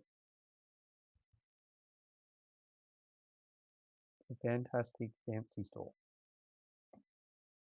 As you can see, that gives it kind of an elegant kind of look.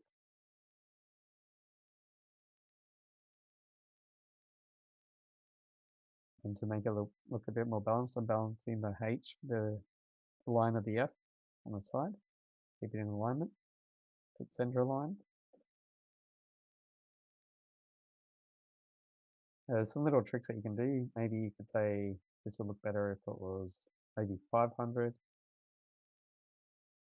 Make it look a little bit more fancy. Okay, and center align it again. And if you think it just needs one more element, you might do a line.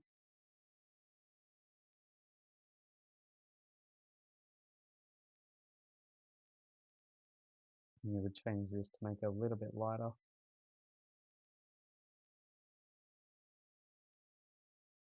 Perhaps that's too dark, so you might change it to a light grey. There we have it. A fantastic fancy store. So there's variations you can do to make something look a little bit nicer or cleaner for this. If you were to use this kind of font, this it's called Film O-Type Keynote, you would put it with a heavy font. Let's see what we've got later. Heavy. And I'll make this capitals.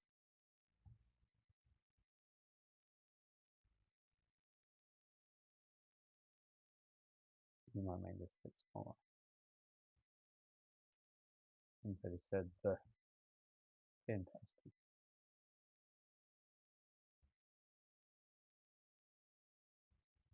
Fancy store.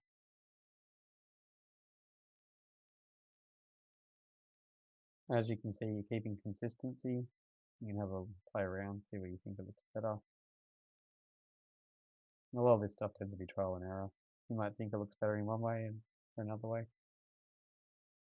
It wouldn't look so good with this font if you center align it. This looks a bit off balance. Whereas this, having it more like this, looks a bit more balanced. It kind of travels through. Now you might choose to have some little icon around this area just to add more balance. Perhaps you could use a line. This line might go something like this. Sometimes you might think it's just missing something.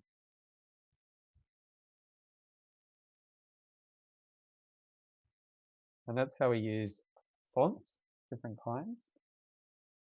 Now there's an unlimited amount of fonts out there. People are constantly putting more and more fonts on. If you're finding that it's too overwhelming, there are some fonts that you can choose that are good go-tos. So Plato, I tend to like fonts that have a lot of different options. So if I go back to Lato, here you can see a whole font family of different kinds. It gives you a little preview inside. So if you want to use a hairline, light, regular, italic, medium, bold, semi-bold, black, you've got heavy. This one, I don't think has many options. No, it doesn't. There are little tricks that you can do where you can add an outline to something to make it a bit bolder. But if you start adding a stroke, you want to make sure that you curve the edges. There's some good little tricks that you can do with fonts to make them look a little bit different. So for example, I hide this, I change the color. There we go, I've outlined it. Now, bring this down, find the layer. I can actually start doing some little text effects.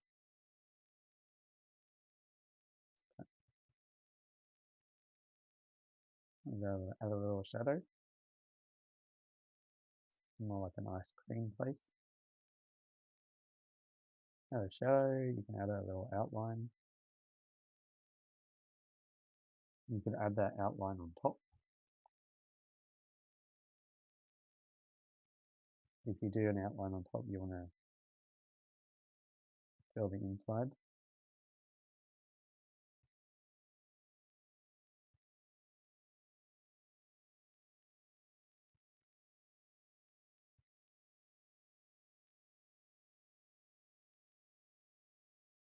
Okay.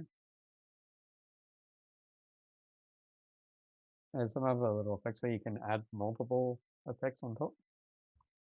So if I was to grab this one, let's add a stroke to this. See how there's a little notch that's appeared here? Just going to go to my stroke. This is why we round the edges. Makes it nice and smooth. And I'm going to fill that color. I'm going to paste the same font on top and change the color. So here's two different layers of font. Same font, one has a stroke and the other doesn't. Now I'm using this. Just going to add the same color to the, I don't know, I can do it like that. I'll smooth the outer edges. And here you go. So you can just keep adding layer to layer and add different kind of effects like that.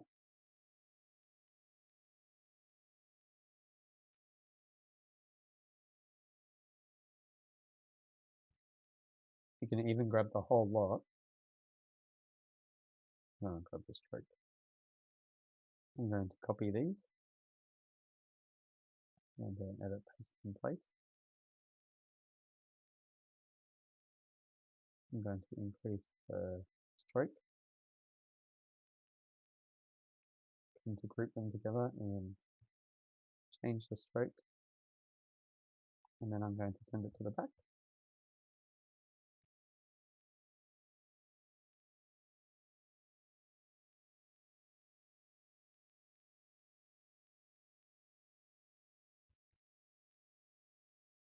Send to the back.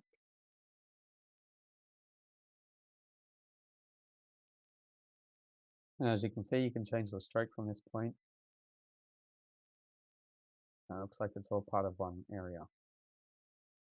And then on top of this, you could outline the strokes above.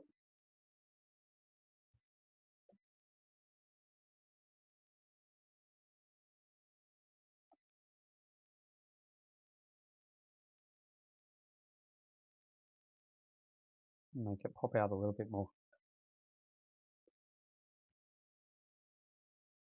And the great thing about this is you can just play around with different effects. This is great for logo design.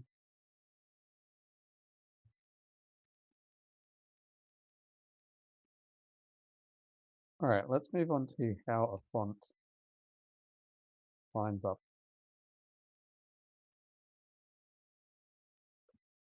Okay, so say for example, if you were to design a font, you would base it off a structure like this.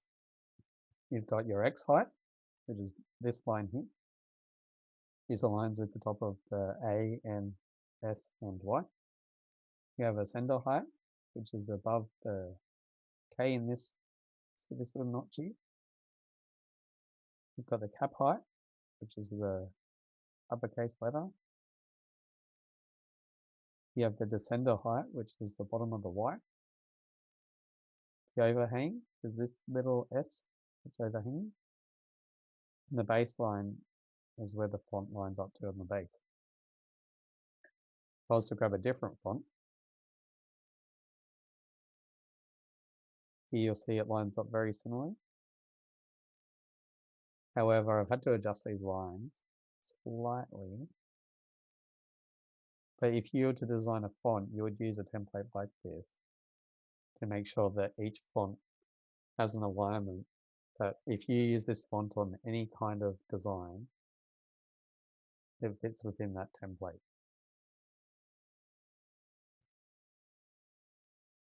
Now there's an unlimited amount of information you could say about font and font design. I would recommend a book which is called Thinking with Type by Ellen Lupton. I'll put a resource book for this.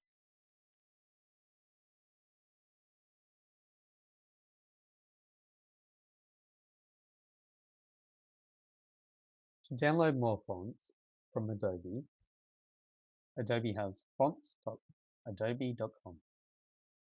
And you can log in and download the fonts. Now this is a great resource because you're going to come across a lot of fonts that you can use. I'll click on this one to show you. So this is quite a nice font. Like it says, friendly, girly, charming. It'll be great for a logo design or just something that doesn't have to be taken too seriously, a birthday card perhaps, or even a wedding invite. You're going for something a little bit quirkier. Children's book as a heading. If you type in this area, it gives you an example of what the font would look like. If you were to do a children's book, the Angry Bear. Angry and Bear capitals. Yeah. Angry. Okay, so I think that's quite an appealing font. You can bold it by putting a stroke around it. I think let's have a look for other ones.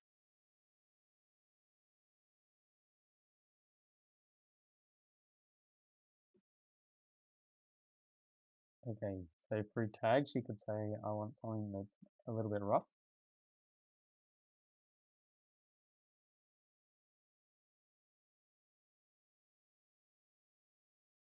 So this would look good on like a menu or something that's more of a hipster kind of design.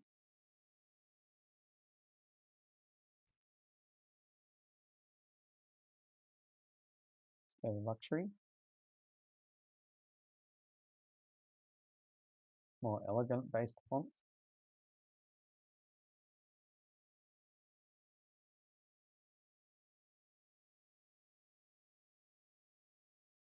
Futuristic.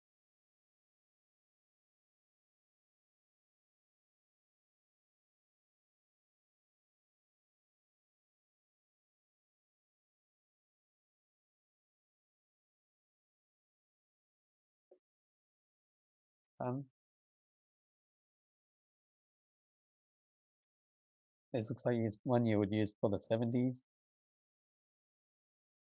As kind of like a diner or I don't know, maybe 40s, 30s, 70s again, 60s. Another children's book or an illustration. As you go through these, try to imagine what you think you would use them on or what you think they might look good in. For each project, I like to look at what fonts to use and think about how to use them. If you wanted to do a book cover, that was about, I don't know, pixel game design, you could use a font like this.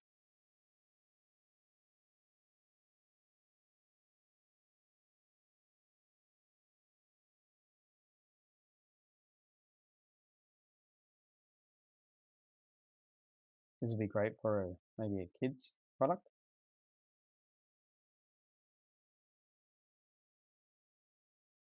Marker. Yeah, markers, I've used marker a lot for different projects. This looks really nice. Say, for example, you do a brush stroke. So I had to do a design for Bethesda without doing an art class. That was called Brushes and Brews. And in this, I chose a font similar to a marker pen.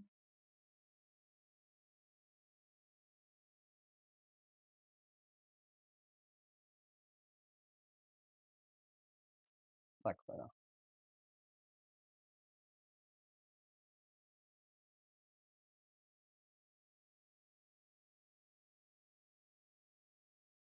You could use a font like this if you were to do something that was more gothic, or say, for example, you had to work on a film.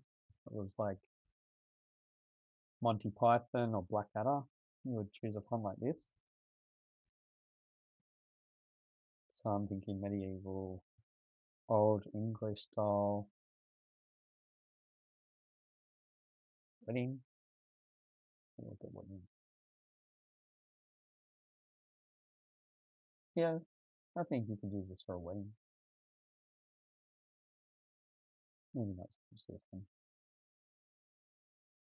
They're quite elegant, nice fonts. Almost look Elizabethan or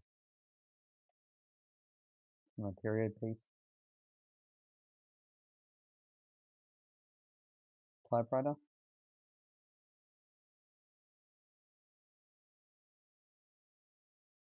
See, there's a little mock-up here that someone's done using the typewriter font.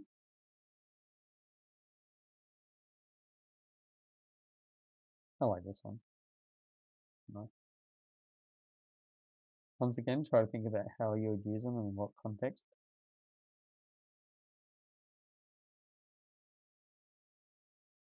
Horror.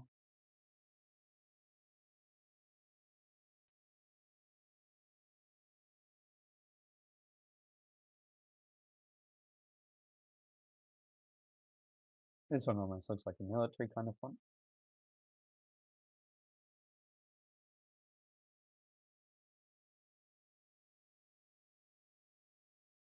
I like this kind of font. That'd be good for a book.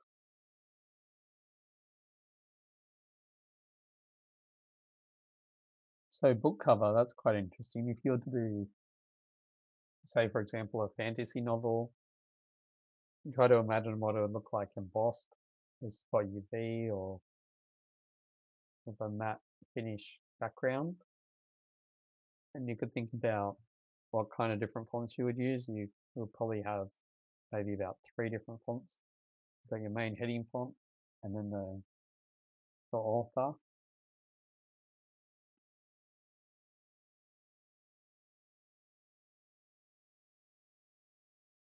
Rounded. Rounded fonts are good. They're nice. This one they've used in a cute kind of way. I tend to use rounded fonts when I'm doing something a bit more still professional, but it's like if you do use something for environmentally friendly, you could use a rounded font. This one's quite nice. If we go to, so this is under brush pen. There's this font here that looks quite nice. So we can look at the different context. Yeah, this is actually quite a good example of how to use the font as well. Quite nice on the background. Got the uppercase and the lowercase.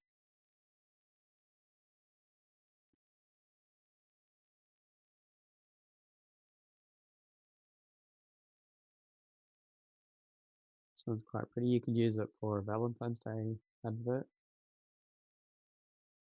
With design work, if you work for a company that does social media promotions, you'll find that each year you would have your romantic type they would use. You would have Christmas, Halloween's gotten more popular. And you tend to have your favorite fonts that you go to.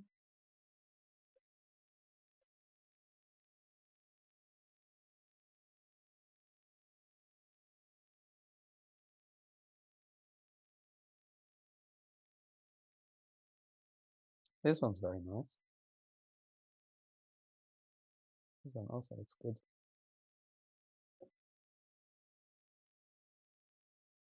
If you're looking at a particular style as well, you can refine it. So I selected script. I'm going to the ones on there. Okay. So this one isn't coming up to anything because it doesn't have a script font, because comics don't have script.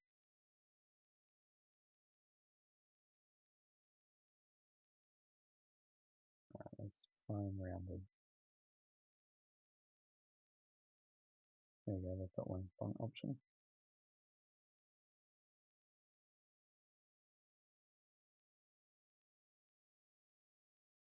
You see the difference? We've shown serif, sans serif. A good way to remember the difference. So sans, the word sans means without. So sans serif means without these little notches, you can see. So just think of without the notch, sans serif.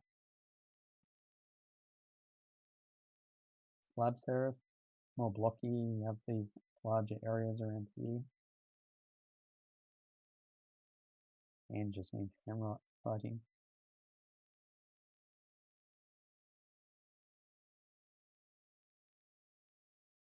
You can even go by font size, bold, the weight, width, contrast, X height, as I was showing you that diagram before. Go back to here. And the X height is this line. You can go by that. Italic.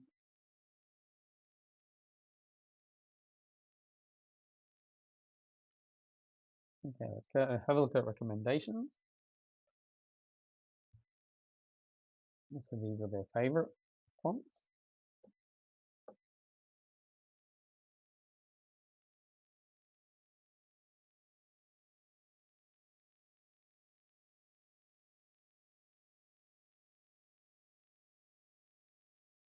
If you had to design a DVD cover, one of the first things I would do, apart from doing a thumbnail, is go into a website like this and have a look at the different fonts that I can choose from.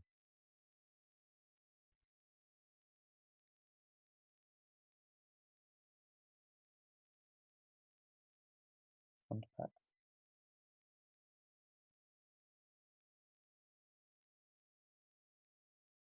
This looks like a collection of different fonts. I've never actually used this section. It looks like fonts that go with one another.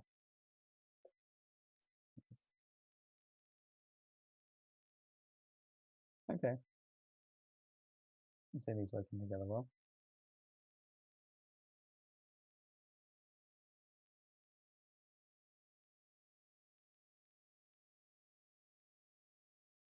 And that's it.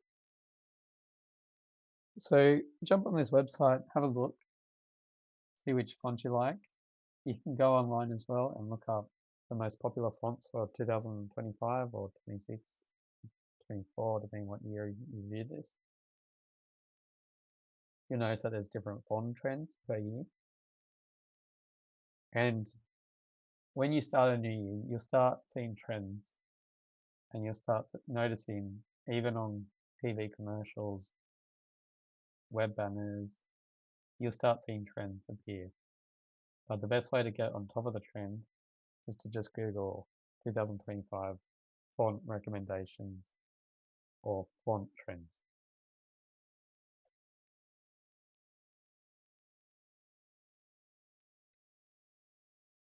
All right, we're on the comms art page again. Back from an earlier video. That's COMMARTS.com, com arts. And I've gone down and selected typography from the list. This is a good example of a different way that you can use fonts. Like this design, for example. You can see that they've got the smaller font that increases in size. That's an effect that you can do in Photoshop or Illustrator. I would say this design possibly was done in Photoshop, judging by the way the edging and the overlay looks. This is what I was talking about with embossing on a book cover. I also don't actually know what it's trying to say. It's hard to read, so keeping that in mind when you're doing a design that the people may not be able to read it. Now, this one looks cool, but I still don't know what it means. Relax. Yeah, relax. Okay.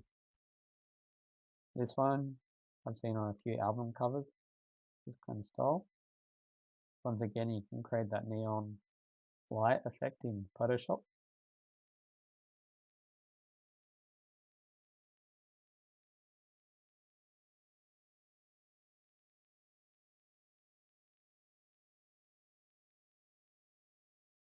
This one's a clever way of using a font. They've got the products wrapped around the font. You can do that in Illustrator or Photoshop. Even InDesign, you can do that.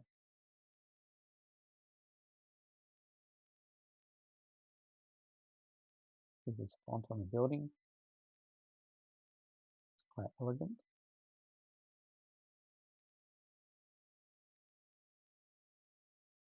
This font would actually look quite good on a drink label, as well as a poster design. This one looks quite nice.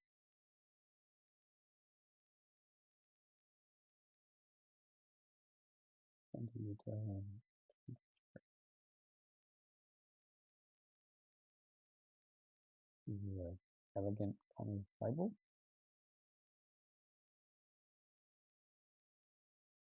Also luxurious and elegant.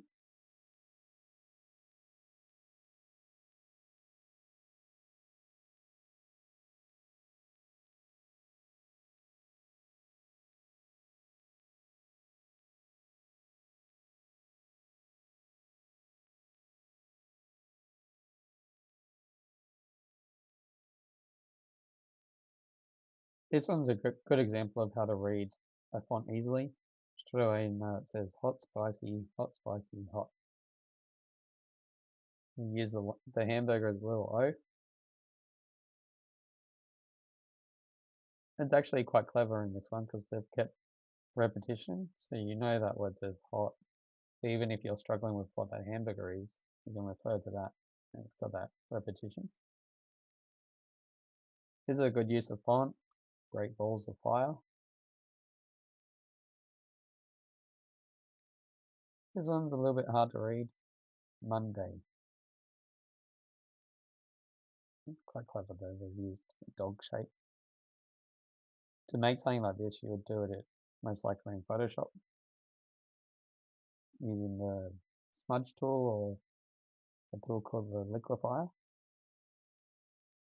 And I would say what they've done is they've grabbed a sample of the fur and just extended it, because you can see there's a blurry edge to it. Yeah, I would say that's what they've done.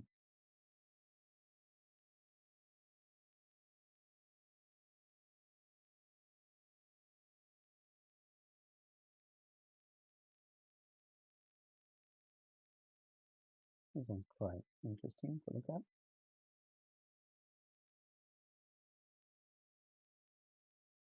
You've got your Gothic kind of font here. This one could work on a food label.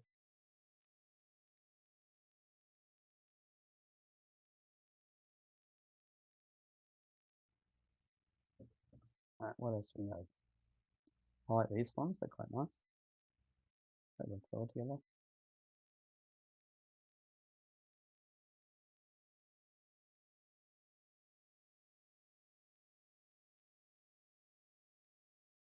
This one's a little bit hard to read. It's a little bit too much to take in all at once. Because when you think about it, if you time yourself on how long it takes to read all of that, then that's too long because no one's going to spend that whole time reading it.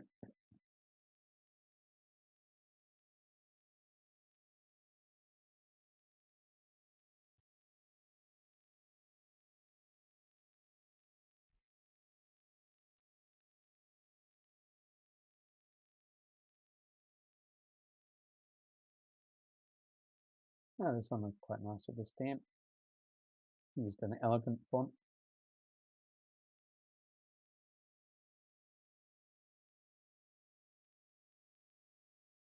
There's a typewriter font. Once again, this looks cool, but you don't necessarily know what it's trying to say. I don't actually know what it's trying to say at all.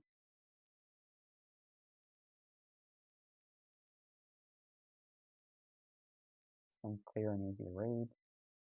This one's another one that might take you a few seconds to work out what it says because there's lots of similar lines. This one's great at showing an expression. You've got that movement in the wild ones. You can imagine this one being on a beer label or a wine label, something similar to that.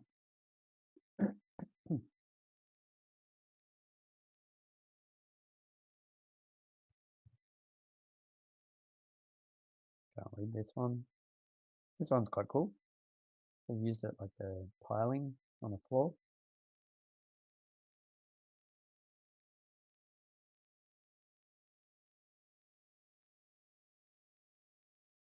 Another one that's a little bit hard to read. It looks cool, but still it takes a few seconds to read it.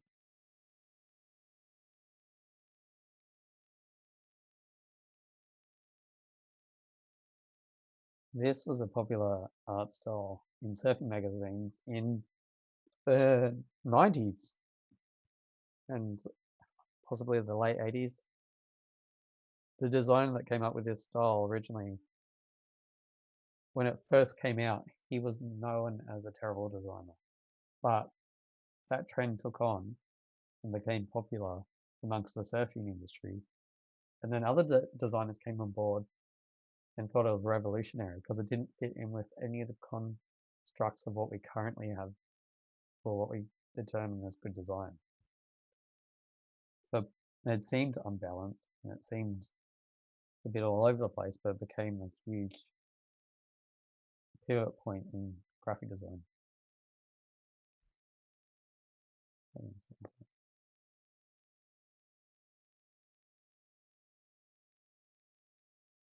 Yeah, I quite like this font. Border Crossing. Looks similar to Gotham. It's nice and rounded. You can see the O, the B, and the R, and D. They're all similar. They're all similar curved shapes.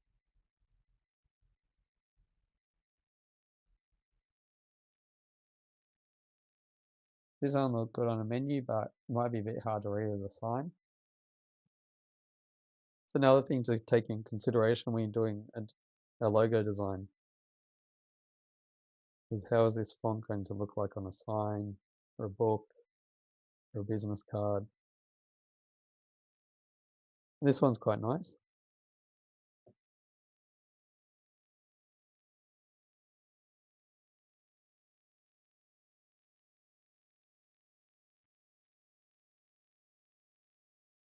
Once again, another wine label kind of typeface.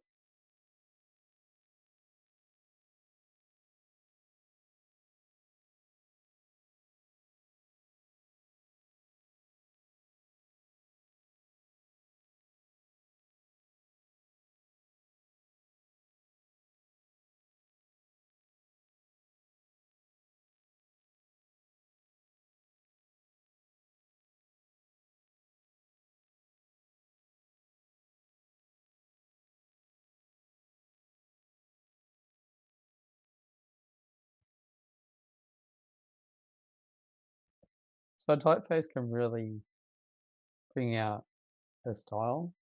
So this is quite a nice font here. I quite like the label design, how it's like a torn or ripped, as if a page has been ripped off it. Looks quite nice. Looks like rice paper.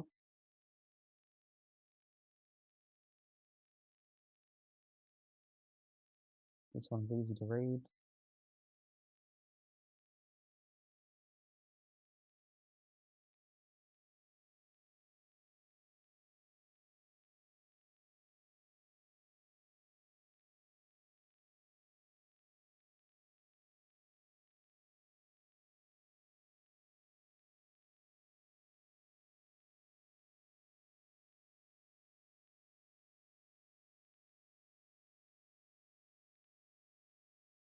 This one's quite interesting. They've just used an exclamation mark and a question mark. And they've added a little detail to it. And that's the main focal point of the design. This one's quite clever. Little Red Riding Hood. A big wolf. And a little text as if it's raining away.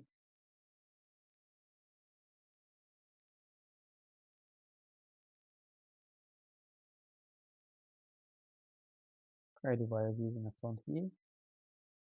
Once again, not everyone will be able to read that. Play with fire. Nike.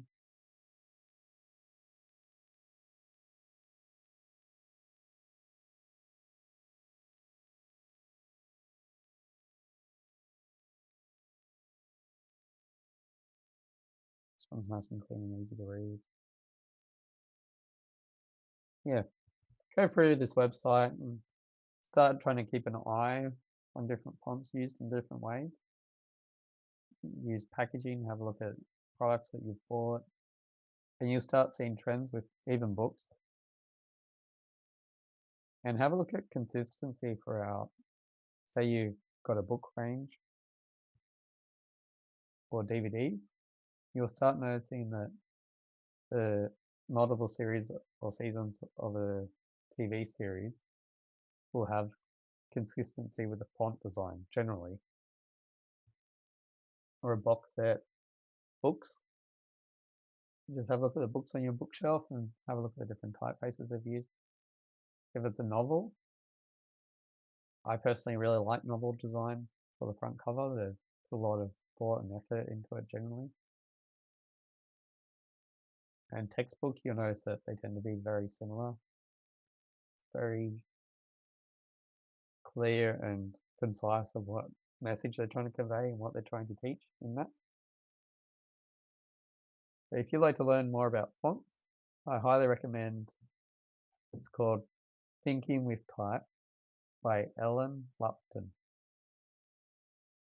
And another book is Designing with Type, The Essential Guide to Typography. And that's James Craig and Irene Coral Scala. Both are really good books.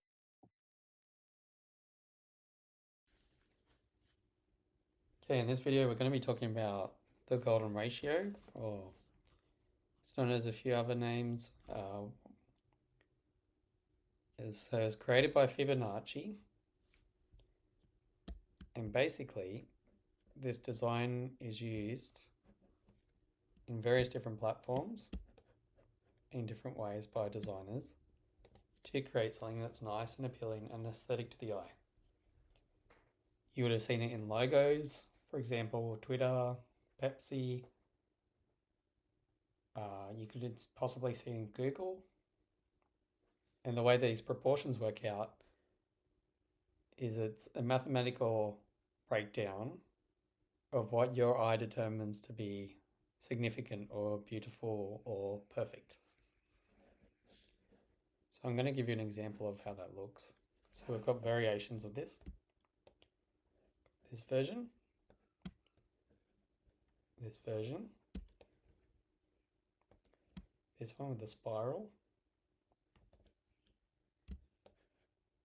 and this one with the 4 boxes. So what I'm going to do is give you a quick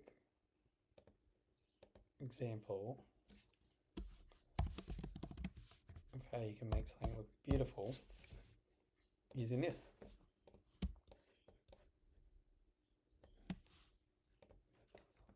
You can see, you should be able to work out a few things by looking at one. This square here, if you halved this and brought it over into the next area, let me just put a color overlay over the top. If I was to halve it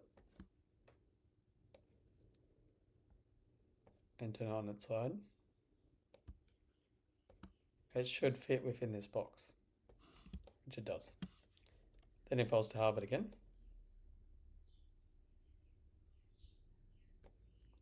it fits in. Each time you halve it, it should theoretically appear in any of these boxes proportionally. To do an overlay of this, to make a pretty design, you might have, I'll get out a ruler.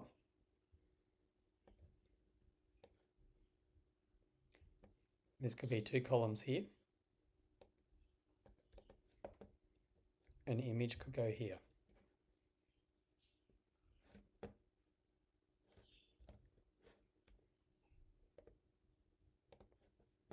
Let me open up the images.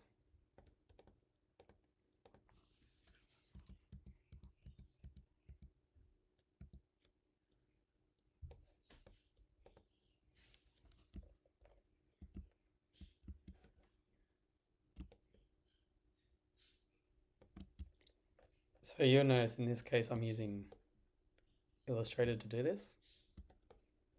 Typically I would do this kind of thing in InDesign, but it doesn't really matter too much for this example. So you can almost see that this photo contains the proportions of the golden ratio. You've got a large area. Just going to expand this a little bit.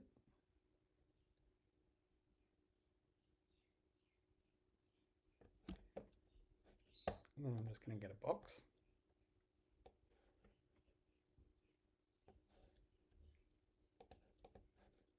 Bring this back to the proper color. Now using this box.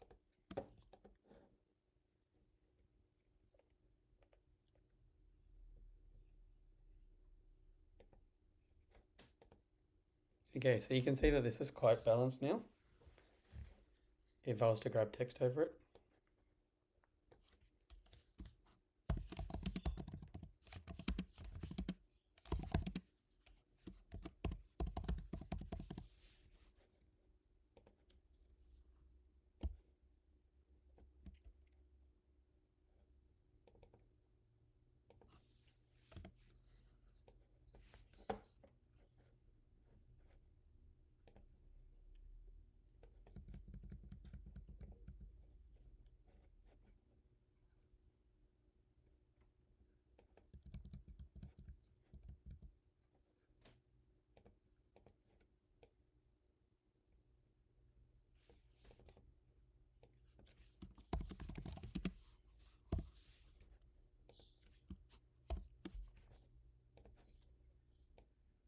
Without doing too much to it, you can already give a feeling of balance. Now, if I was to make this a proper design, I would actually have an area of white or some sort of background layer here, just to make it a bit easier to read.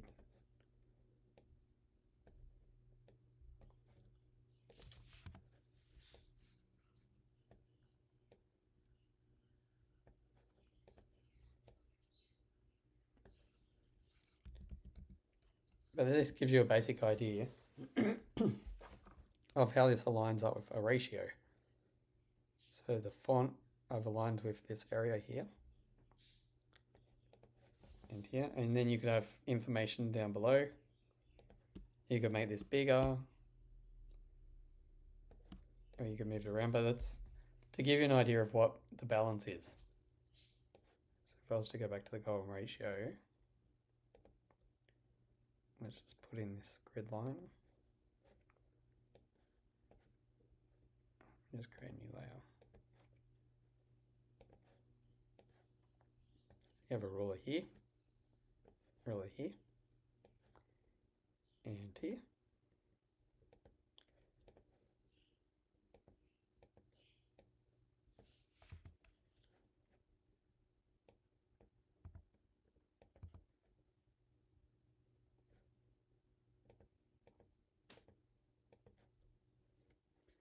And that gives you a rough idea. You could also do this in a different way. So for example, in this image, grabbing this same picture,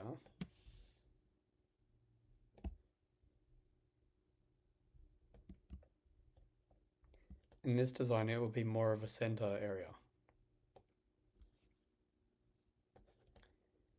you would have this larger.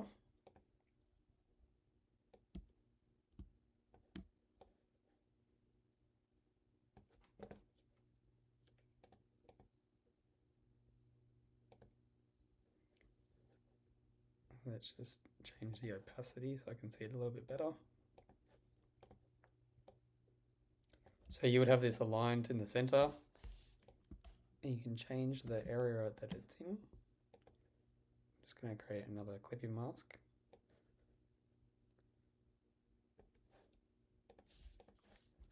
Change the opacity back up to where it was.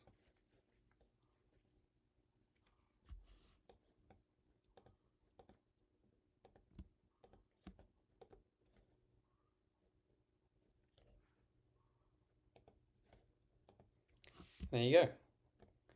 The man's in the center. Now for this example, you could have text on either side. You could have text on what area of the left or the right. Or you could have a different photo where he's more centered on. And then you can bring the image down and have text above. But the way these work is it directs your eye into a certain point. This one, once again, use the same image. Actually, I'm going to grab the one from up here. You can make this bigger.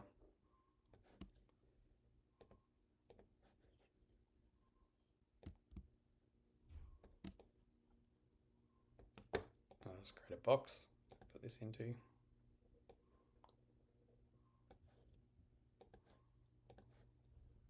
the opacity.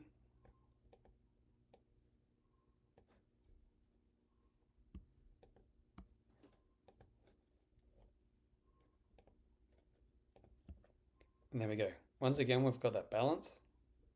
You could add text over here or a logo, and some little information down the bottom. But once again, it looks more as a focal point rather than just randomly put or placed into an image or into a box. For this one, you can use it as a curve to draw your eye towards it.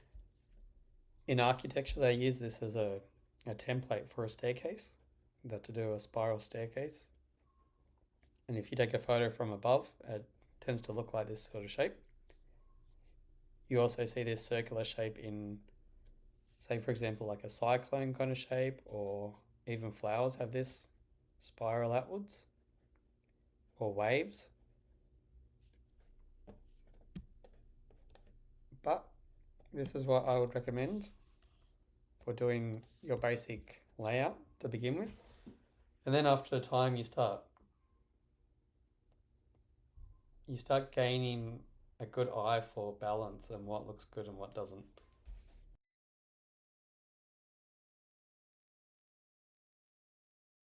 Now let's run through alignment. So we're going to align text and images for a clean and professional look. Now you might look at your design and see that there's text boxes everywhere. Nothing looks like it's aligned. So if you open up InDesign and you go to Essentials Classic, here on the right hand side you should see a line. If you find that it's not in that area, you go to Window, Object Layout, Align, and tick that box. When you select multiple objects, okay, so you go text box, you hold down Shift, select another text box, hold down Shift again, and try it again, Shift, Shift, plus Shift, that selected all boxes. Another option is you can click and drag your mouse downwards, and that will select all the text boxes. You want to go over here where it says Align Left Edges, and that will align all of your boxes to one side. The same will go if you did it on the other way. You might think this looks a bit funny, it's just because this box is bigger than the text. You can make that smaller to fit the area. Alright, let's now try aligning that and see how it looks. You might think this area looks a bit strange, and that's because there's one text box behind the other. If you want these to align up the top, you just choose this option, which is align to edges, top edges. Now these images, you might want these to be center aligned. You can do align vertical centers using shape.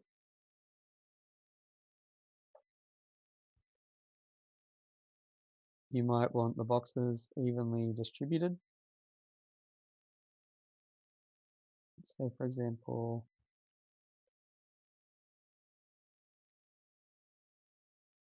here we go.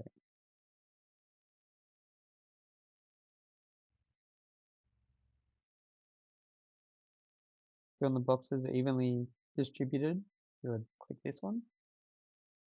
Distribute horizontal centers. There you go, it creates an equal gap in between them.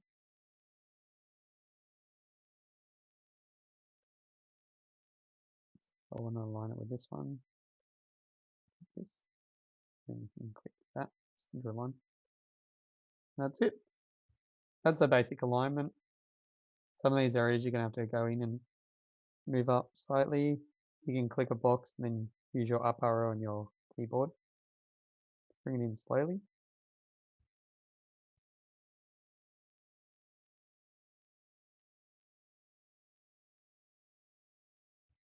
You can hold down Control, Shift, and that will bring in the head box and the text boxes evenly. Or Command Shift. That's on a Mac.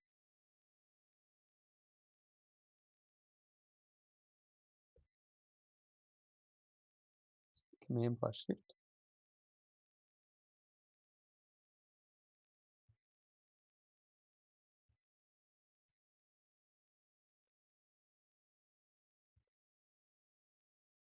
You can align different pages. So for example, you want to align these boxes with the one above. Select all three boxes, holding down Shift. You can align to the top. Like so.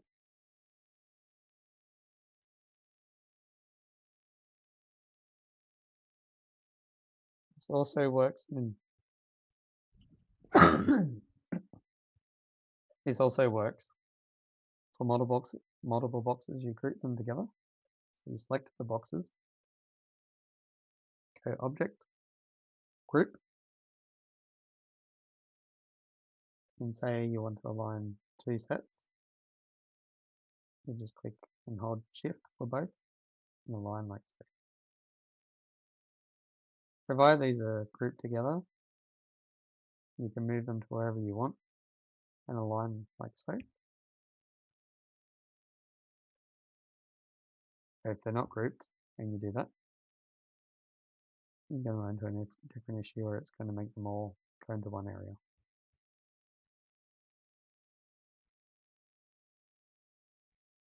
And if something happens the way you don't want it to, just hit Command Z or Control Z, and then that will undo.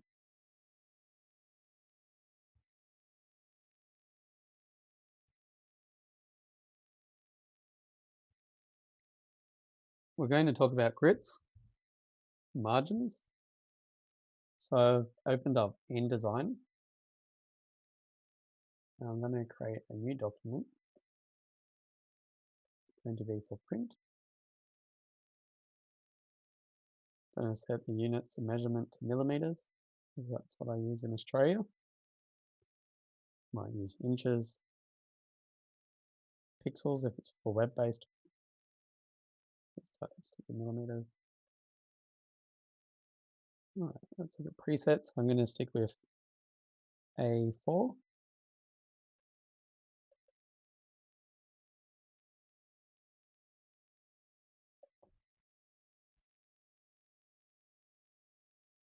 Let's add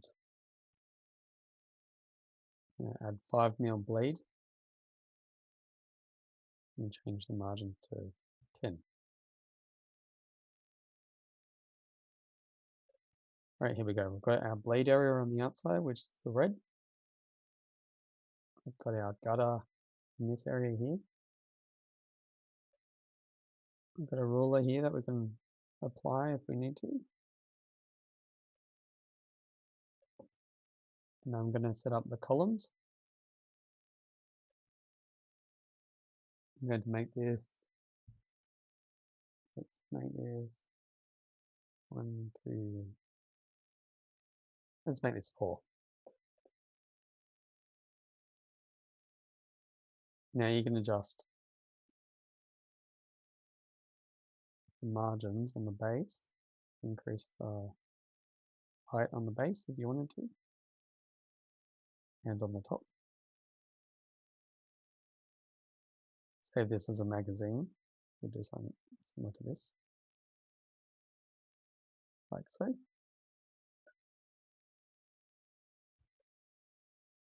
Now, let's add 4 pages.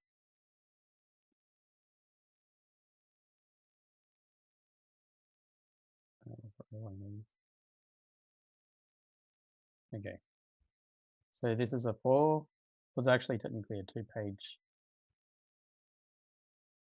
magazine. You've got your cover, you've got your inside,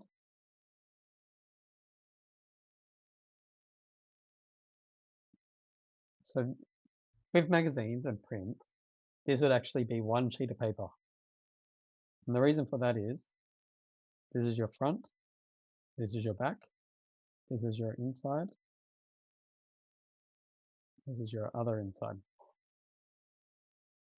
If I was to have 1 sheet on the middle, I would have to actually have it like this for the layout. So you've got your front cover, which lines up with this one when it's printed.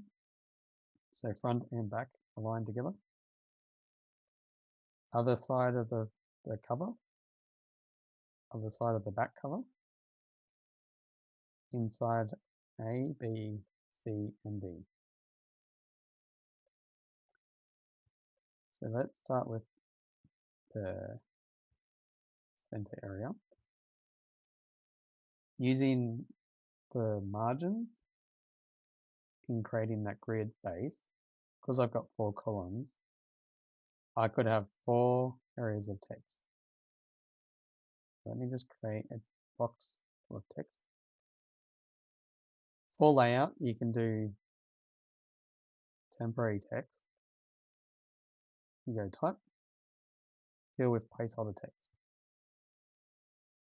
From here, you can see that it's got added some information, which is in Latin. It's based off a book. I like to do this just to work out what information for a basic layout I can use and how much information I'll need. I'm just using these boxes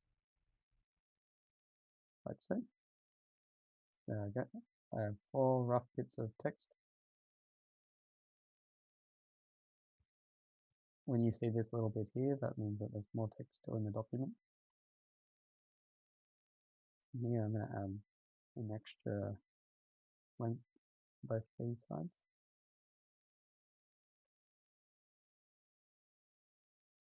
And you can see how I'm filling that text to this area. It's fitting within these 2 columns, like so. Just like a newspaper article. From here, I can create a series of boxes of 4 images. Just holding down Alt to duplicate those images, like so. I could have 2 long images if I wish. Fill that area. As an example, you could have 1 large image that fills this whole entire area.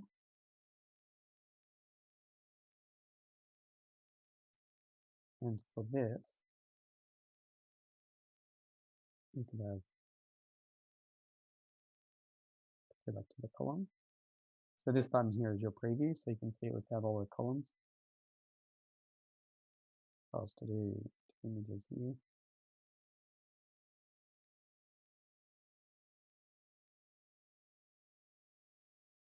I could have something like that.